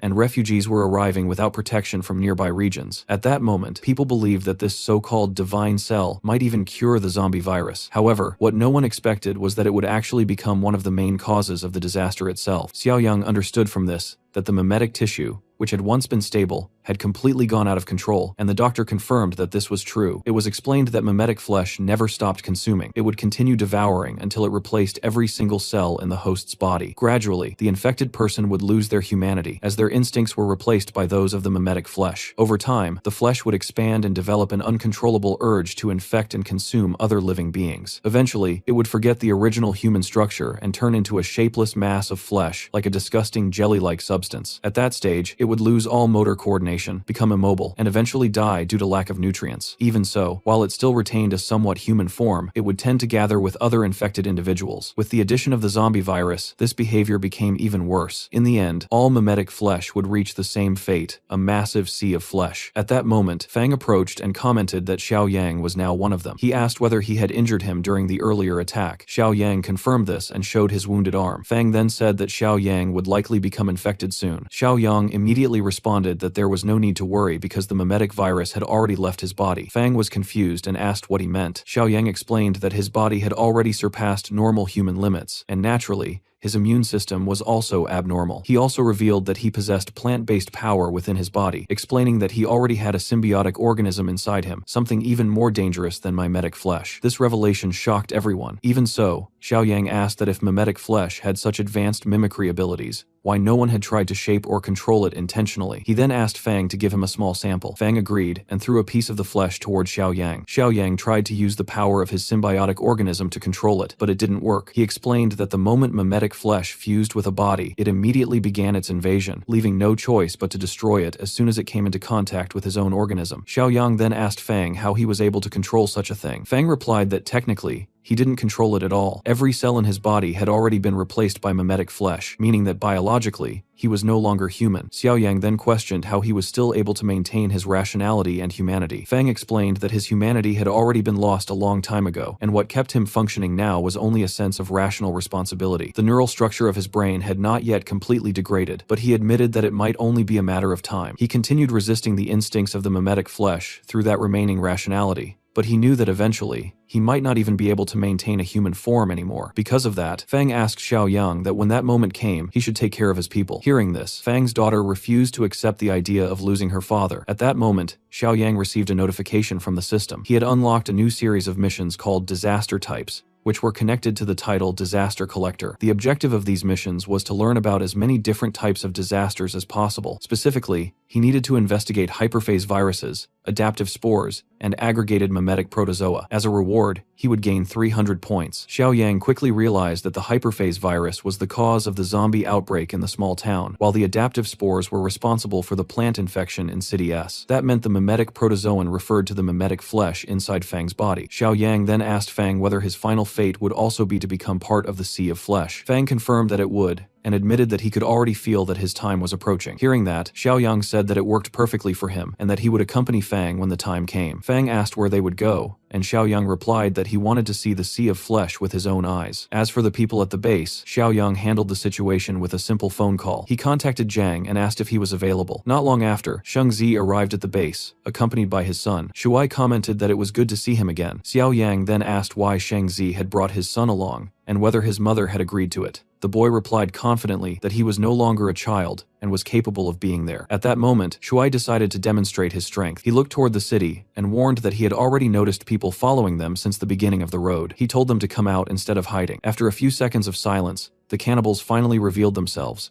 confused about how they had been detected. One of them, who appeared to be the leader, asked whether this was really the famous base filled with resources. He then told his group that for the sake of everyone, this was the moment to unite and destroy the base, pointing directly at Shengzi and calling him a monster. The leader questioned whether Shengzi was the creature from the rumors, the one capable of killing multiple humans alone. Shengzi responded by pretending that he only spoke English, clearly mocking them. Fang commented that they might have mistaken Shengzi for him, but the cannibals said it didn't matter. They were already eager, imagining killing and eating them. At that point, Shuai asked if he could handle the situation himself. Shengzi told him to be careful. When the cannibals charged forward, Shuai immediately pulled out a pistol and began firing. The first shots missed because the cannibals also had enhanced bodies, but eventually one bullet hit its target, and the cannibal showed clear fear. Shuai explained that he wasn't an ordinary person, and continued shooting rapidly at the group. The cannibal leader managed to get close to him, but Shuai dodged with incredible speed and crushed his head with another shot. The people at the base began wondering who these individuals really were. In the next moment, another cannibal lunged at Shuai and almost hit him, but Shengzi intervened, using a tentacle to grab the attacker and throw him far away. Everyone watching was shocked by this display of power. One of the cannibals commented that Shengzi was even stronger than the rumors suggested. Even so, they believed that if they attacked together, he wouldn't survive. They were completely wrong. Shengzi used his tentacles to tear apart all the cannibals without any difficulty. After the battle ended, Shuai asked Xiaoyang how he had performed. Xiaoyang replied that he had managed to take down 2 enemies by himself and praised his improvement in training. Shuai jokingly said that there must be something special about the vegetables from the farm Xiaoyang had built, because everyone who ate from it seemed to grow stronger. Xiaoyang reflected that the crops grown in those Hokchi fields were still technically plant-based entities. While they weren't as powerful as the wild plant creatures from City S, they still carried evolutionary energy, making it an unexpected advantage. Shengzi then asked what was really happening overall. Xiaoyang explained that a large pattern of disasters seemed to be forming. There were zombies, plant-based organisms, and now this mimetic flesh. He demonstrated Fang's condition, explaining that each region appeared to have its own type of apocalyptic virus, its own unique disaster. He began to wonder what other kinds of threats they might encounter in the future. Meanwhile, in another place, the army was struggling against a massive horde of infected insects that were huge, incredibly strong, and extremely dangerous. People were being devoured within seconds, unable to resist them. Back at the base, Xiaoyang commented that as long as Shengzi and his son stayed there, the base would remain safe, since the two of them could easily handle 20 to 30 cannibals at once without any difficulty. As Xiaoyang walked through the base, he passed by a room where a cannibal was tied up. Fang explained that they used that man to identify individuals infected with mimetic flesh. He had discovered by accident that cannibals did not feel any hunger toward people infected with mimetic flesh. Not everyone could resist the instincts like he did, and in fact, those infected were even more dangerous than cannibals themselves. Because of this, they had been secretly infecting healthy cannibals to carry out their tests, relying on Fang to identify the infected ones. The bound cannibal, after hearing everything, said that there was no need for any test that day because he would reveal who was infected himself. He explained that since he was already close to losing his humanity, he was curious whether he would still feel sadness over his daughter's death. Then he revealed that his daughter was already infected. As for who had infected her, he said there was no need to explain further. The girl then revealed that she had a small wound from when she had been thrown away earlier by her own father. Fang was filled with rage, but what troubled him even more was the realization that he wasn't angry at himself. His daughter Ping was infected, and yet his heart wasn't in turmoil as it should have been. That made him understand that he had already reached the end. He said it was time for him to throw himself into the sea of flesh. Then he begged Xiaoyang for help. He admitted that he was no longer what he used to be, but he still wanted to finish what he had started. He asked Xiaoyang to at least try to cure Ping and remove the mimetic flesh from her body. Xiaoyang replied that he wasn't sure if it would work because he couldn't use his own immune system to treat another person. Someone asked if that meant Ping would end up like Fang. Ping answered that it didn't matter because the world had already become like this and there was nothing left worth holding on to. When she realized she might eventually lose control, she said she hoped Xiaoyang would have the courage to kill her if necessary. Even so, Xiaoyang told her not to give up. He explained again that his own immune system wouldn't work on her, but there was still one thing they could try. He then took out a syringe. It was an infection blocker originally used against the virus from City M, and he believed it might also work against mimetic flesh. With no other option, Ping injected herself. The cannibal presence inside her mocked the idea, saying it was impossible and that Xiaoyang was just being delusional. But within a few seconds, it was completely shocked by the result. Xiaoyang observed the reaction and concluded that based on the cannibal's behavior, the blocker had worked. Ping then asked if that meant her father could also be cured. Xiaoyang explained that it likely wouldn't work for Fang because his condition was completely different and the infection had progressed too far. Fang confirmed this himself, saying there was no hope left for him. He was no longer human, just mimetic flesh, maintaining a human shape. Even so, he asked Xiaoyang if he would still accompany him to the Sea of Flesh since he didn't have much time left. Xiaoyang agreed and said he would go with him. Later that morning, after walking for a long time, they arrived near City K. Fang warned Xiaoyang that they were getting too close to the city and that it would be better to move farther away. Suddenly, a group of hungry children appeared and asked for food. Fang immediately warned Xiaoyang that in that place, nothing could be trusted. And indeed, those weren't real children. They were mimetic flesh, pretending to be human. Meanwhile, back at the base, Shuai was shooting down a giant insect with his pistol. He wondered where these creatures were coming from, since he had already killed several of them the previous night. Ping commented that she had never seen insects like that before, but they had started appearing in large numbers since the night before. Shuai even wondered if her father might somehow be attracting them. At that moment, several vehicles approached, bringing unexpected visitors. They were soldiers who claimed they had finally found survivors. Shuai immediately aimed his pistol at them, and the others did the same, ordering everyone to step out of the vehicles. One of the soldiers got out and said they were not enemies. Shuai observed that they didn't look like cannibals, and the soldier reassured him that they had no intention of harming anyone. He told his men to lower their weapons so they wouldn't scare the group. Shuai told Ping to calm down, saying the soldiers didn't seem like bad people. As they approached, one of the soldiers asked if Shuai was the leader. Shuai replied that he wasn't the leader and was only temporarily in charge. Another soldier mocked them, asking if they were really being protected by a child. Shuai told him to behave and demanded respect. An older man then stepped forward, apologized for the comment, and introduced himself as Yang Bing. Yang Bing explained that they came from City B, where their settlement had been destroyed by a swarm. With no other option, they fled south. Only 5 vehicles managed to escape, and they had separated along the way. Another group's leader had headed towards City K,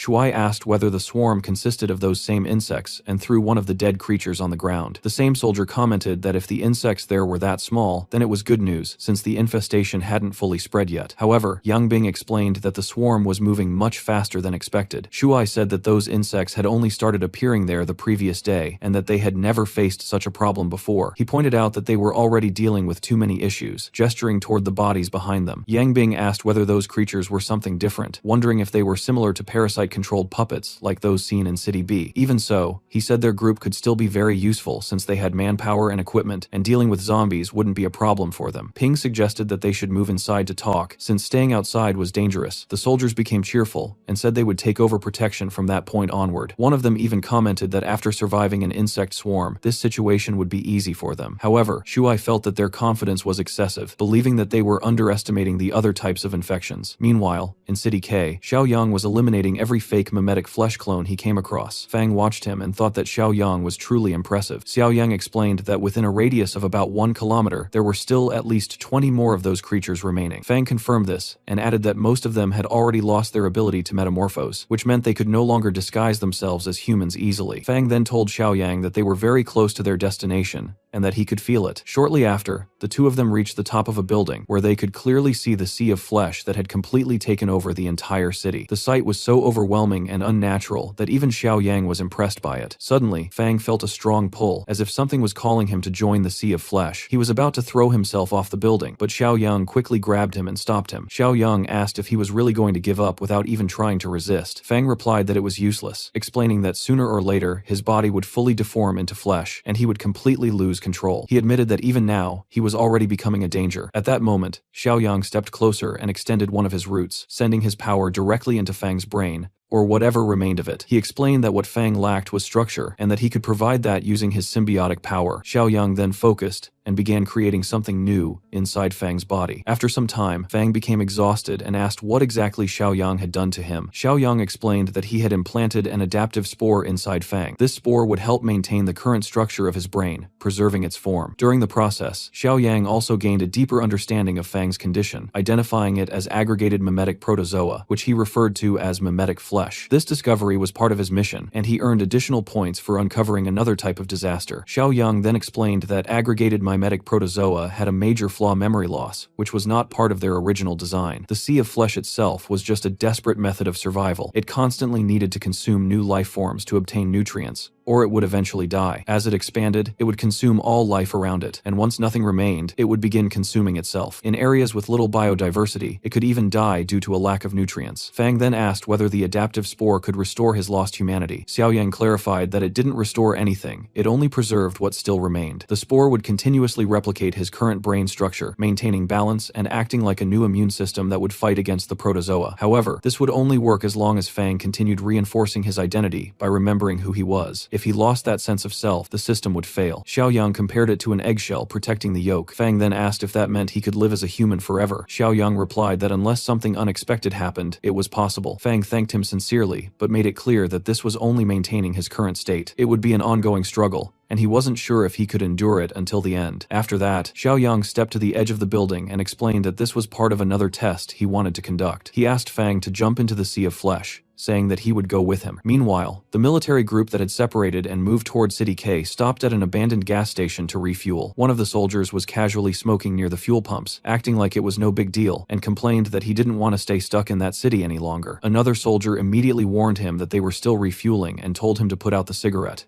Realizing his mistake, the soldier quickly extinguished it and then asked where exactly they were. He was told that they were most likely already inside City K. The commander commented that he was concerned about how Yang Bing's group was doing, but another soldier informed him that their walkie-talkie was probably broken since it had been damaged during the chaos, and its internal components were no longer working. The commander complained that they should have brought spare parts, but the soldier reassured him that it wasn't a big issue, and that Yang Bing's group would likely be fine. The plan was to finish refueling and then follow them shortly after. At that moment, a group of supposed survivors approached them, asking if they could join and share some supplies. One of the soldiers asked if they were locals, and whether they had seen any of the insect creatures. A woman in the group replied that there were no insects around, and said they also had some supplies to offer. However, that woman was not actually human, she was mimetic flesh. The soldier grew suspicious and tried to ask the commander what they should do, but before he could react, the creature suddenly opened a massive mouth and tried to devour him. Back at the building, Fang asked Xiaoyang again if he truly wanted him to jump. Xiaoyang confirmed that he did and reassured him that he would jump together with him. Then,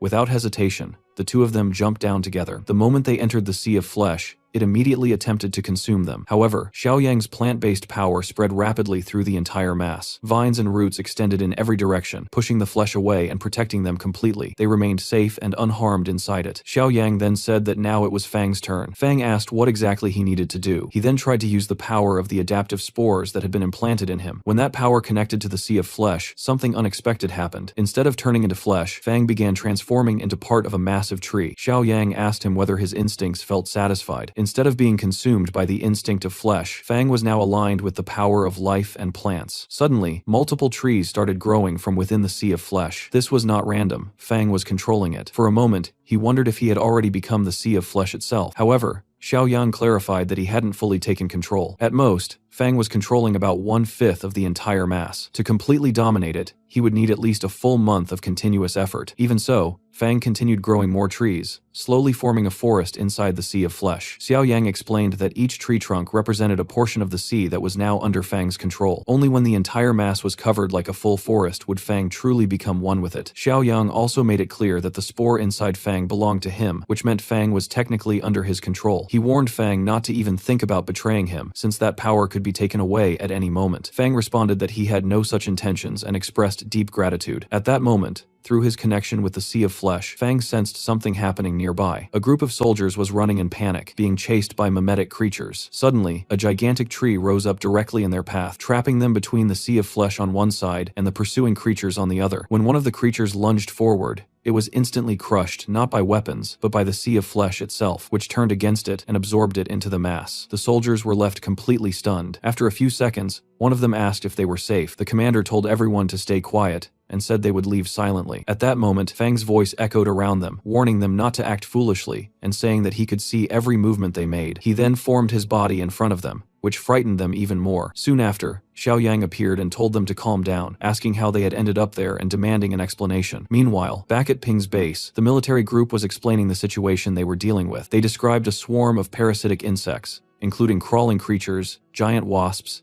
and insects capable of shooting corrosive venom. Some of them acted as parasites, attaching themselves to people's heads and turning them into puppets, similar to zombies. Using her knowledge, Ping explained that these creatures seem to belong to a eusocial species, similar to ants, bees, termites, or wasps. These species function as massive colonies, where individuals have almost no personal will and instead act under a shared collective consciousness. She explained that such creatures were extremely intelligent and had incredible coordination. Yang Bing then asked if everyone now understood what his group had gone through. Before anyone could respond, noises started coming from outside. More cannibals were approaching. Yang Bing was confused and asked what they meant by cannibals, wondering if they actually ate humans. Shuai confirmed that they did, and said that now they were beginning to understand what kind of enemies existed in that place. Soon, a female cannibal appeared and said that one of her scouts had seen their leader heading towards City K, meaning the base was currently without its strongest protection. She proposed that if they surrendered, they wouldn't kill everyone immediately, since that would be a waste. Instead, they would only require a few sacrifices in exchange for letting the rest live. Shuai asked if they were trying to domesticate them. The cannibal told him not to be so aggressive and gave them 30 minutes to decide, warning that if they refused, a massacre would begin. Yang Bing responded angrily, insulting her and calling her shameless, then showed their assault rifles, asking if the cannibals understood what that meant. The cannibals were clearly surprised, as they hadn't expected such weapons. However, they suddenly jumped down from the buildings, landing without injury, displaying superhuman abilities. The soldiers were shocked and realized how serious the situation was, immediately opening fire, but the bullets passed through the cannibals with little effect. Yang Bing asked what they were supposed to do now. But before anyone could respond, one of the cannibals was suddenly torn apart by Sheng Zi's tentacles. The cannibals were stunned and asked what kind of creature that was. The female cannibal looked at her subordinate and questioned whether he had lied, since he had claimed the leader had already left. The guard simply told her to look more carefully. It became clear that Sheng Zi was far beyond anything they had encountered before. Realizing this, the cannibals tried to flee immediately, but Sheng Zi chased them down with ease. With a single strike of his claws, he split them apart, killing them instantly. Yang Bing and the soldiers were completely shocked by what they had just witnessed. Shuai then asked Yang Bing if he still thought that place was less dangerous than the insect swarm. Yang Bing could only nod silently, accepting the truth. Later, Xiao Yang received the same explanation about the insect horde that had destroyed City B. He asked whether the disaster there was different from what they were currently facing. At that moment, the system alerted him again, informing him that he had discovered a new type of disaster, an insect horde. Xiaoyang thought that if every new disaster type he discovered and eliminated gave him points, then this was definitely a good thing. One of the soldiers then explained that their original plan had been to pass through City M and continue heading south. Fang commented that his base was located in that direction. A soldier asked in surprise if they actually had a base and whether they still needed one. Xiaoyang replied that they did, because there were still things important to him that he needed to handle. Fang, looking down, said that he was now already part of the Sea of Flesh, and that there was no turning back for him. He asked Xiaoyang to take care of Ping. Xiaoyang replied that it wouldn't be necessary, because he planned to go there himself and bring the rest of the base over to this location. Fang said that wouldn't be possible, as it would be far too dangerous. Xiaoyang then asked if Fang hadn't noticed that the nature of his body had already started to change. He explained that because of the adaptive spores, the Sea of Flesh now had access to a much more efficient and sustainable energy source. It no longer needed to hunt constantly to survive. Instead, it was as if a kind of internal farm had been created within it.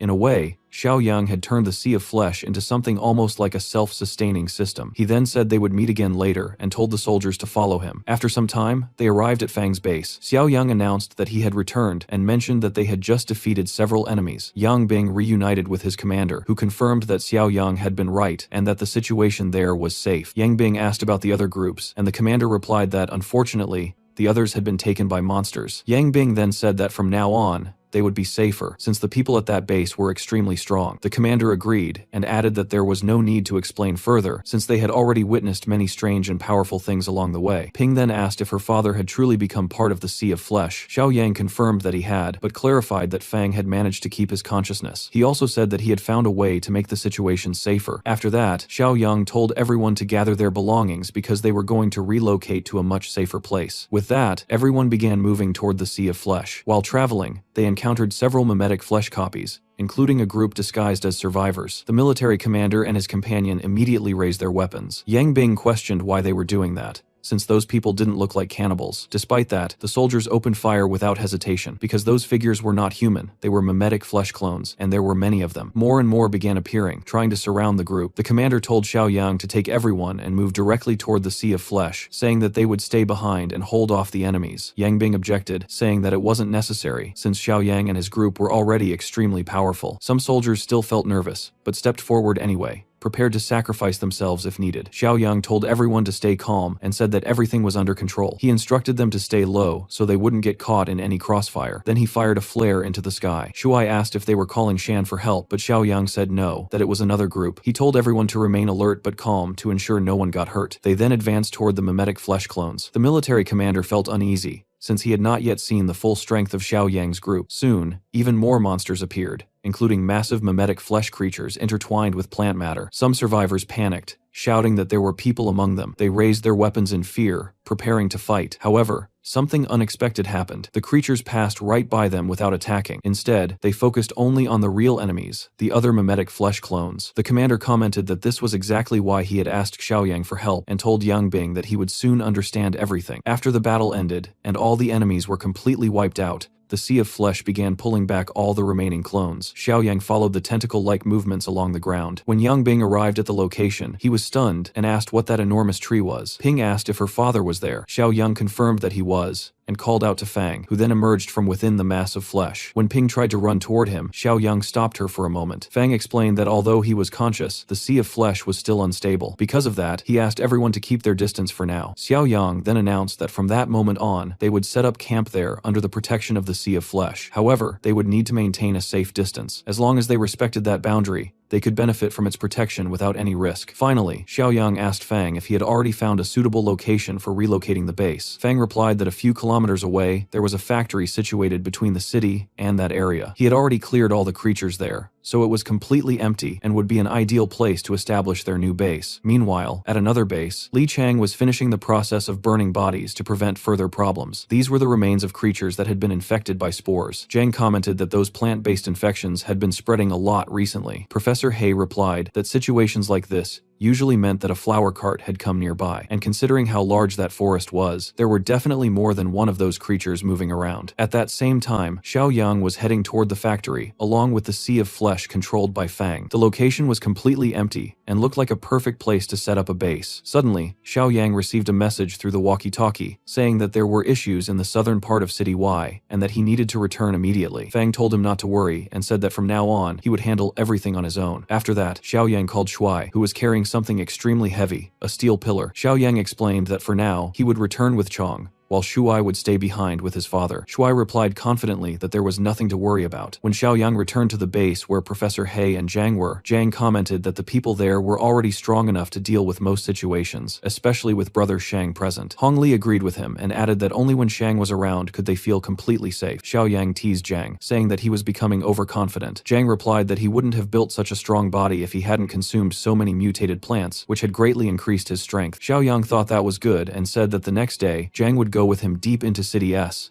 into the jungle, so they could truly test their strength. The next day, after defeating several zombies infected with fungi and spores, Xiao Yang realized that the people at that base were actually quite strong. Zhang said that he had been right all along, and claimed that he and Shan Shan had become much stronger. Xiao Yang responded that it would be better to save that confidence for when they faced a real flower monster. At that moment, Li Chang noticed something unusual and pointed it out to Xiao Yang. It looked like someone had been cutting down trees in the area, as if a lumberjack had passed through, because all the trees along the path had been chopped down. Xiao Yang said that it couldn't have been their group, since they had never gone that far into the region. He then asked everyone to stay quiet and focused his hearing. After a moment, he confirmed that there was movement nearby. Soon, they discovered a group of lumberjacks actively cutting trees with chainsaws. At one point, a tree suddenly fell on one of the workers, crushing his leg. Even while injured, the man panicked and kept insisting that he could still work for 2 more days. Suddenly, plants began growing over his body, and his head exploded. The other workers were terrified, realizing that the same thing could happen to them. Even so, one of them told everyone to stop staring and continue working. They tried to ignore what had just happened. At that moment, Xiao Yang's group stepped forward. The workers asked if they were survivors. Zhang pointed out that instead of being relieved,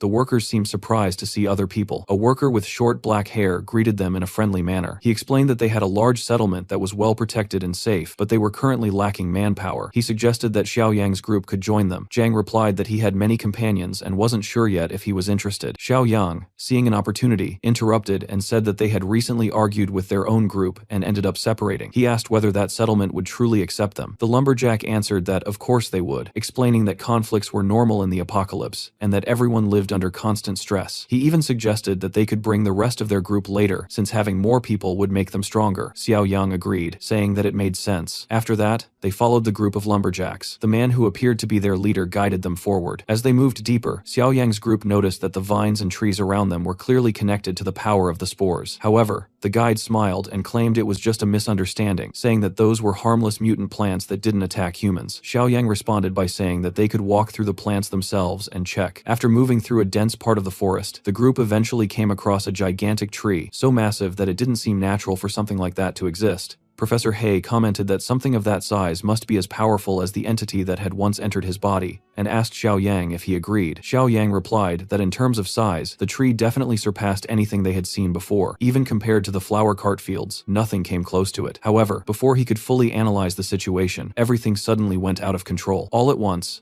the workers in the area rushed forward and grabbed the group. Xiao Yang was restrained along with the others, but he didn't resist and didn't appear surprised by what was happening. Shortly after, the real situation revealed itself. The enormous tree was extending tendrils and roots into piles of zombie corpses, lifting them up and reanimating them. The revived creatures began advancing, trying to force the group to join them, claiming that they were all the same kind. One of the workers holding Xiao Yang asked what that meant. In response, Xiao Yang struck him with an elbow to the face and quickly subdued him. The rest of the workers were also taken down without much effort. Shocked and frightened, one of them asked who they really were. Xiao Yang explained that since the zombies were a threat to everyone present, he wouldn't kill them for now, because he understood that they weren't controlling the creatures. The situation escalated when spore-infected zombies appeared and charged toward them. Xiao Yang released the worker he had restrained and allowed his team to engage the incoming horde. The workers were amazed by how powerful Xiao Yang's group was. Their leader said that defeating such a thing was impossible because there were too many enemies and the corpses were constantly being revived to protect the tree. Without any sign of difficulty, Xiao Yang summoned roots that pierced through multiple enemies at once. One of the workers, overwhelmed with fear, began shouting that everyone there was a monster. Immediately after that, roots and vines burst out from his body. The same thing started happening to several other workers as well. Seeing this, Professor He warned that if things continued like that, no one would survive. Xiao Yang replied that they just needed to destroy the main source, and the entire problem would be resolved. He advanced forward, using blades formed from the giant tree itself. The tree reacted instantly, attacking him with its branches and roots. It fought with enough strength and precision that it nearly knocked Xiao Yang down, making it clear that this wouldn't be an easy battle. Meanwhile, the remaining workers were being overtaken by roots, growing more and more terrified as they faced the possibility of death. Xiao Yang then ordered all the infected individuals to gather near him. He took a deep breath, filling his lungs completely, and then released his power in the form of a dense mist, similar to gas, spreading it over them. In the next moment, the workers realized that the infection inside them had been neutralized. Xiao Yang explained that the mist was made of a special type of bacterial algae, capable of preventing the spores from parasitizing their bodies. He then instructed Zhang to take those people and move them far away from the area. Once they retreated, the spore zombies began moving toward Xiao Yang, who stayed behind. He used the natural force within him to attempt to control the creatures, and for a brief moment, it worked, causing the horde to stop. Xiao Yang remarked that the force of nature had done its job well. Professor He then asked whether the voice they had heard earlier had come from the giant plant, and if it truly possessed consciousness. Xiao Yang explained that adaptive spores had already evolved structures similar to neurons, so developing consciousness was simply a natural outcome of that evolution. He said they would discuss it later, and for now, retreating was the best option. Li Chang asked if they weren't going to destroy the tree. Xiao Yang replied that fighting something of that size at that moment wasn't worth the risk. The force of nature then surged outward again, pushing the monsters back and buying time for the group to reorganize. After that, Xiao Yang decided that Zhang, Shengzi, and the others would return to defend the flower cart fields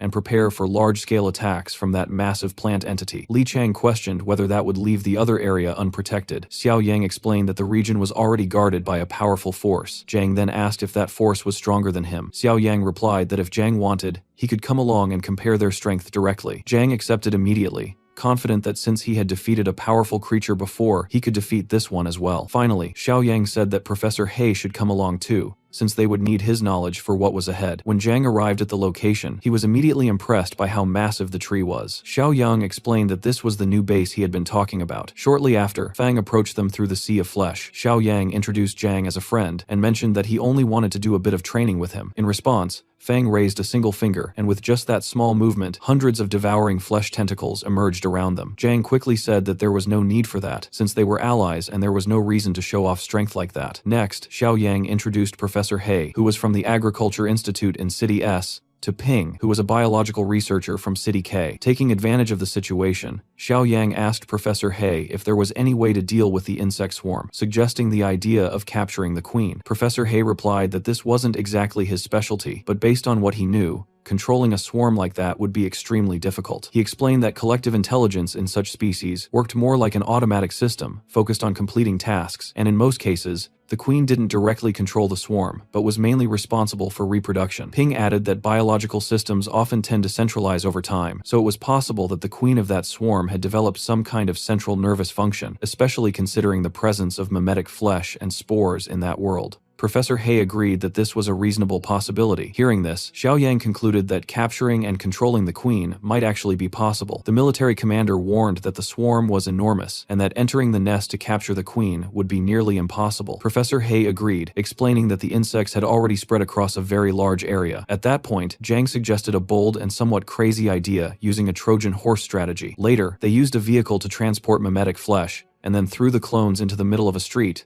before quickly retreating. As expected, the clones became confused and disoriented. Zhang believed that the plan had a good chance of success. The group then carefully observed how the creatures would interact. Soon, one of the giant insects approached the mimetic flesh, examined the situation, identified the clones as enemies, and then returned to its nest. Xiao Yang paid close attention to the direction it went, and once he confirmed the location of the nest, he realized that the plan had worked. Shortly afterward, the insect came back along with several others, effectively alerting the swarm about the threat. A massive number of insects appeared, causing the already shaken soldiers to retreat immediately. Professor He asked if it was really safe to remain there, but Xiao Yang assured him that everything was still under control for the moment. The insects did not attack Xiao Yang's group directly. Instead, they focused on the mimetic flesh clones, which began fighting back since they were partially under Fang's control. Xiaoyang decided to assist by using the power of spores, eliminating multiple insects during the clash. The military commander commented that he would never have thought of such a strategy. After most of the insects were either killed or infected by spores, Professor He questioned whether this method would actually be effective. Xiaoyang explained that insects didn't have the same regenerative abilities as mimetic flesh, which made them much harder to control. While Fang could still manage the mimetic flesh, controlling the insects was far more difficult. Xiaoyang then attempted to dominate the insects, but most of them ended up dying instead. Only one insect remained alive, struggling and moving erratically. It approached Xiaoyang without showing any hostility, which meant the attempt had succeeded. Xiaoyang had managed to control at least one of them. Professor He felt slightly disappointed that only one had survived, but Xiaoyang explained that a single one was enough. He then controlled the insect and made it return to the nest while pretending to be unconscious. As Xiaoyang observed the surroundings during this process, he realized that it was no exaggeration to say that the people of City B had been deeply traumatized. The insect colony was enormous and extremely terrifying. Meanwhile, inside City B, a few survivors were still alive, trying to hide from the crawling insects. One of them suggested that they should follow the airflow, believing it would eventually lead them to an exit. The group moved carefully and quietly, passing through areas filled with corpses that were covered in worms and insect eggs. After some time,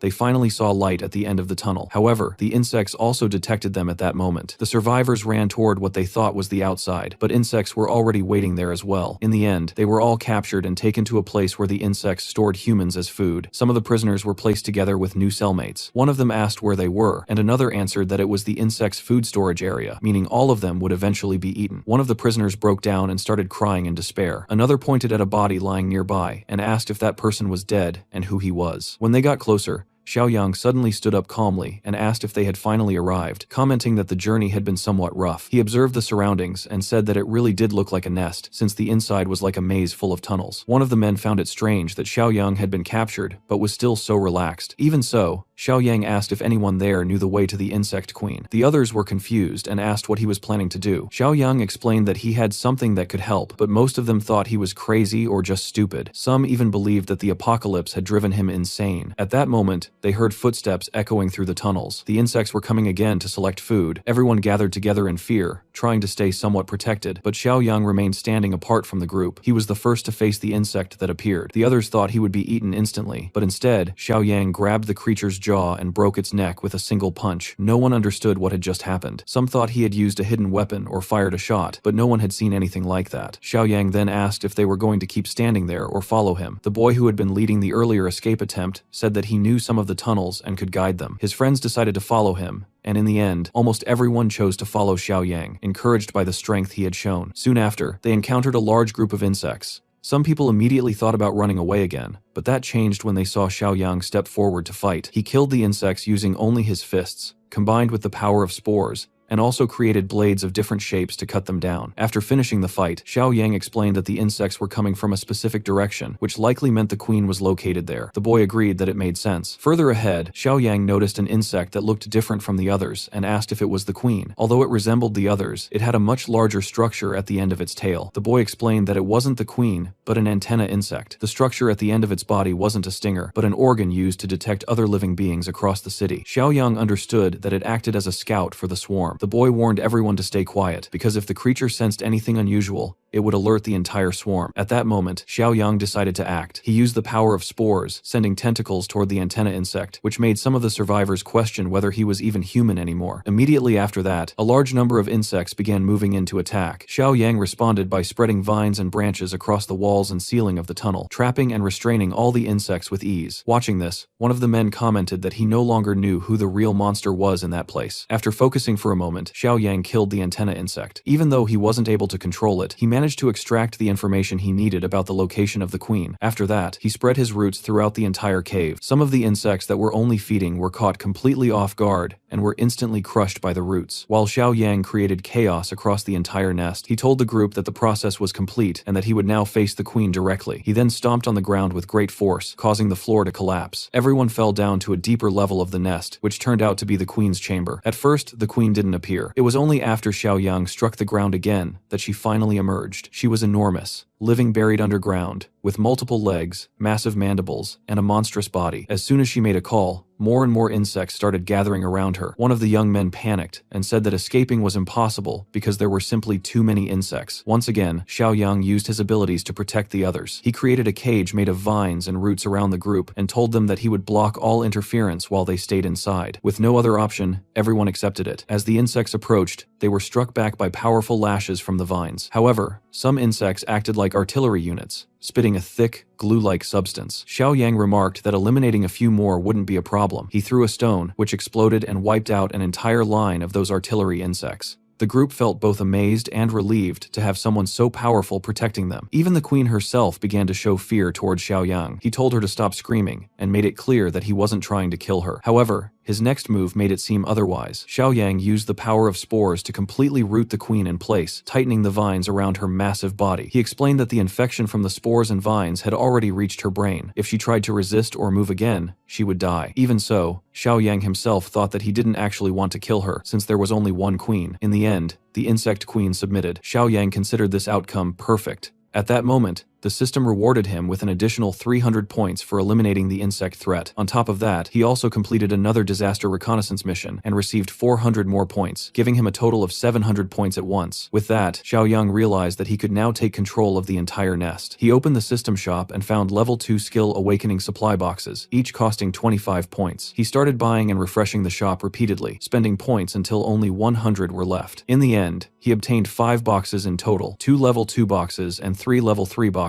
After opening them, his body strengthening ability increased to level 3. He also gained level 2 high voltage bioelectricity and level 2 brand of slavery, which allowed him to control up to 2 servants at the same time. He found this extremely useful. Without wasting any time, Xiaoyang immediately used the brand on the insect queen, turning her into his completely obedient servant. Meanwhile, in the cannibal district, the cannibals continued fighting among themselves like they always did. Those standing on top of buildings mocked the ones below. They were the same group that had previously caused trouble for Xiaoyang's base. The cannibals on the ground questioned whether the ones above really thought they could win with such small numbers, since there were only 2 of them. One of them replied mockingly, telling them not to worry, and saying they would make good use of that goddess. At that exact moment, the cannibal standing behind him was suddenly blown apart. The bikini-clad cannibal holding a machete commented casually that she would actually enjoy having a little puppy to turn into a goddess. The group didn't even realize when the attack had started. In the blink of an eye, the cannibal leader had already appeared among them. She beheaded multiple cannibals in just a single second using her machete. After that, she placed her blade against the neck of the so-called puppy. The remaining survivors were shocked and asked how they could be so strong. A large man with a patchy beard replied that there was no reason to be afraid, saying that in the current world, that level of strength was the bare minimum needed to survive. According to him, there was only one group stronger than them. Before the others could ask who he was talking about, a massive swarm of insects suddenly appeared. It wasn't just flying insects. Ground insects were also charging forward at high speed. The cannibals tried to escape in panic, but the weaker ones were quickly caught and killed almost instantly. The big man and the bikini-clad woman managed to lock themselves inside a nearby base, still confused about what was happening. At the same time, at the Flesh Sea base, the soldiers were horrified by the sight of the insect swarm.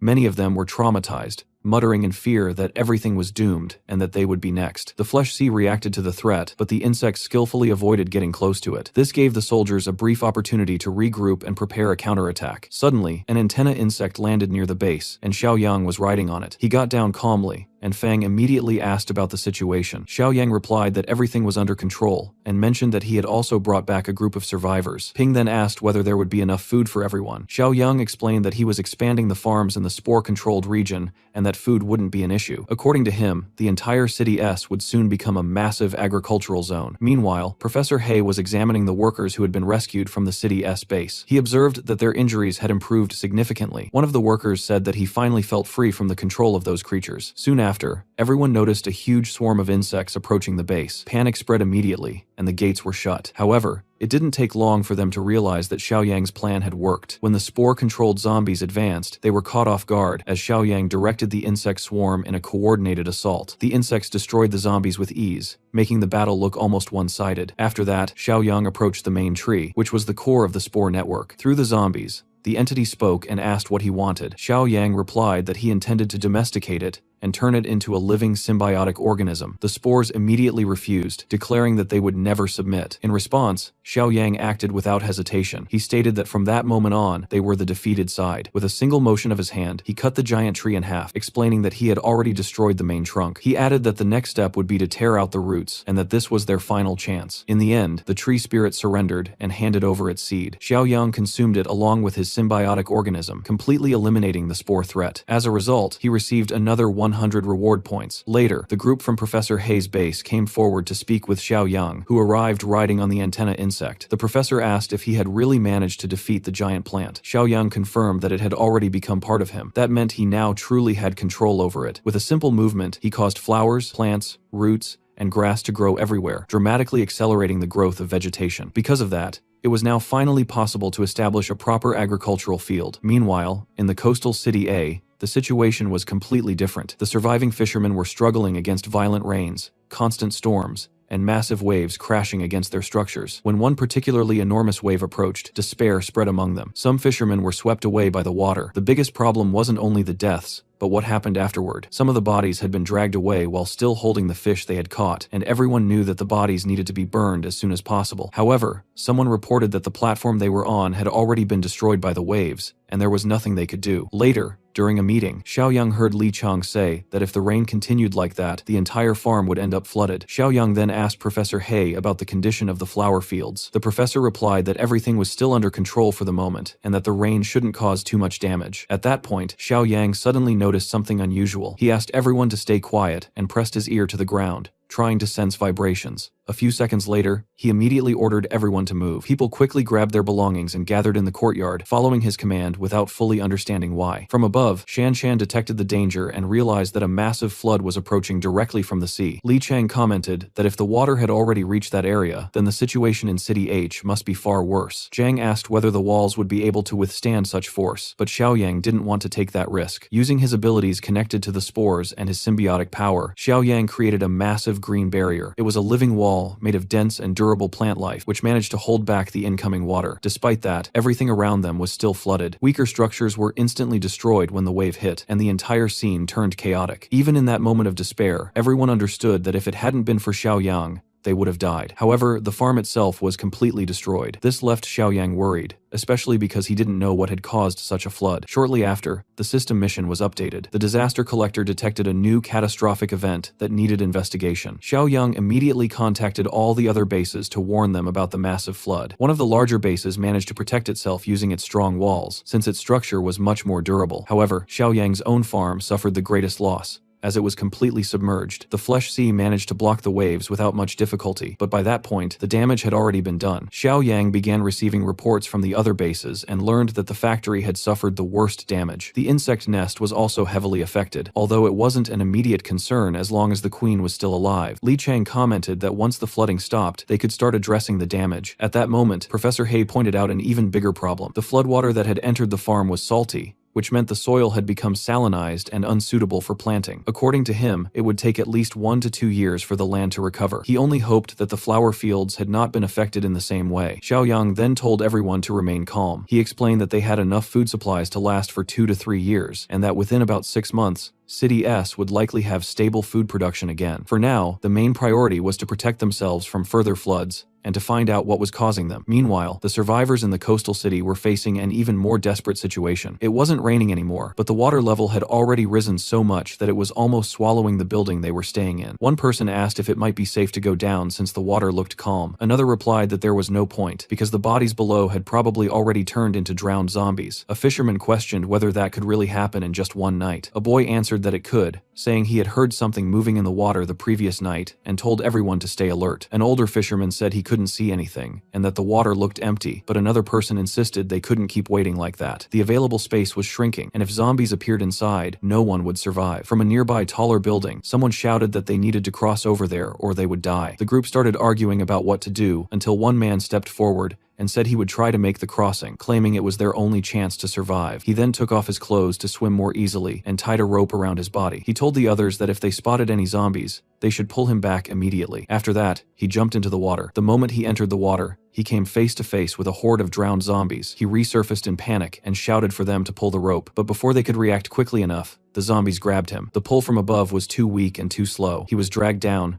killed, and drowned along with the others. The rope eventually came back up on its own, completely snapped. Everyone in the building fell into despair. Now they were certain that zombies were below, and they realized there might be no escape left. At that moment, things got even worse. They began to notice insects appearing, forming a swarm of giant insects. One man completely lost it, wondering how they were supposed to survive while dealing with both aquatic monsters and giant insects at the same time. Then they realized something even more terrifying. Those zombies were no longer ordinary undead. They had evolved into sea monsters. Already in their final stage of evolution, these strange creatures, equipped with natural harpoons, started climbing up the buildings. The survivors ran quickly to lock the doors and tried to hold their ground. In the taller building, the people were already exhausted and had no strength left to fight, only questioning how they were still alive. In the lower building, the fishermen saw the monsters climbing the stairs and rushed to block the way. One person who tried to hold the door ended up leaning against it and was instantly pierced by the monsters' harpoons. Another survivor didn't hesitate and threw a table in front of the door to reinforce the barricade, but it made no difference. The monsters then used a strange ability, something like sonar. The sharp sound caused intense headaches, disorienting everyone. Moments later, the doors were smashed open. Their last refuge was the rooftop, the same place they had started from. One person said that a simple metal door wouldn't hold those creatures for long and suggested jumping into the water. A fisherman argued that there were zombies below, but the other made it clear there was no alternative. Either they fought and died there, or they jumped and took their chances. In the end, everyone removed their shirts and jumped into the water. The aquatic zombies were indeed there, but they were slower compared to the evolved monsters. Even so, some survivors were caught. One of them managed to escape narrowly. He was a strong swimmer and kept pushing forward with everything he had. However, the monsters quickly started chasing him. From the taller building, people shouted for him to swim faster, warning that the creatures were closing in. Just as one of the monsters was about to reach and kill him, a giant insect suddenly dove into the water and attacked the creature. The impact killed it and released a kind of poison into the water. The survivors were confused, wondering if the insects were actually fighting the sea monsters. But the insect didn't last long and was quickly killed by the other creatures. Xiao Yang, who was controlling the swarm, confirmed that this outcome was exactly what he had expected. After that, Xiao Yang set out toward the coastal city along with Shuai, Li Chang, and Shan Shan. As they traveled, Shuai asked why they were going by boat instead of flying on the insects, saying it would look much cooler. Xiao Yang explained that the insects still had their own instincts, and if they were attacked mid-air, he wouldn't be able to control them quickly enough to avoid danger. Shuai confidently replied that he wouldn't get hurt by insects like that. Xiao Yang gently patted his head and said that was exactly why, because he didn't want his insects to get hurt. Soon after, they noticed a small group of survivors standing on top of a raft, struggling hard while fighting against aquatic zombies. In the middle of that chaos, one of the women was suddenly dragged underwater and couldn't be saved in time. She sank down and ended up drowning together with the other monsters in the water. Her father, completely broken and desperate, started thinking about jumping into the water to save her, even if it meant he would die along with her. Right at that moment,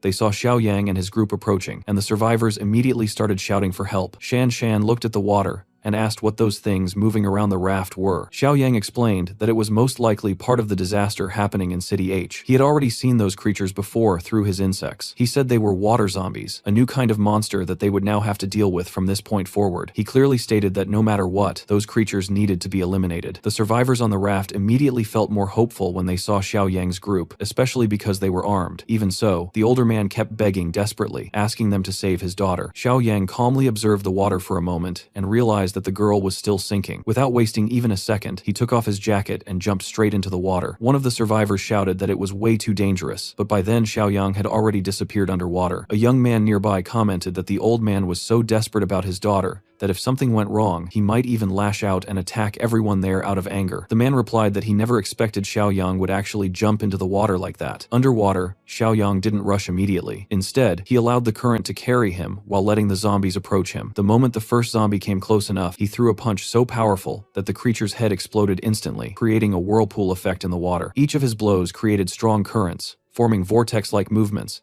and within a very short time, he managed to clear a path through the entire group of aquatic zombies. Soon after that, Xiaoyang came back up to the surface, holding the girl, and handed her over to the survivors on the raft. He returned completely unharmed. Not only that, but he had gone in without any weapons, and still managed to wipe out the entire group of aquatic zombies by himself. He immediately told them to save the girl. They quickly started performing cardiac massage and gave her mouth-to-mouth breaths. After a few moments, she suddenly coughed. Xiao Yu was alive. The man kept thanking Xiaoyang again and again, saying he didn't even know how he could ever repay such a huge debt. Meanwhile, one of the younger men in the group, still feeling suspicious, asked Xiaoyang who he really was. Xiaoyang explained that he was a survivor from City M. Since the flood had also reached that place, he had come there to investigate what exactly was happening in that region. This explanation made the survivors even more impressed, and they started praising how easily he had dealt with those dangerous creatures. One of the women then asked if he could help them escape using the boat. Right after that, she suddenly remembered the sea monsters and said they could appear again at any moment. She also recalled the earlier attack Xiaoyang had carried out using one of his insects, and asked if those sea monsters were the same type of creatures. Xiaoyang pointed toward the horizon, where several creatures were approaching at an extremely high speed, almost around 90 kilometers per hour. The survivors immediately confirmed that those were indeed the same monsters. One of the young men panicked and shouted that they needed to grab the boat immediately, because if they delayed even a little, none of them would survive. Another person asked whether everyone would even fit in the boat, while a woman said in fear that she didn't want to die there. Xiaoyang found their panic strange, and calmly asked what the issue was, saying that they just needed to kill those creatures as well. One of the men replied that Xiaoyang clearly didn't understand how serious the situation was. Those monsters were far stronger than normal zombies, and fighting them while being in the water made it almost impossible to win. Before he could even finish his sentence, one of the monsters suddenly leaped forward with a harpoon, aiming directly at Xiaoyang. Xiaoyang caught the weapon in midair, pulled the creature closer to himself, grabbed it by the neck, and strangled it until it died. Another monster then attacked Shuai. Shuai managed to dodge it, but commented that those creatures were clearly faster than cannibals. Xiaoyang replied that it was obvious they would be faster since they were inside the water. At that moment, another monster managed to hit Xiaoyang and knocked him straight into the water. The survivors instantly fell into despair, thinking that everything was over and that they were all going to die. Underwater, all the monsters tried to pierce Xiaoyang's body with their harpoons, but his skin was so tough that it was like hitting steel. Xiaoyang then released his spore ability, causing vines to grow rapidly and bind all the creatures tightly. After that, he used his bioelectricity power to electrocute all of them underwater. Moments later, the burned and lifeless bodies of the monsters started floating up to the surface. The survivors stared at the scene in complete shock. Shuai calmly told everyone to relax, saying it was obvious that Xiaoyang wouldn't die that easily. Shortly after, Xiaoyang came back up to the surface by creating a bridge made entirely out of plants. He then told the survivors from the city that if they truly wanted to survive, they should go with him to the outskirts of City H. The older man replied that they had barely managed to escape from that place, and that all they wanted now was to find solid ground. Xiaoyang told them to trust him. He explained that in their current condition, even reaching solid ground wouldn't guarantee their survival. When they asked why, he explained that outside there were zombies, mutants,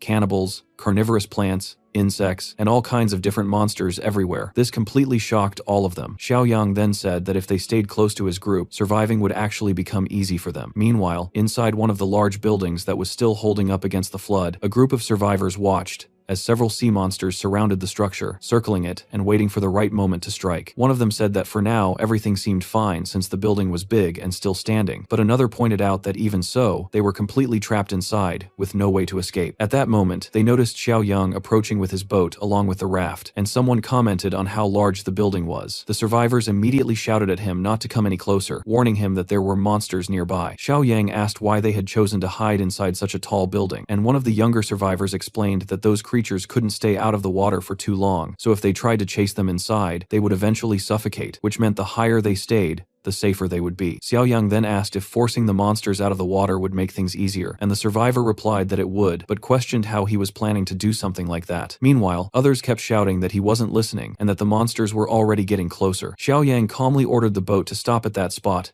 and warned everyone not to move closer to the building, saying they didn't want any friendly fire. When they asked what he was about to do, he said he was going to do something not very ethical. Then he suddenly moved forward quickly, using nearby structures to attach his vines and spread them throughout the water, and once everything was set, he released high-voltage bioelectricity, instantly killing all the creatures within a large area. The few monsters that were smart enough to escape rushed into one of the nearby buildings, and Xiaoyang commented that once outside the water, those creatures became much weaker and more vulnerable. Right after that, A swarm of insects appeared in the sky, and Xiaoyang casually said it was time for dinner. The insects immediately attacked and started devouring the sea monsters without hesitation. With the area cleared, Xiaoyang and his group quickly climbed into the building, and he personally approached the survivors, telling them to relax and assuring them that he wasn't a monster. One of them pointed toward the sky and asked about the insects, and Xiaoyang simply made a small hand gesture, causing all the insects to instantly disperse. Then he asked them to explain what exactly had happened there. The survivors explained that everything had started with a massive tsunami, which had killed many people instantly when it hit, destroying several structures while flooding the remaining ones. In the end, only the tallest buildings stayed above water, allowing a few people to survive, but those survivors were now trapped at the top, waiting desperately for help that never came. Their resources ran out quickly since most supplies were washed away, and whatever little food and water remained was scattered across different floors, forcing them to risk entering dangerous areas controlled by monsters just to retrieve them. Every person who drowned ended up turning into a zombie, and Xiaoyang pointed out that the two types of creatures must be connected somehow. One of the survivors confirmed that the zombies were actually created by those monsters, explaining that although he didn't know exactly how, something in the monster's blood turned victims into aquatic zombies, basically drowned corpses that kept moving. Hearing that, Xiaoyang noted that the monsters seemed to behave like organized hunters, rather than mindless creatures. One of the survivors then told him that he seemed strong enough to possibly eliminate all those monsters, and explained that the creatures had their own territories where they reproduced, which made Xiaoyang even more interested. The man continued, saying the monsters were highly intelligent and cooperative, always hunting in groups, and that after killing someone, the first thing they did was tear out the victim's lungs. If there were too many victims, they wouldn't kill them immediately, but instead drag them underwater to what they called monster farms, which were located on small islands that had survived the flooding far away from the coast. And wherever there were still survivors,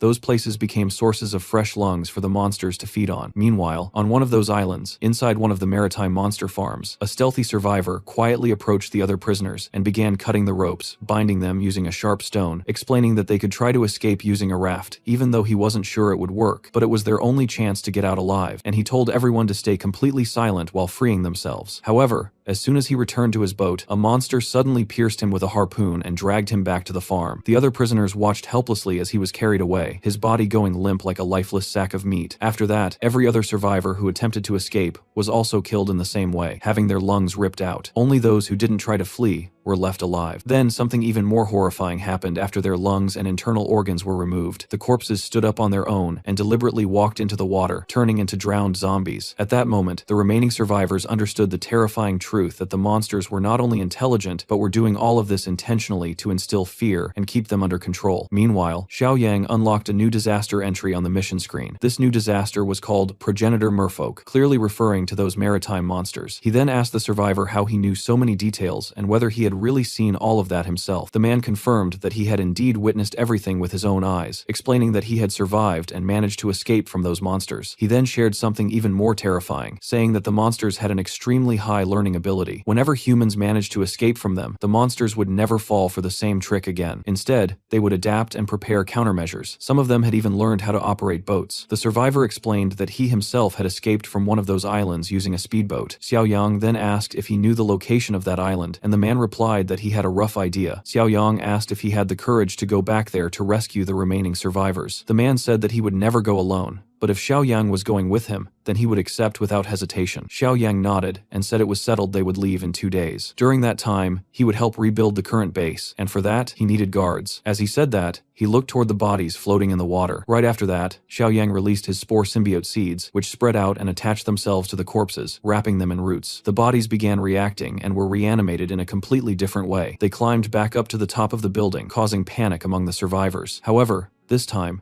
those creatures did not attack anyone. They were under Xiaoyang's control. Xiaoyang explained that although those bodies still carried traces of the maritime monsters, they were no longer the same. They had become plant-based organisms. The survivors started wondering if that meant even zombies could now be controlled. They reminded Xiaoyang that he had mentioned rebuilding the base, and he confirmed it, saying that now was the time to start. Then he suddenly said they would begin immediately. At that moment, another swarm of insects appeared, all of them also under Xiaoyang's command. Sometime later, one of the survivors woke up feeling confused, unable to recognize the surroundings because everything had changed completely. Xiaoyang had created a massive embankment beneath the buildings using plant structures, raising and stabilizing the entire area above the water level. The insects were working constantly, building a huge nest, carrying materials back and forth in a highly organized manner, as if everything was part of a precise system. Shuai was completely shocked by how much everything had changed in such a short time. Even Xiaoyang himself commented that it felt absurd, despite the fact that he had already lost part of his sanity. Shuai then asked how all of this had been accomplished, and Xiaoyang explained that the combination of insects and spores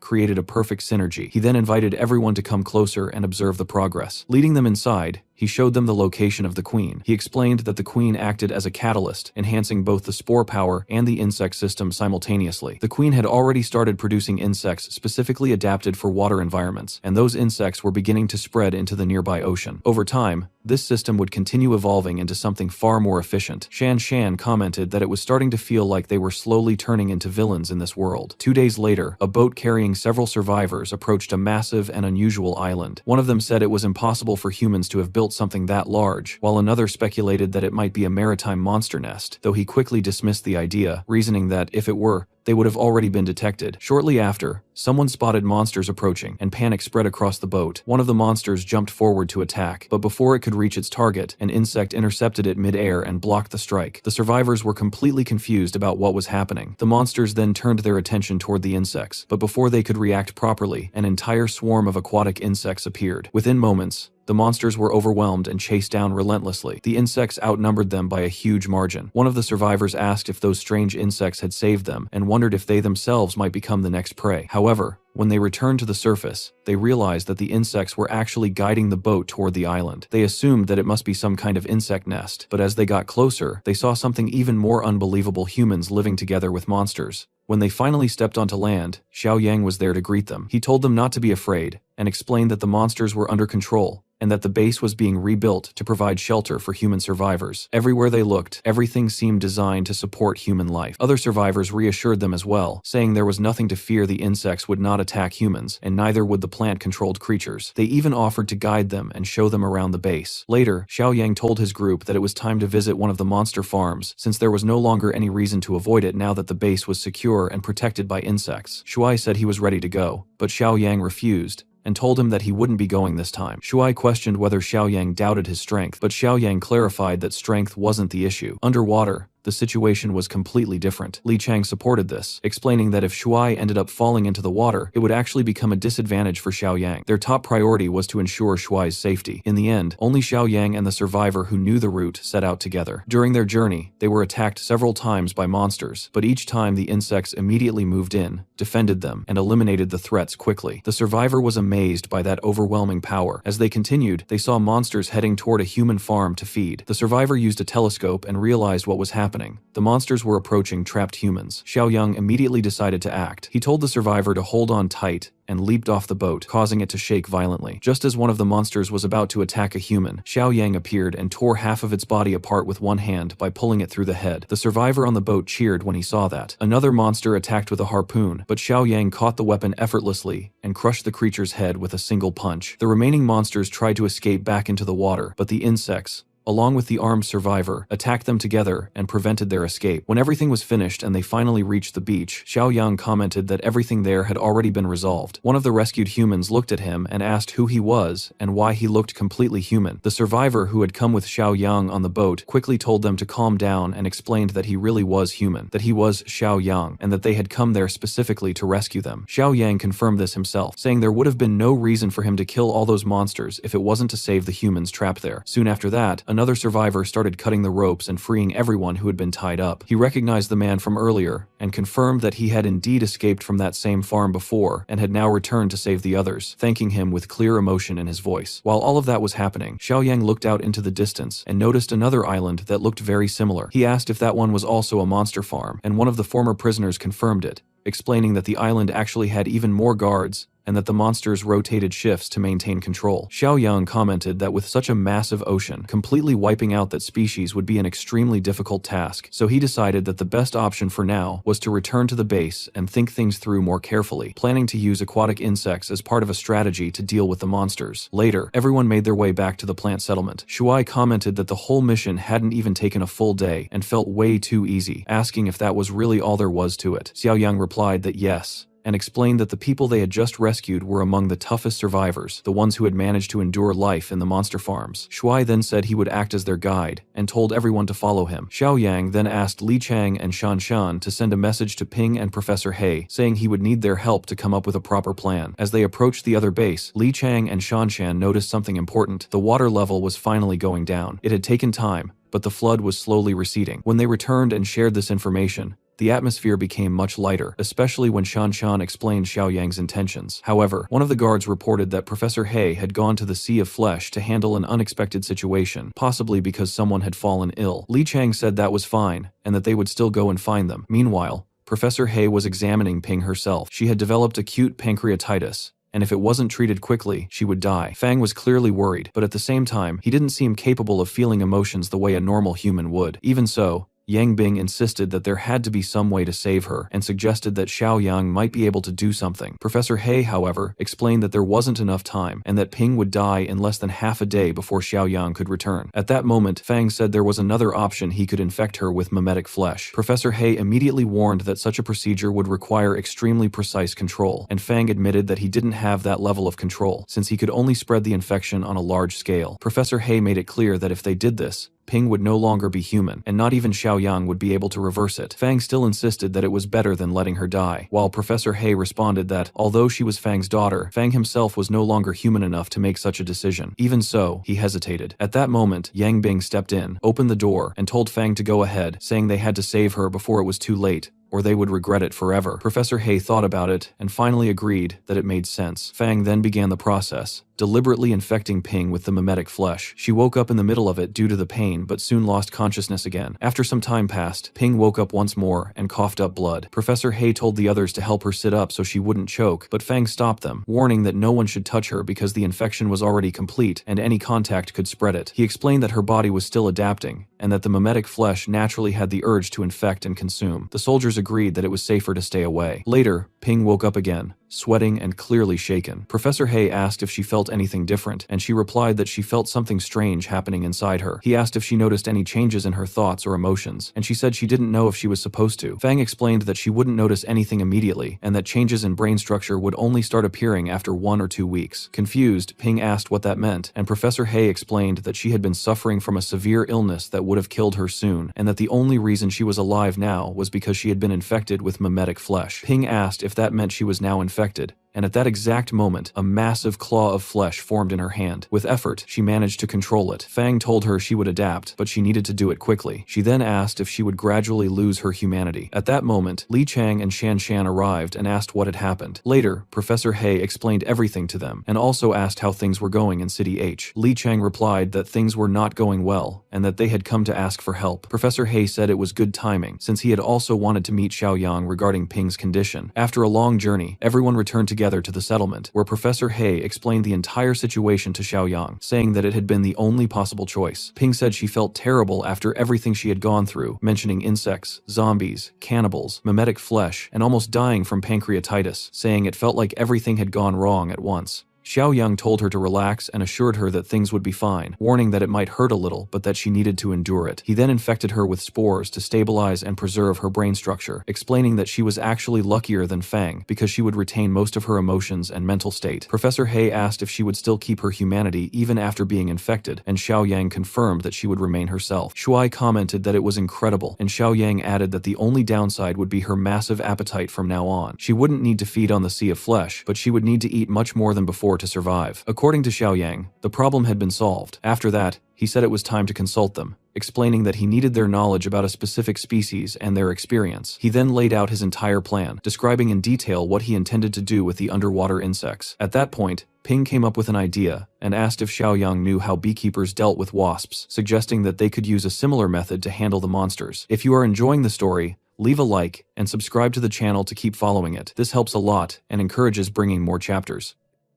Ping explains that those creatures are natural enemies of bees and cause serious trouble, adding that beekeepers usually tie a piece of paper to such insects and track them back to their nests in order to destroy them. Hearing that, Shanshan thinks about whether they could mark the sea sirens in a similar way. Ping then reveals that instead of that, they can use GPS tracking devices to locate them, explaining that such trackers can be attached to sea creatures for tracking purposes. Xiao Yang immediately asks where they could find this kind of equipment right now, and Professor He recalls that a marine ecology institute should have these devices. Xiao Yang celebrates, saying he knew calling them was the right decision. With that decided, the team boards a boat and heads toward the research institute at high speed. Along the way, a small crab is seen sitting on top of a severed arm of a sea creature, but in the very next moment, it gets crushed under the stomp of another monster. Soon after, a group of terrifying sea creatures emerges onto the beach, clearly preparing for an attack. Meanwhile, on the boat, Shanshan notices that the water is becoming shallower as they approach land. Suddenly, Li Cheng shouts, warning everyone that something strange is floating in the water. They soon discover floating skeletons and begin wondering whether they belong to humans or something else. The protagonist then stretches out his hand and uses his powers to pull one of the skeletons onto the boat. Upon closer inspection, he realizes that these are not human skeletons, as their teeth are unusually sharp and bizarre. Ping then points toward the water,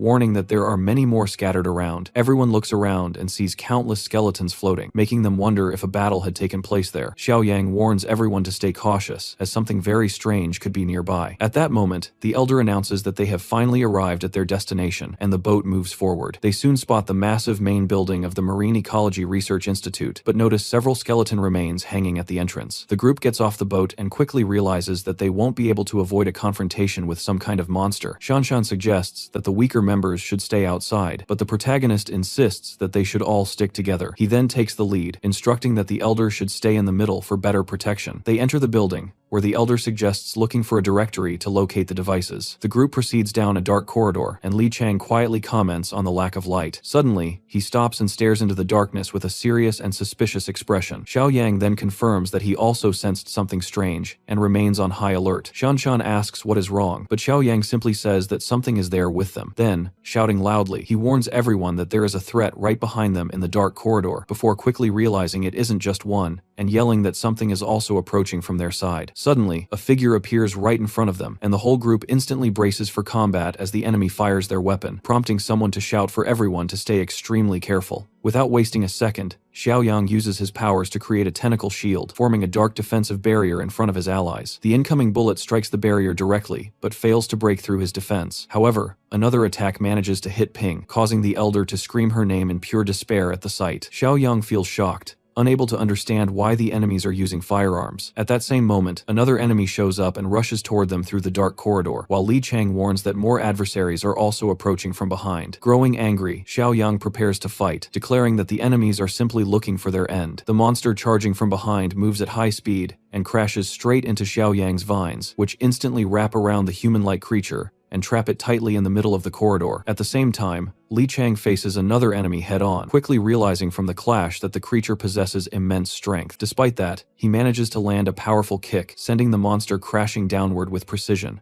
The creature slams into the water with force, creating a massive splash of foam. Nearby, Shanshan shields the professor, telling him to stay behind her for safety. Out of nowhere, Ping gets captured by a rope, shocking the professor, who immediately cries out in despair as he watches her being dragged away by a mysterious creature. With a brutal pull, the enemy grabs her hair, making her scream in pain. Shanshan grows furious, realizing their friend has been captured. Then suddenly, the creature speaks, shouting at them to release Wang Yang, catching everyone completely off guard. Xiao Yang questions how such a being is even capable of speaking human language. The enemy tightens its grip on Ping, using her as a hostage to threaten the group, but at that exact moment, the monster girl seems confused, as if she doesn't understand what's happening. Suddenly, bizarre tentacles burst out from Ping's back and slam into the enemy with full force. These mimetic tentacles grab the attacker and hurl her far away with terrifying strength. The creature crashes into the water and, from below, witnesses the monstrous silhouette of Ping's transformed state, her body partially mutating into a bizarre form, while her eyes glow with dark power. Meanwhile, the trap-setting man shouts out for his companion, who is still completely restrained within Xiao Yang's vines. Xiao Yang then forms a sharp blade using his powers, and prepares to counterattack. With a swift motion, he traps the monster woman as well using his vines, and then aims a sharp stake at her head, threatening her. Ping instinctively tries to attack the creature again, but Xiao Yang stops her just in time. The captured enemy then yells out, admitting that the monster woman is too strong and begs the hero to release them. Xiao Yang responds coldly, telling him to call for reinforcements or he will end both of their lives immediately. Shocked, Shocked, the enemy realizes that the group's leader can actually communicate with them. Shanshan then smiles and mocks him, asking if he is deaf since they have been communicating all along. Panicking, the captured enemy shouts for everyone to stop fighting right away. Hearing this, the protagonist turns to Ping and asks if she can still control herself. She nods in response, and her body slowly begins returning to normal. Looking down at her hands, she stammers in confusion, unsure how to react to her sudden transformation. Xiaoyang observes that she hasn't fully adapted yet, but, importantly, hasn't lost her consciousness. With that, he decides to release both enemies, stating that he will give them a chance to explain themselves. On the building's roof, the group gathers together and prepares to interrogate the two prisoners. Xiaoyang directly asks what is going on, who they really are, and what they were doing inside that institute. The man then reveals that they are actually humans and were once members of the research team stationed at that location. Xiaoyang follows up by asking if they had been modified by the sea sirens in some strange way. The man explains that the reason they turned out like this is because they consumed the flesh and blood of the sea sirens. Hearing that, Li Chang is completely shocked and finds it unbelievable that they had the courage to eat something like that. The man clarifies that they had no other option since there was no food available, and they were starving, and they refused to start eating humans and completely lose themselves as monsters. Xiaoyang then asks whether the skeletons seen at the entrance belonged to the sea sirens they had defeated. The man explains that they no longer fear the water ghouls,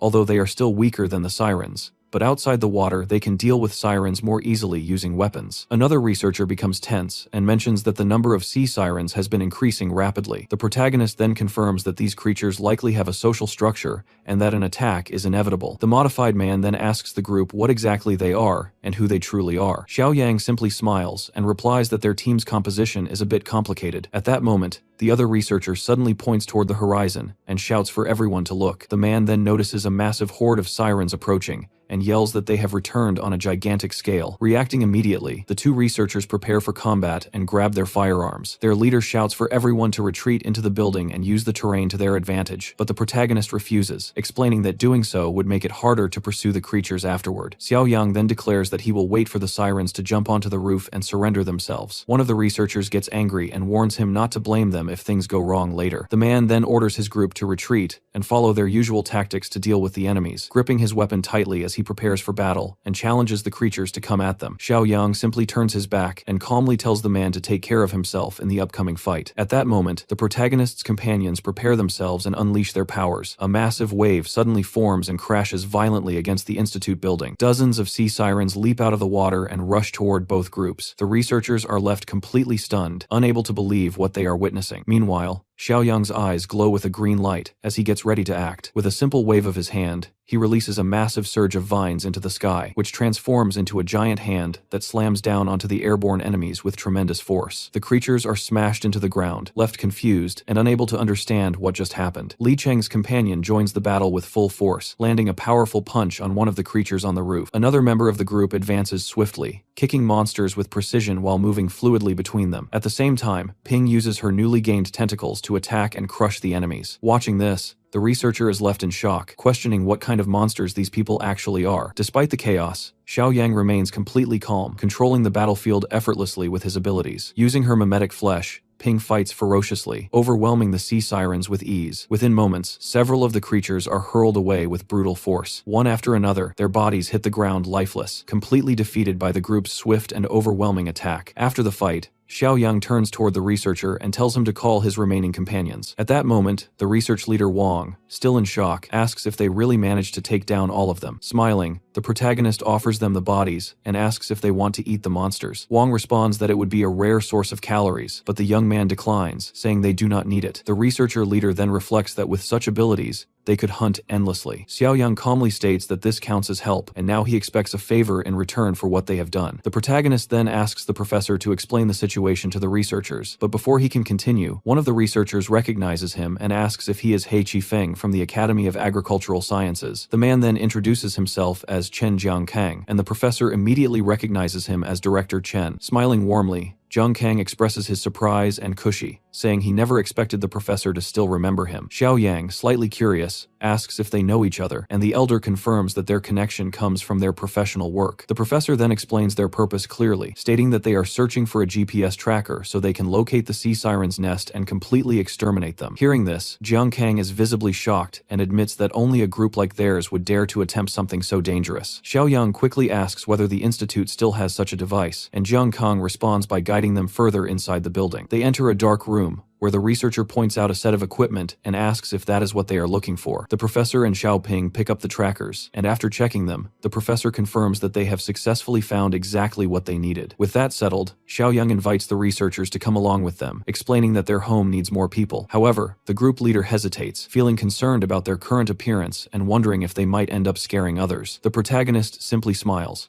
acknowledging that the concern makes sense, and then firmly tells everyone to come along with him. Meanwhile, at the base, Shuai is relaxing, but suddenly starts wondering why the flying insects have begun moving. His attention shifts toward the horizon, and he is instantly shocked by what he sees, unable to believe the scene unfolding in front of him. A massive horde of sea creatures is rapidly advancing toward his island. Without wasting a second, the kid grabs the radio and shouts a warning that they are under attack by a swarm of sea sirens. On the building's roof, a group of people prepares for the incoming battle. Holding their weapons tightly, they shout that the enemies have arrived, and that they must fight with everything they have. Shuai picks up his weapon as well and, with a confident smile, remarks that the monsters are overestimating themselves. He explains that before reaching them, the creatures will first have to pass through a swarm of insects. Right after that, the aquatic insects dive into the water and charge toward the invaders with full force. However, an army of giant, muscular sea sirens suddenly rises from the water, each holding a spear. These creatures immediately launch a fierce attack, pushing aggressively against the island's defenses. Massive explosions erupt underwater as both sides collide in a brutal and chaotic battle. The sea sirens engage the insects in an intense underwater fight, with continuous explosions shaking the water as the clash escalates. Someone asks about the situation, and Shuai responds that the insects do not have the advantage, although they have managed to injure a strong enemy. At that moment, one of the monsters charges forward with its spear, attempting to destroy the insects beneath the surface. The creature reveals its sharp and bizarre teeth as it roars angrily in the middle of the ocean battle. It then strikes one of the insects with precision, using its long weapon deep underwater. Suddenly, its eyes begin to glow with a terrifying power, making it even more dangerous. The enemy swims forward at high speed, preparing to deliver a decisive blow to the defenders. Leaping out of the water, the giant sea creature raises its spear and attempts to strike the humans standing on the building's roof. In response, the flying insects gather in the sky and launch attacks from every direction. The sea monster counters by using its sharp blades to create a powerful energy slash, aiming to cut down the insects mid-air. A massive wave of energy crashes across the water's surface, making the defenders realize that this enemy is unlike anything they have faced before. At the same time, 3 more sea creatures rush through the water at high speed, charging forward with full force to support their allies. In a sudden turn, the blue giant moves swiftly, blocking incoming attacks and using its spear to strike back against its own kind, forcing them all back underwater. At the bottom of the sea, the monster looks upward, trying to make sense of the situation. Completely caught off guard, the blue creature realizes that it has been stopped by one of its own kind and is left confused, unsure of what to do next. Watching from the roof, Shuai decides to intervene in the fight, saying it's been a while since he found someone to stretch his muscles. With that, the kid tells the others to back off and give him space to use his full strength.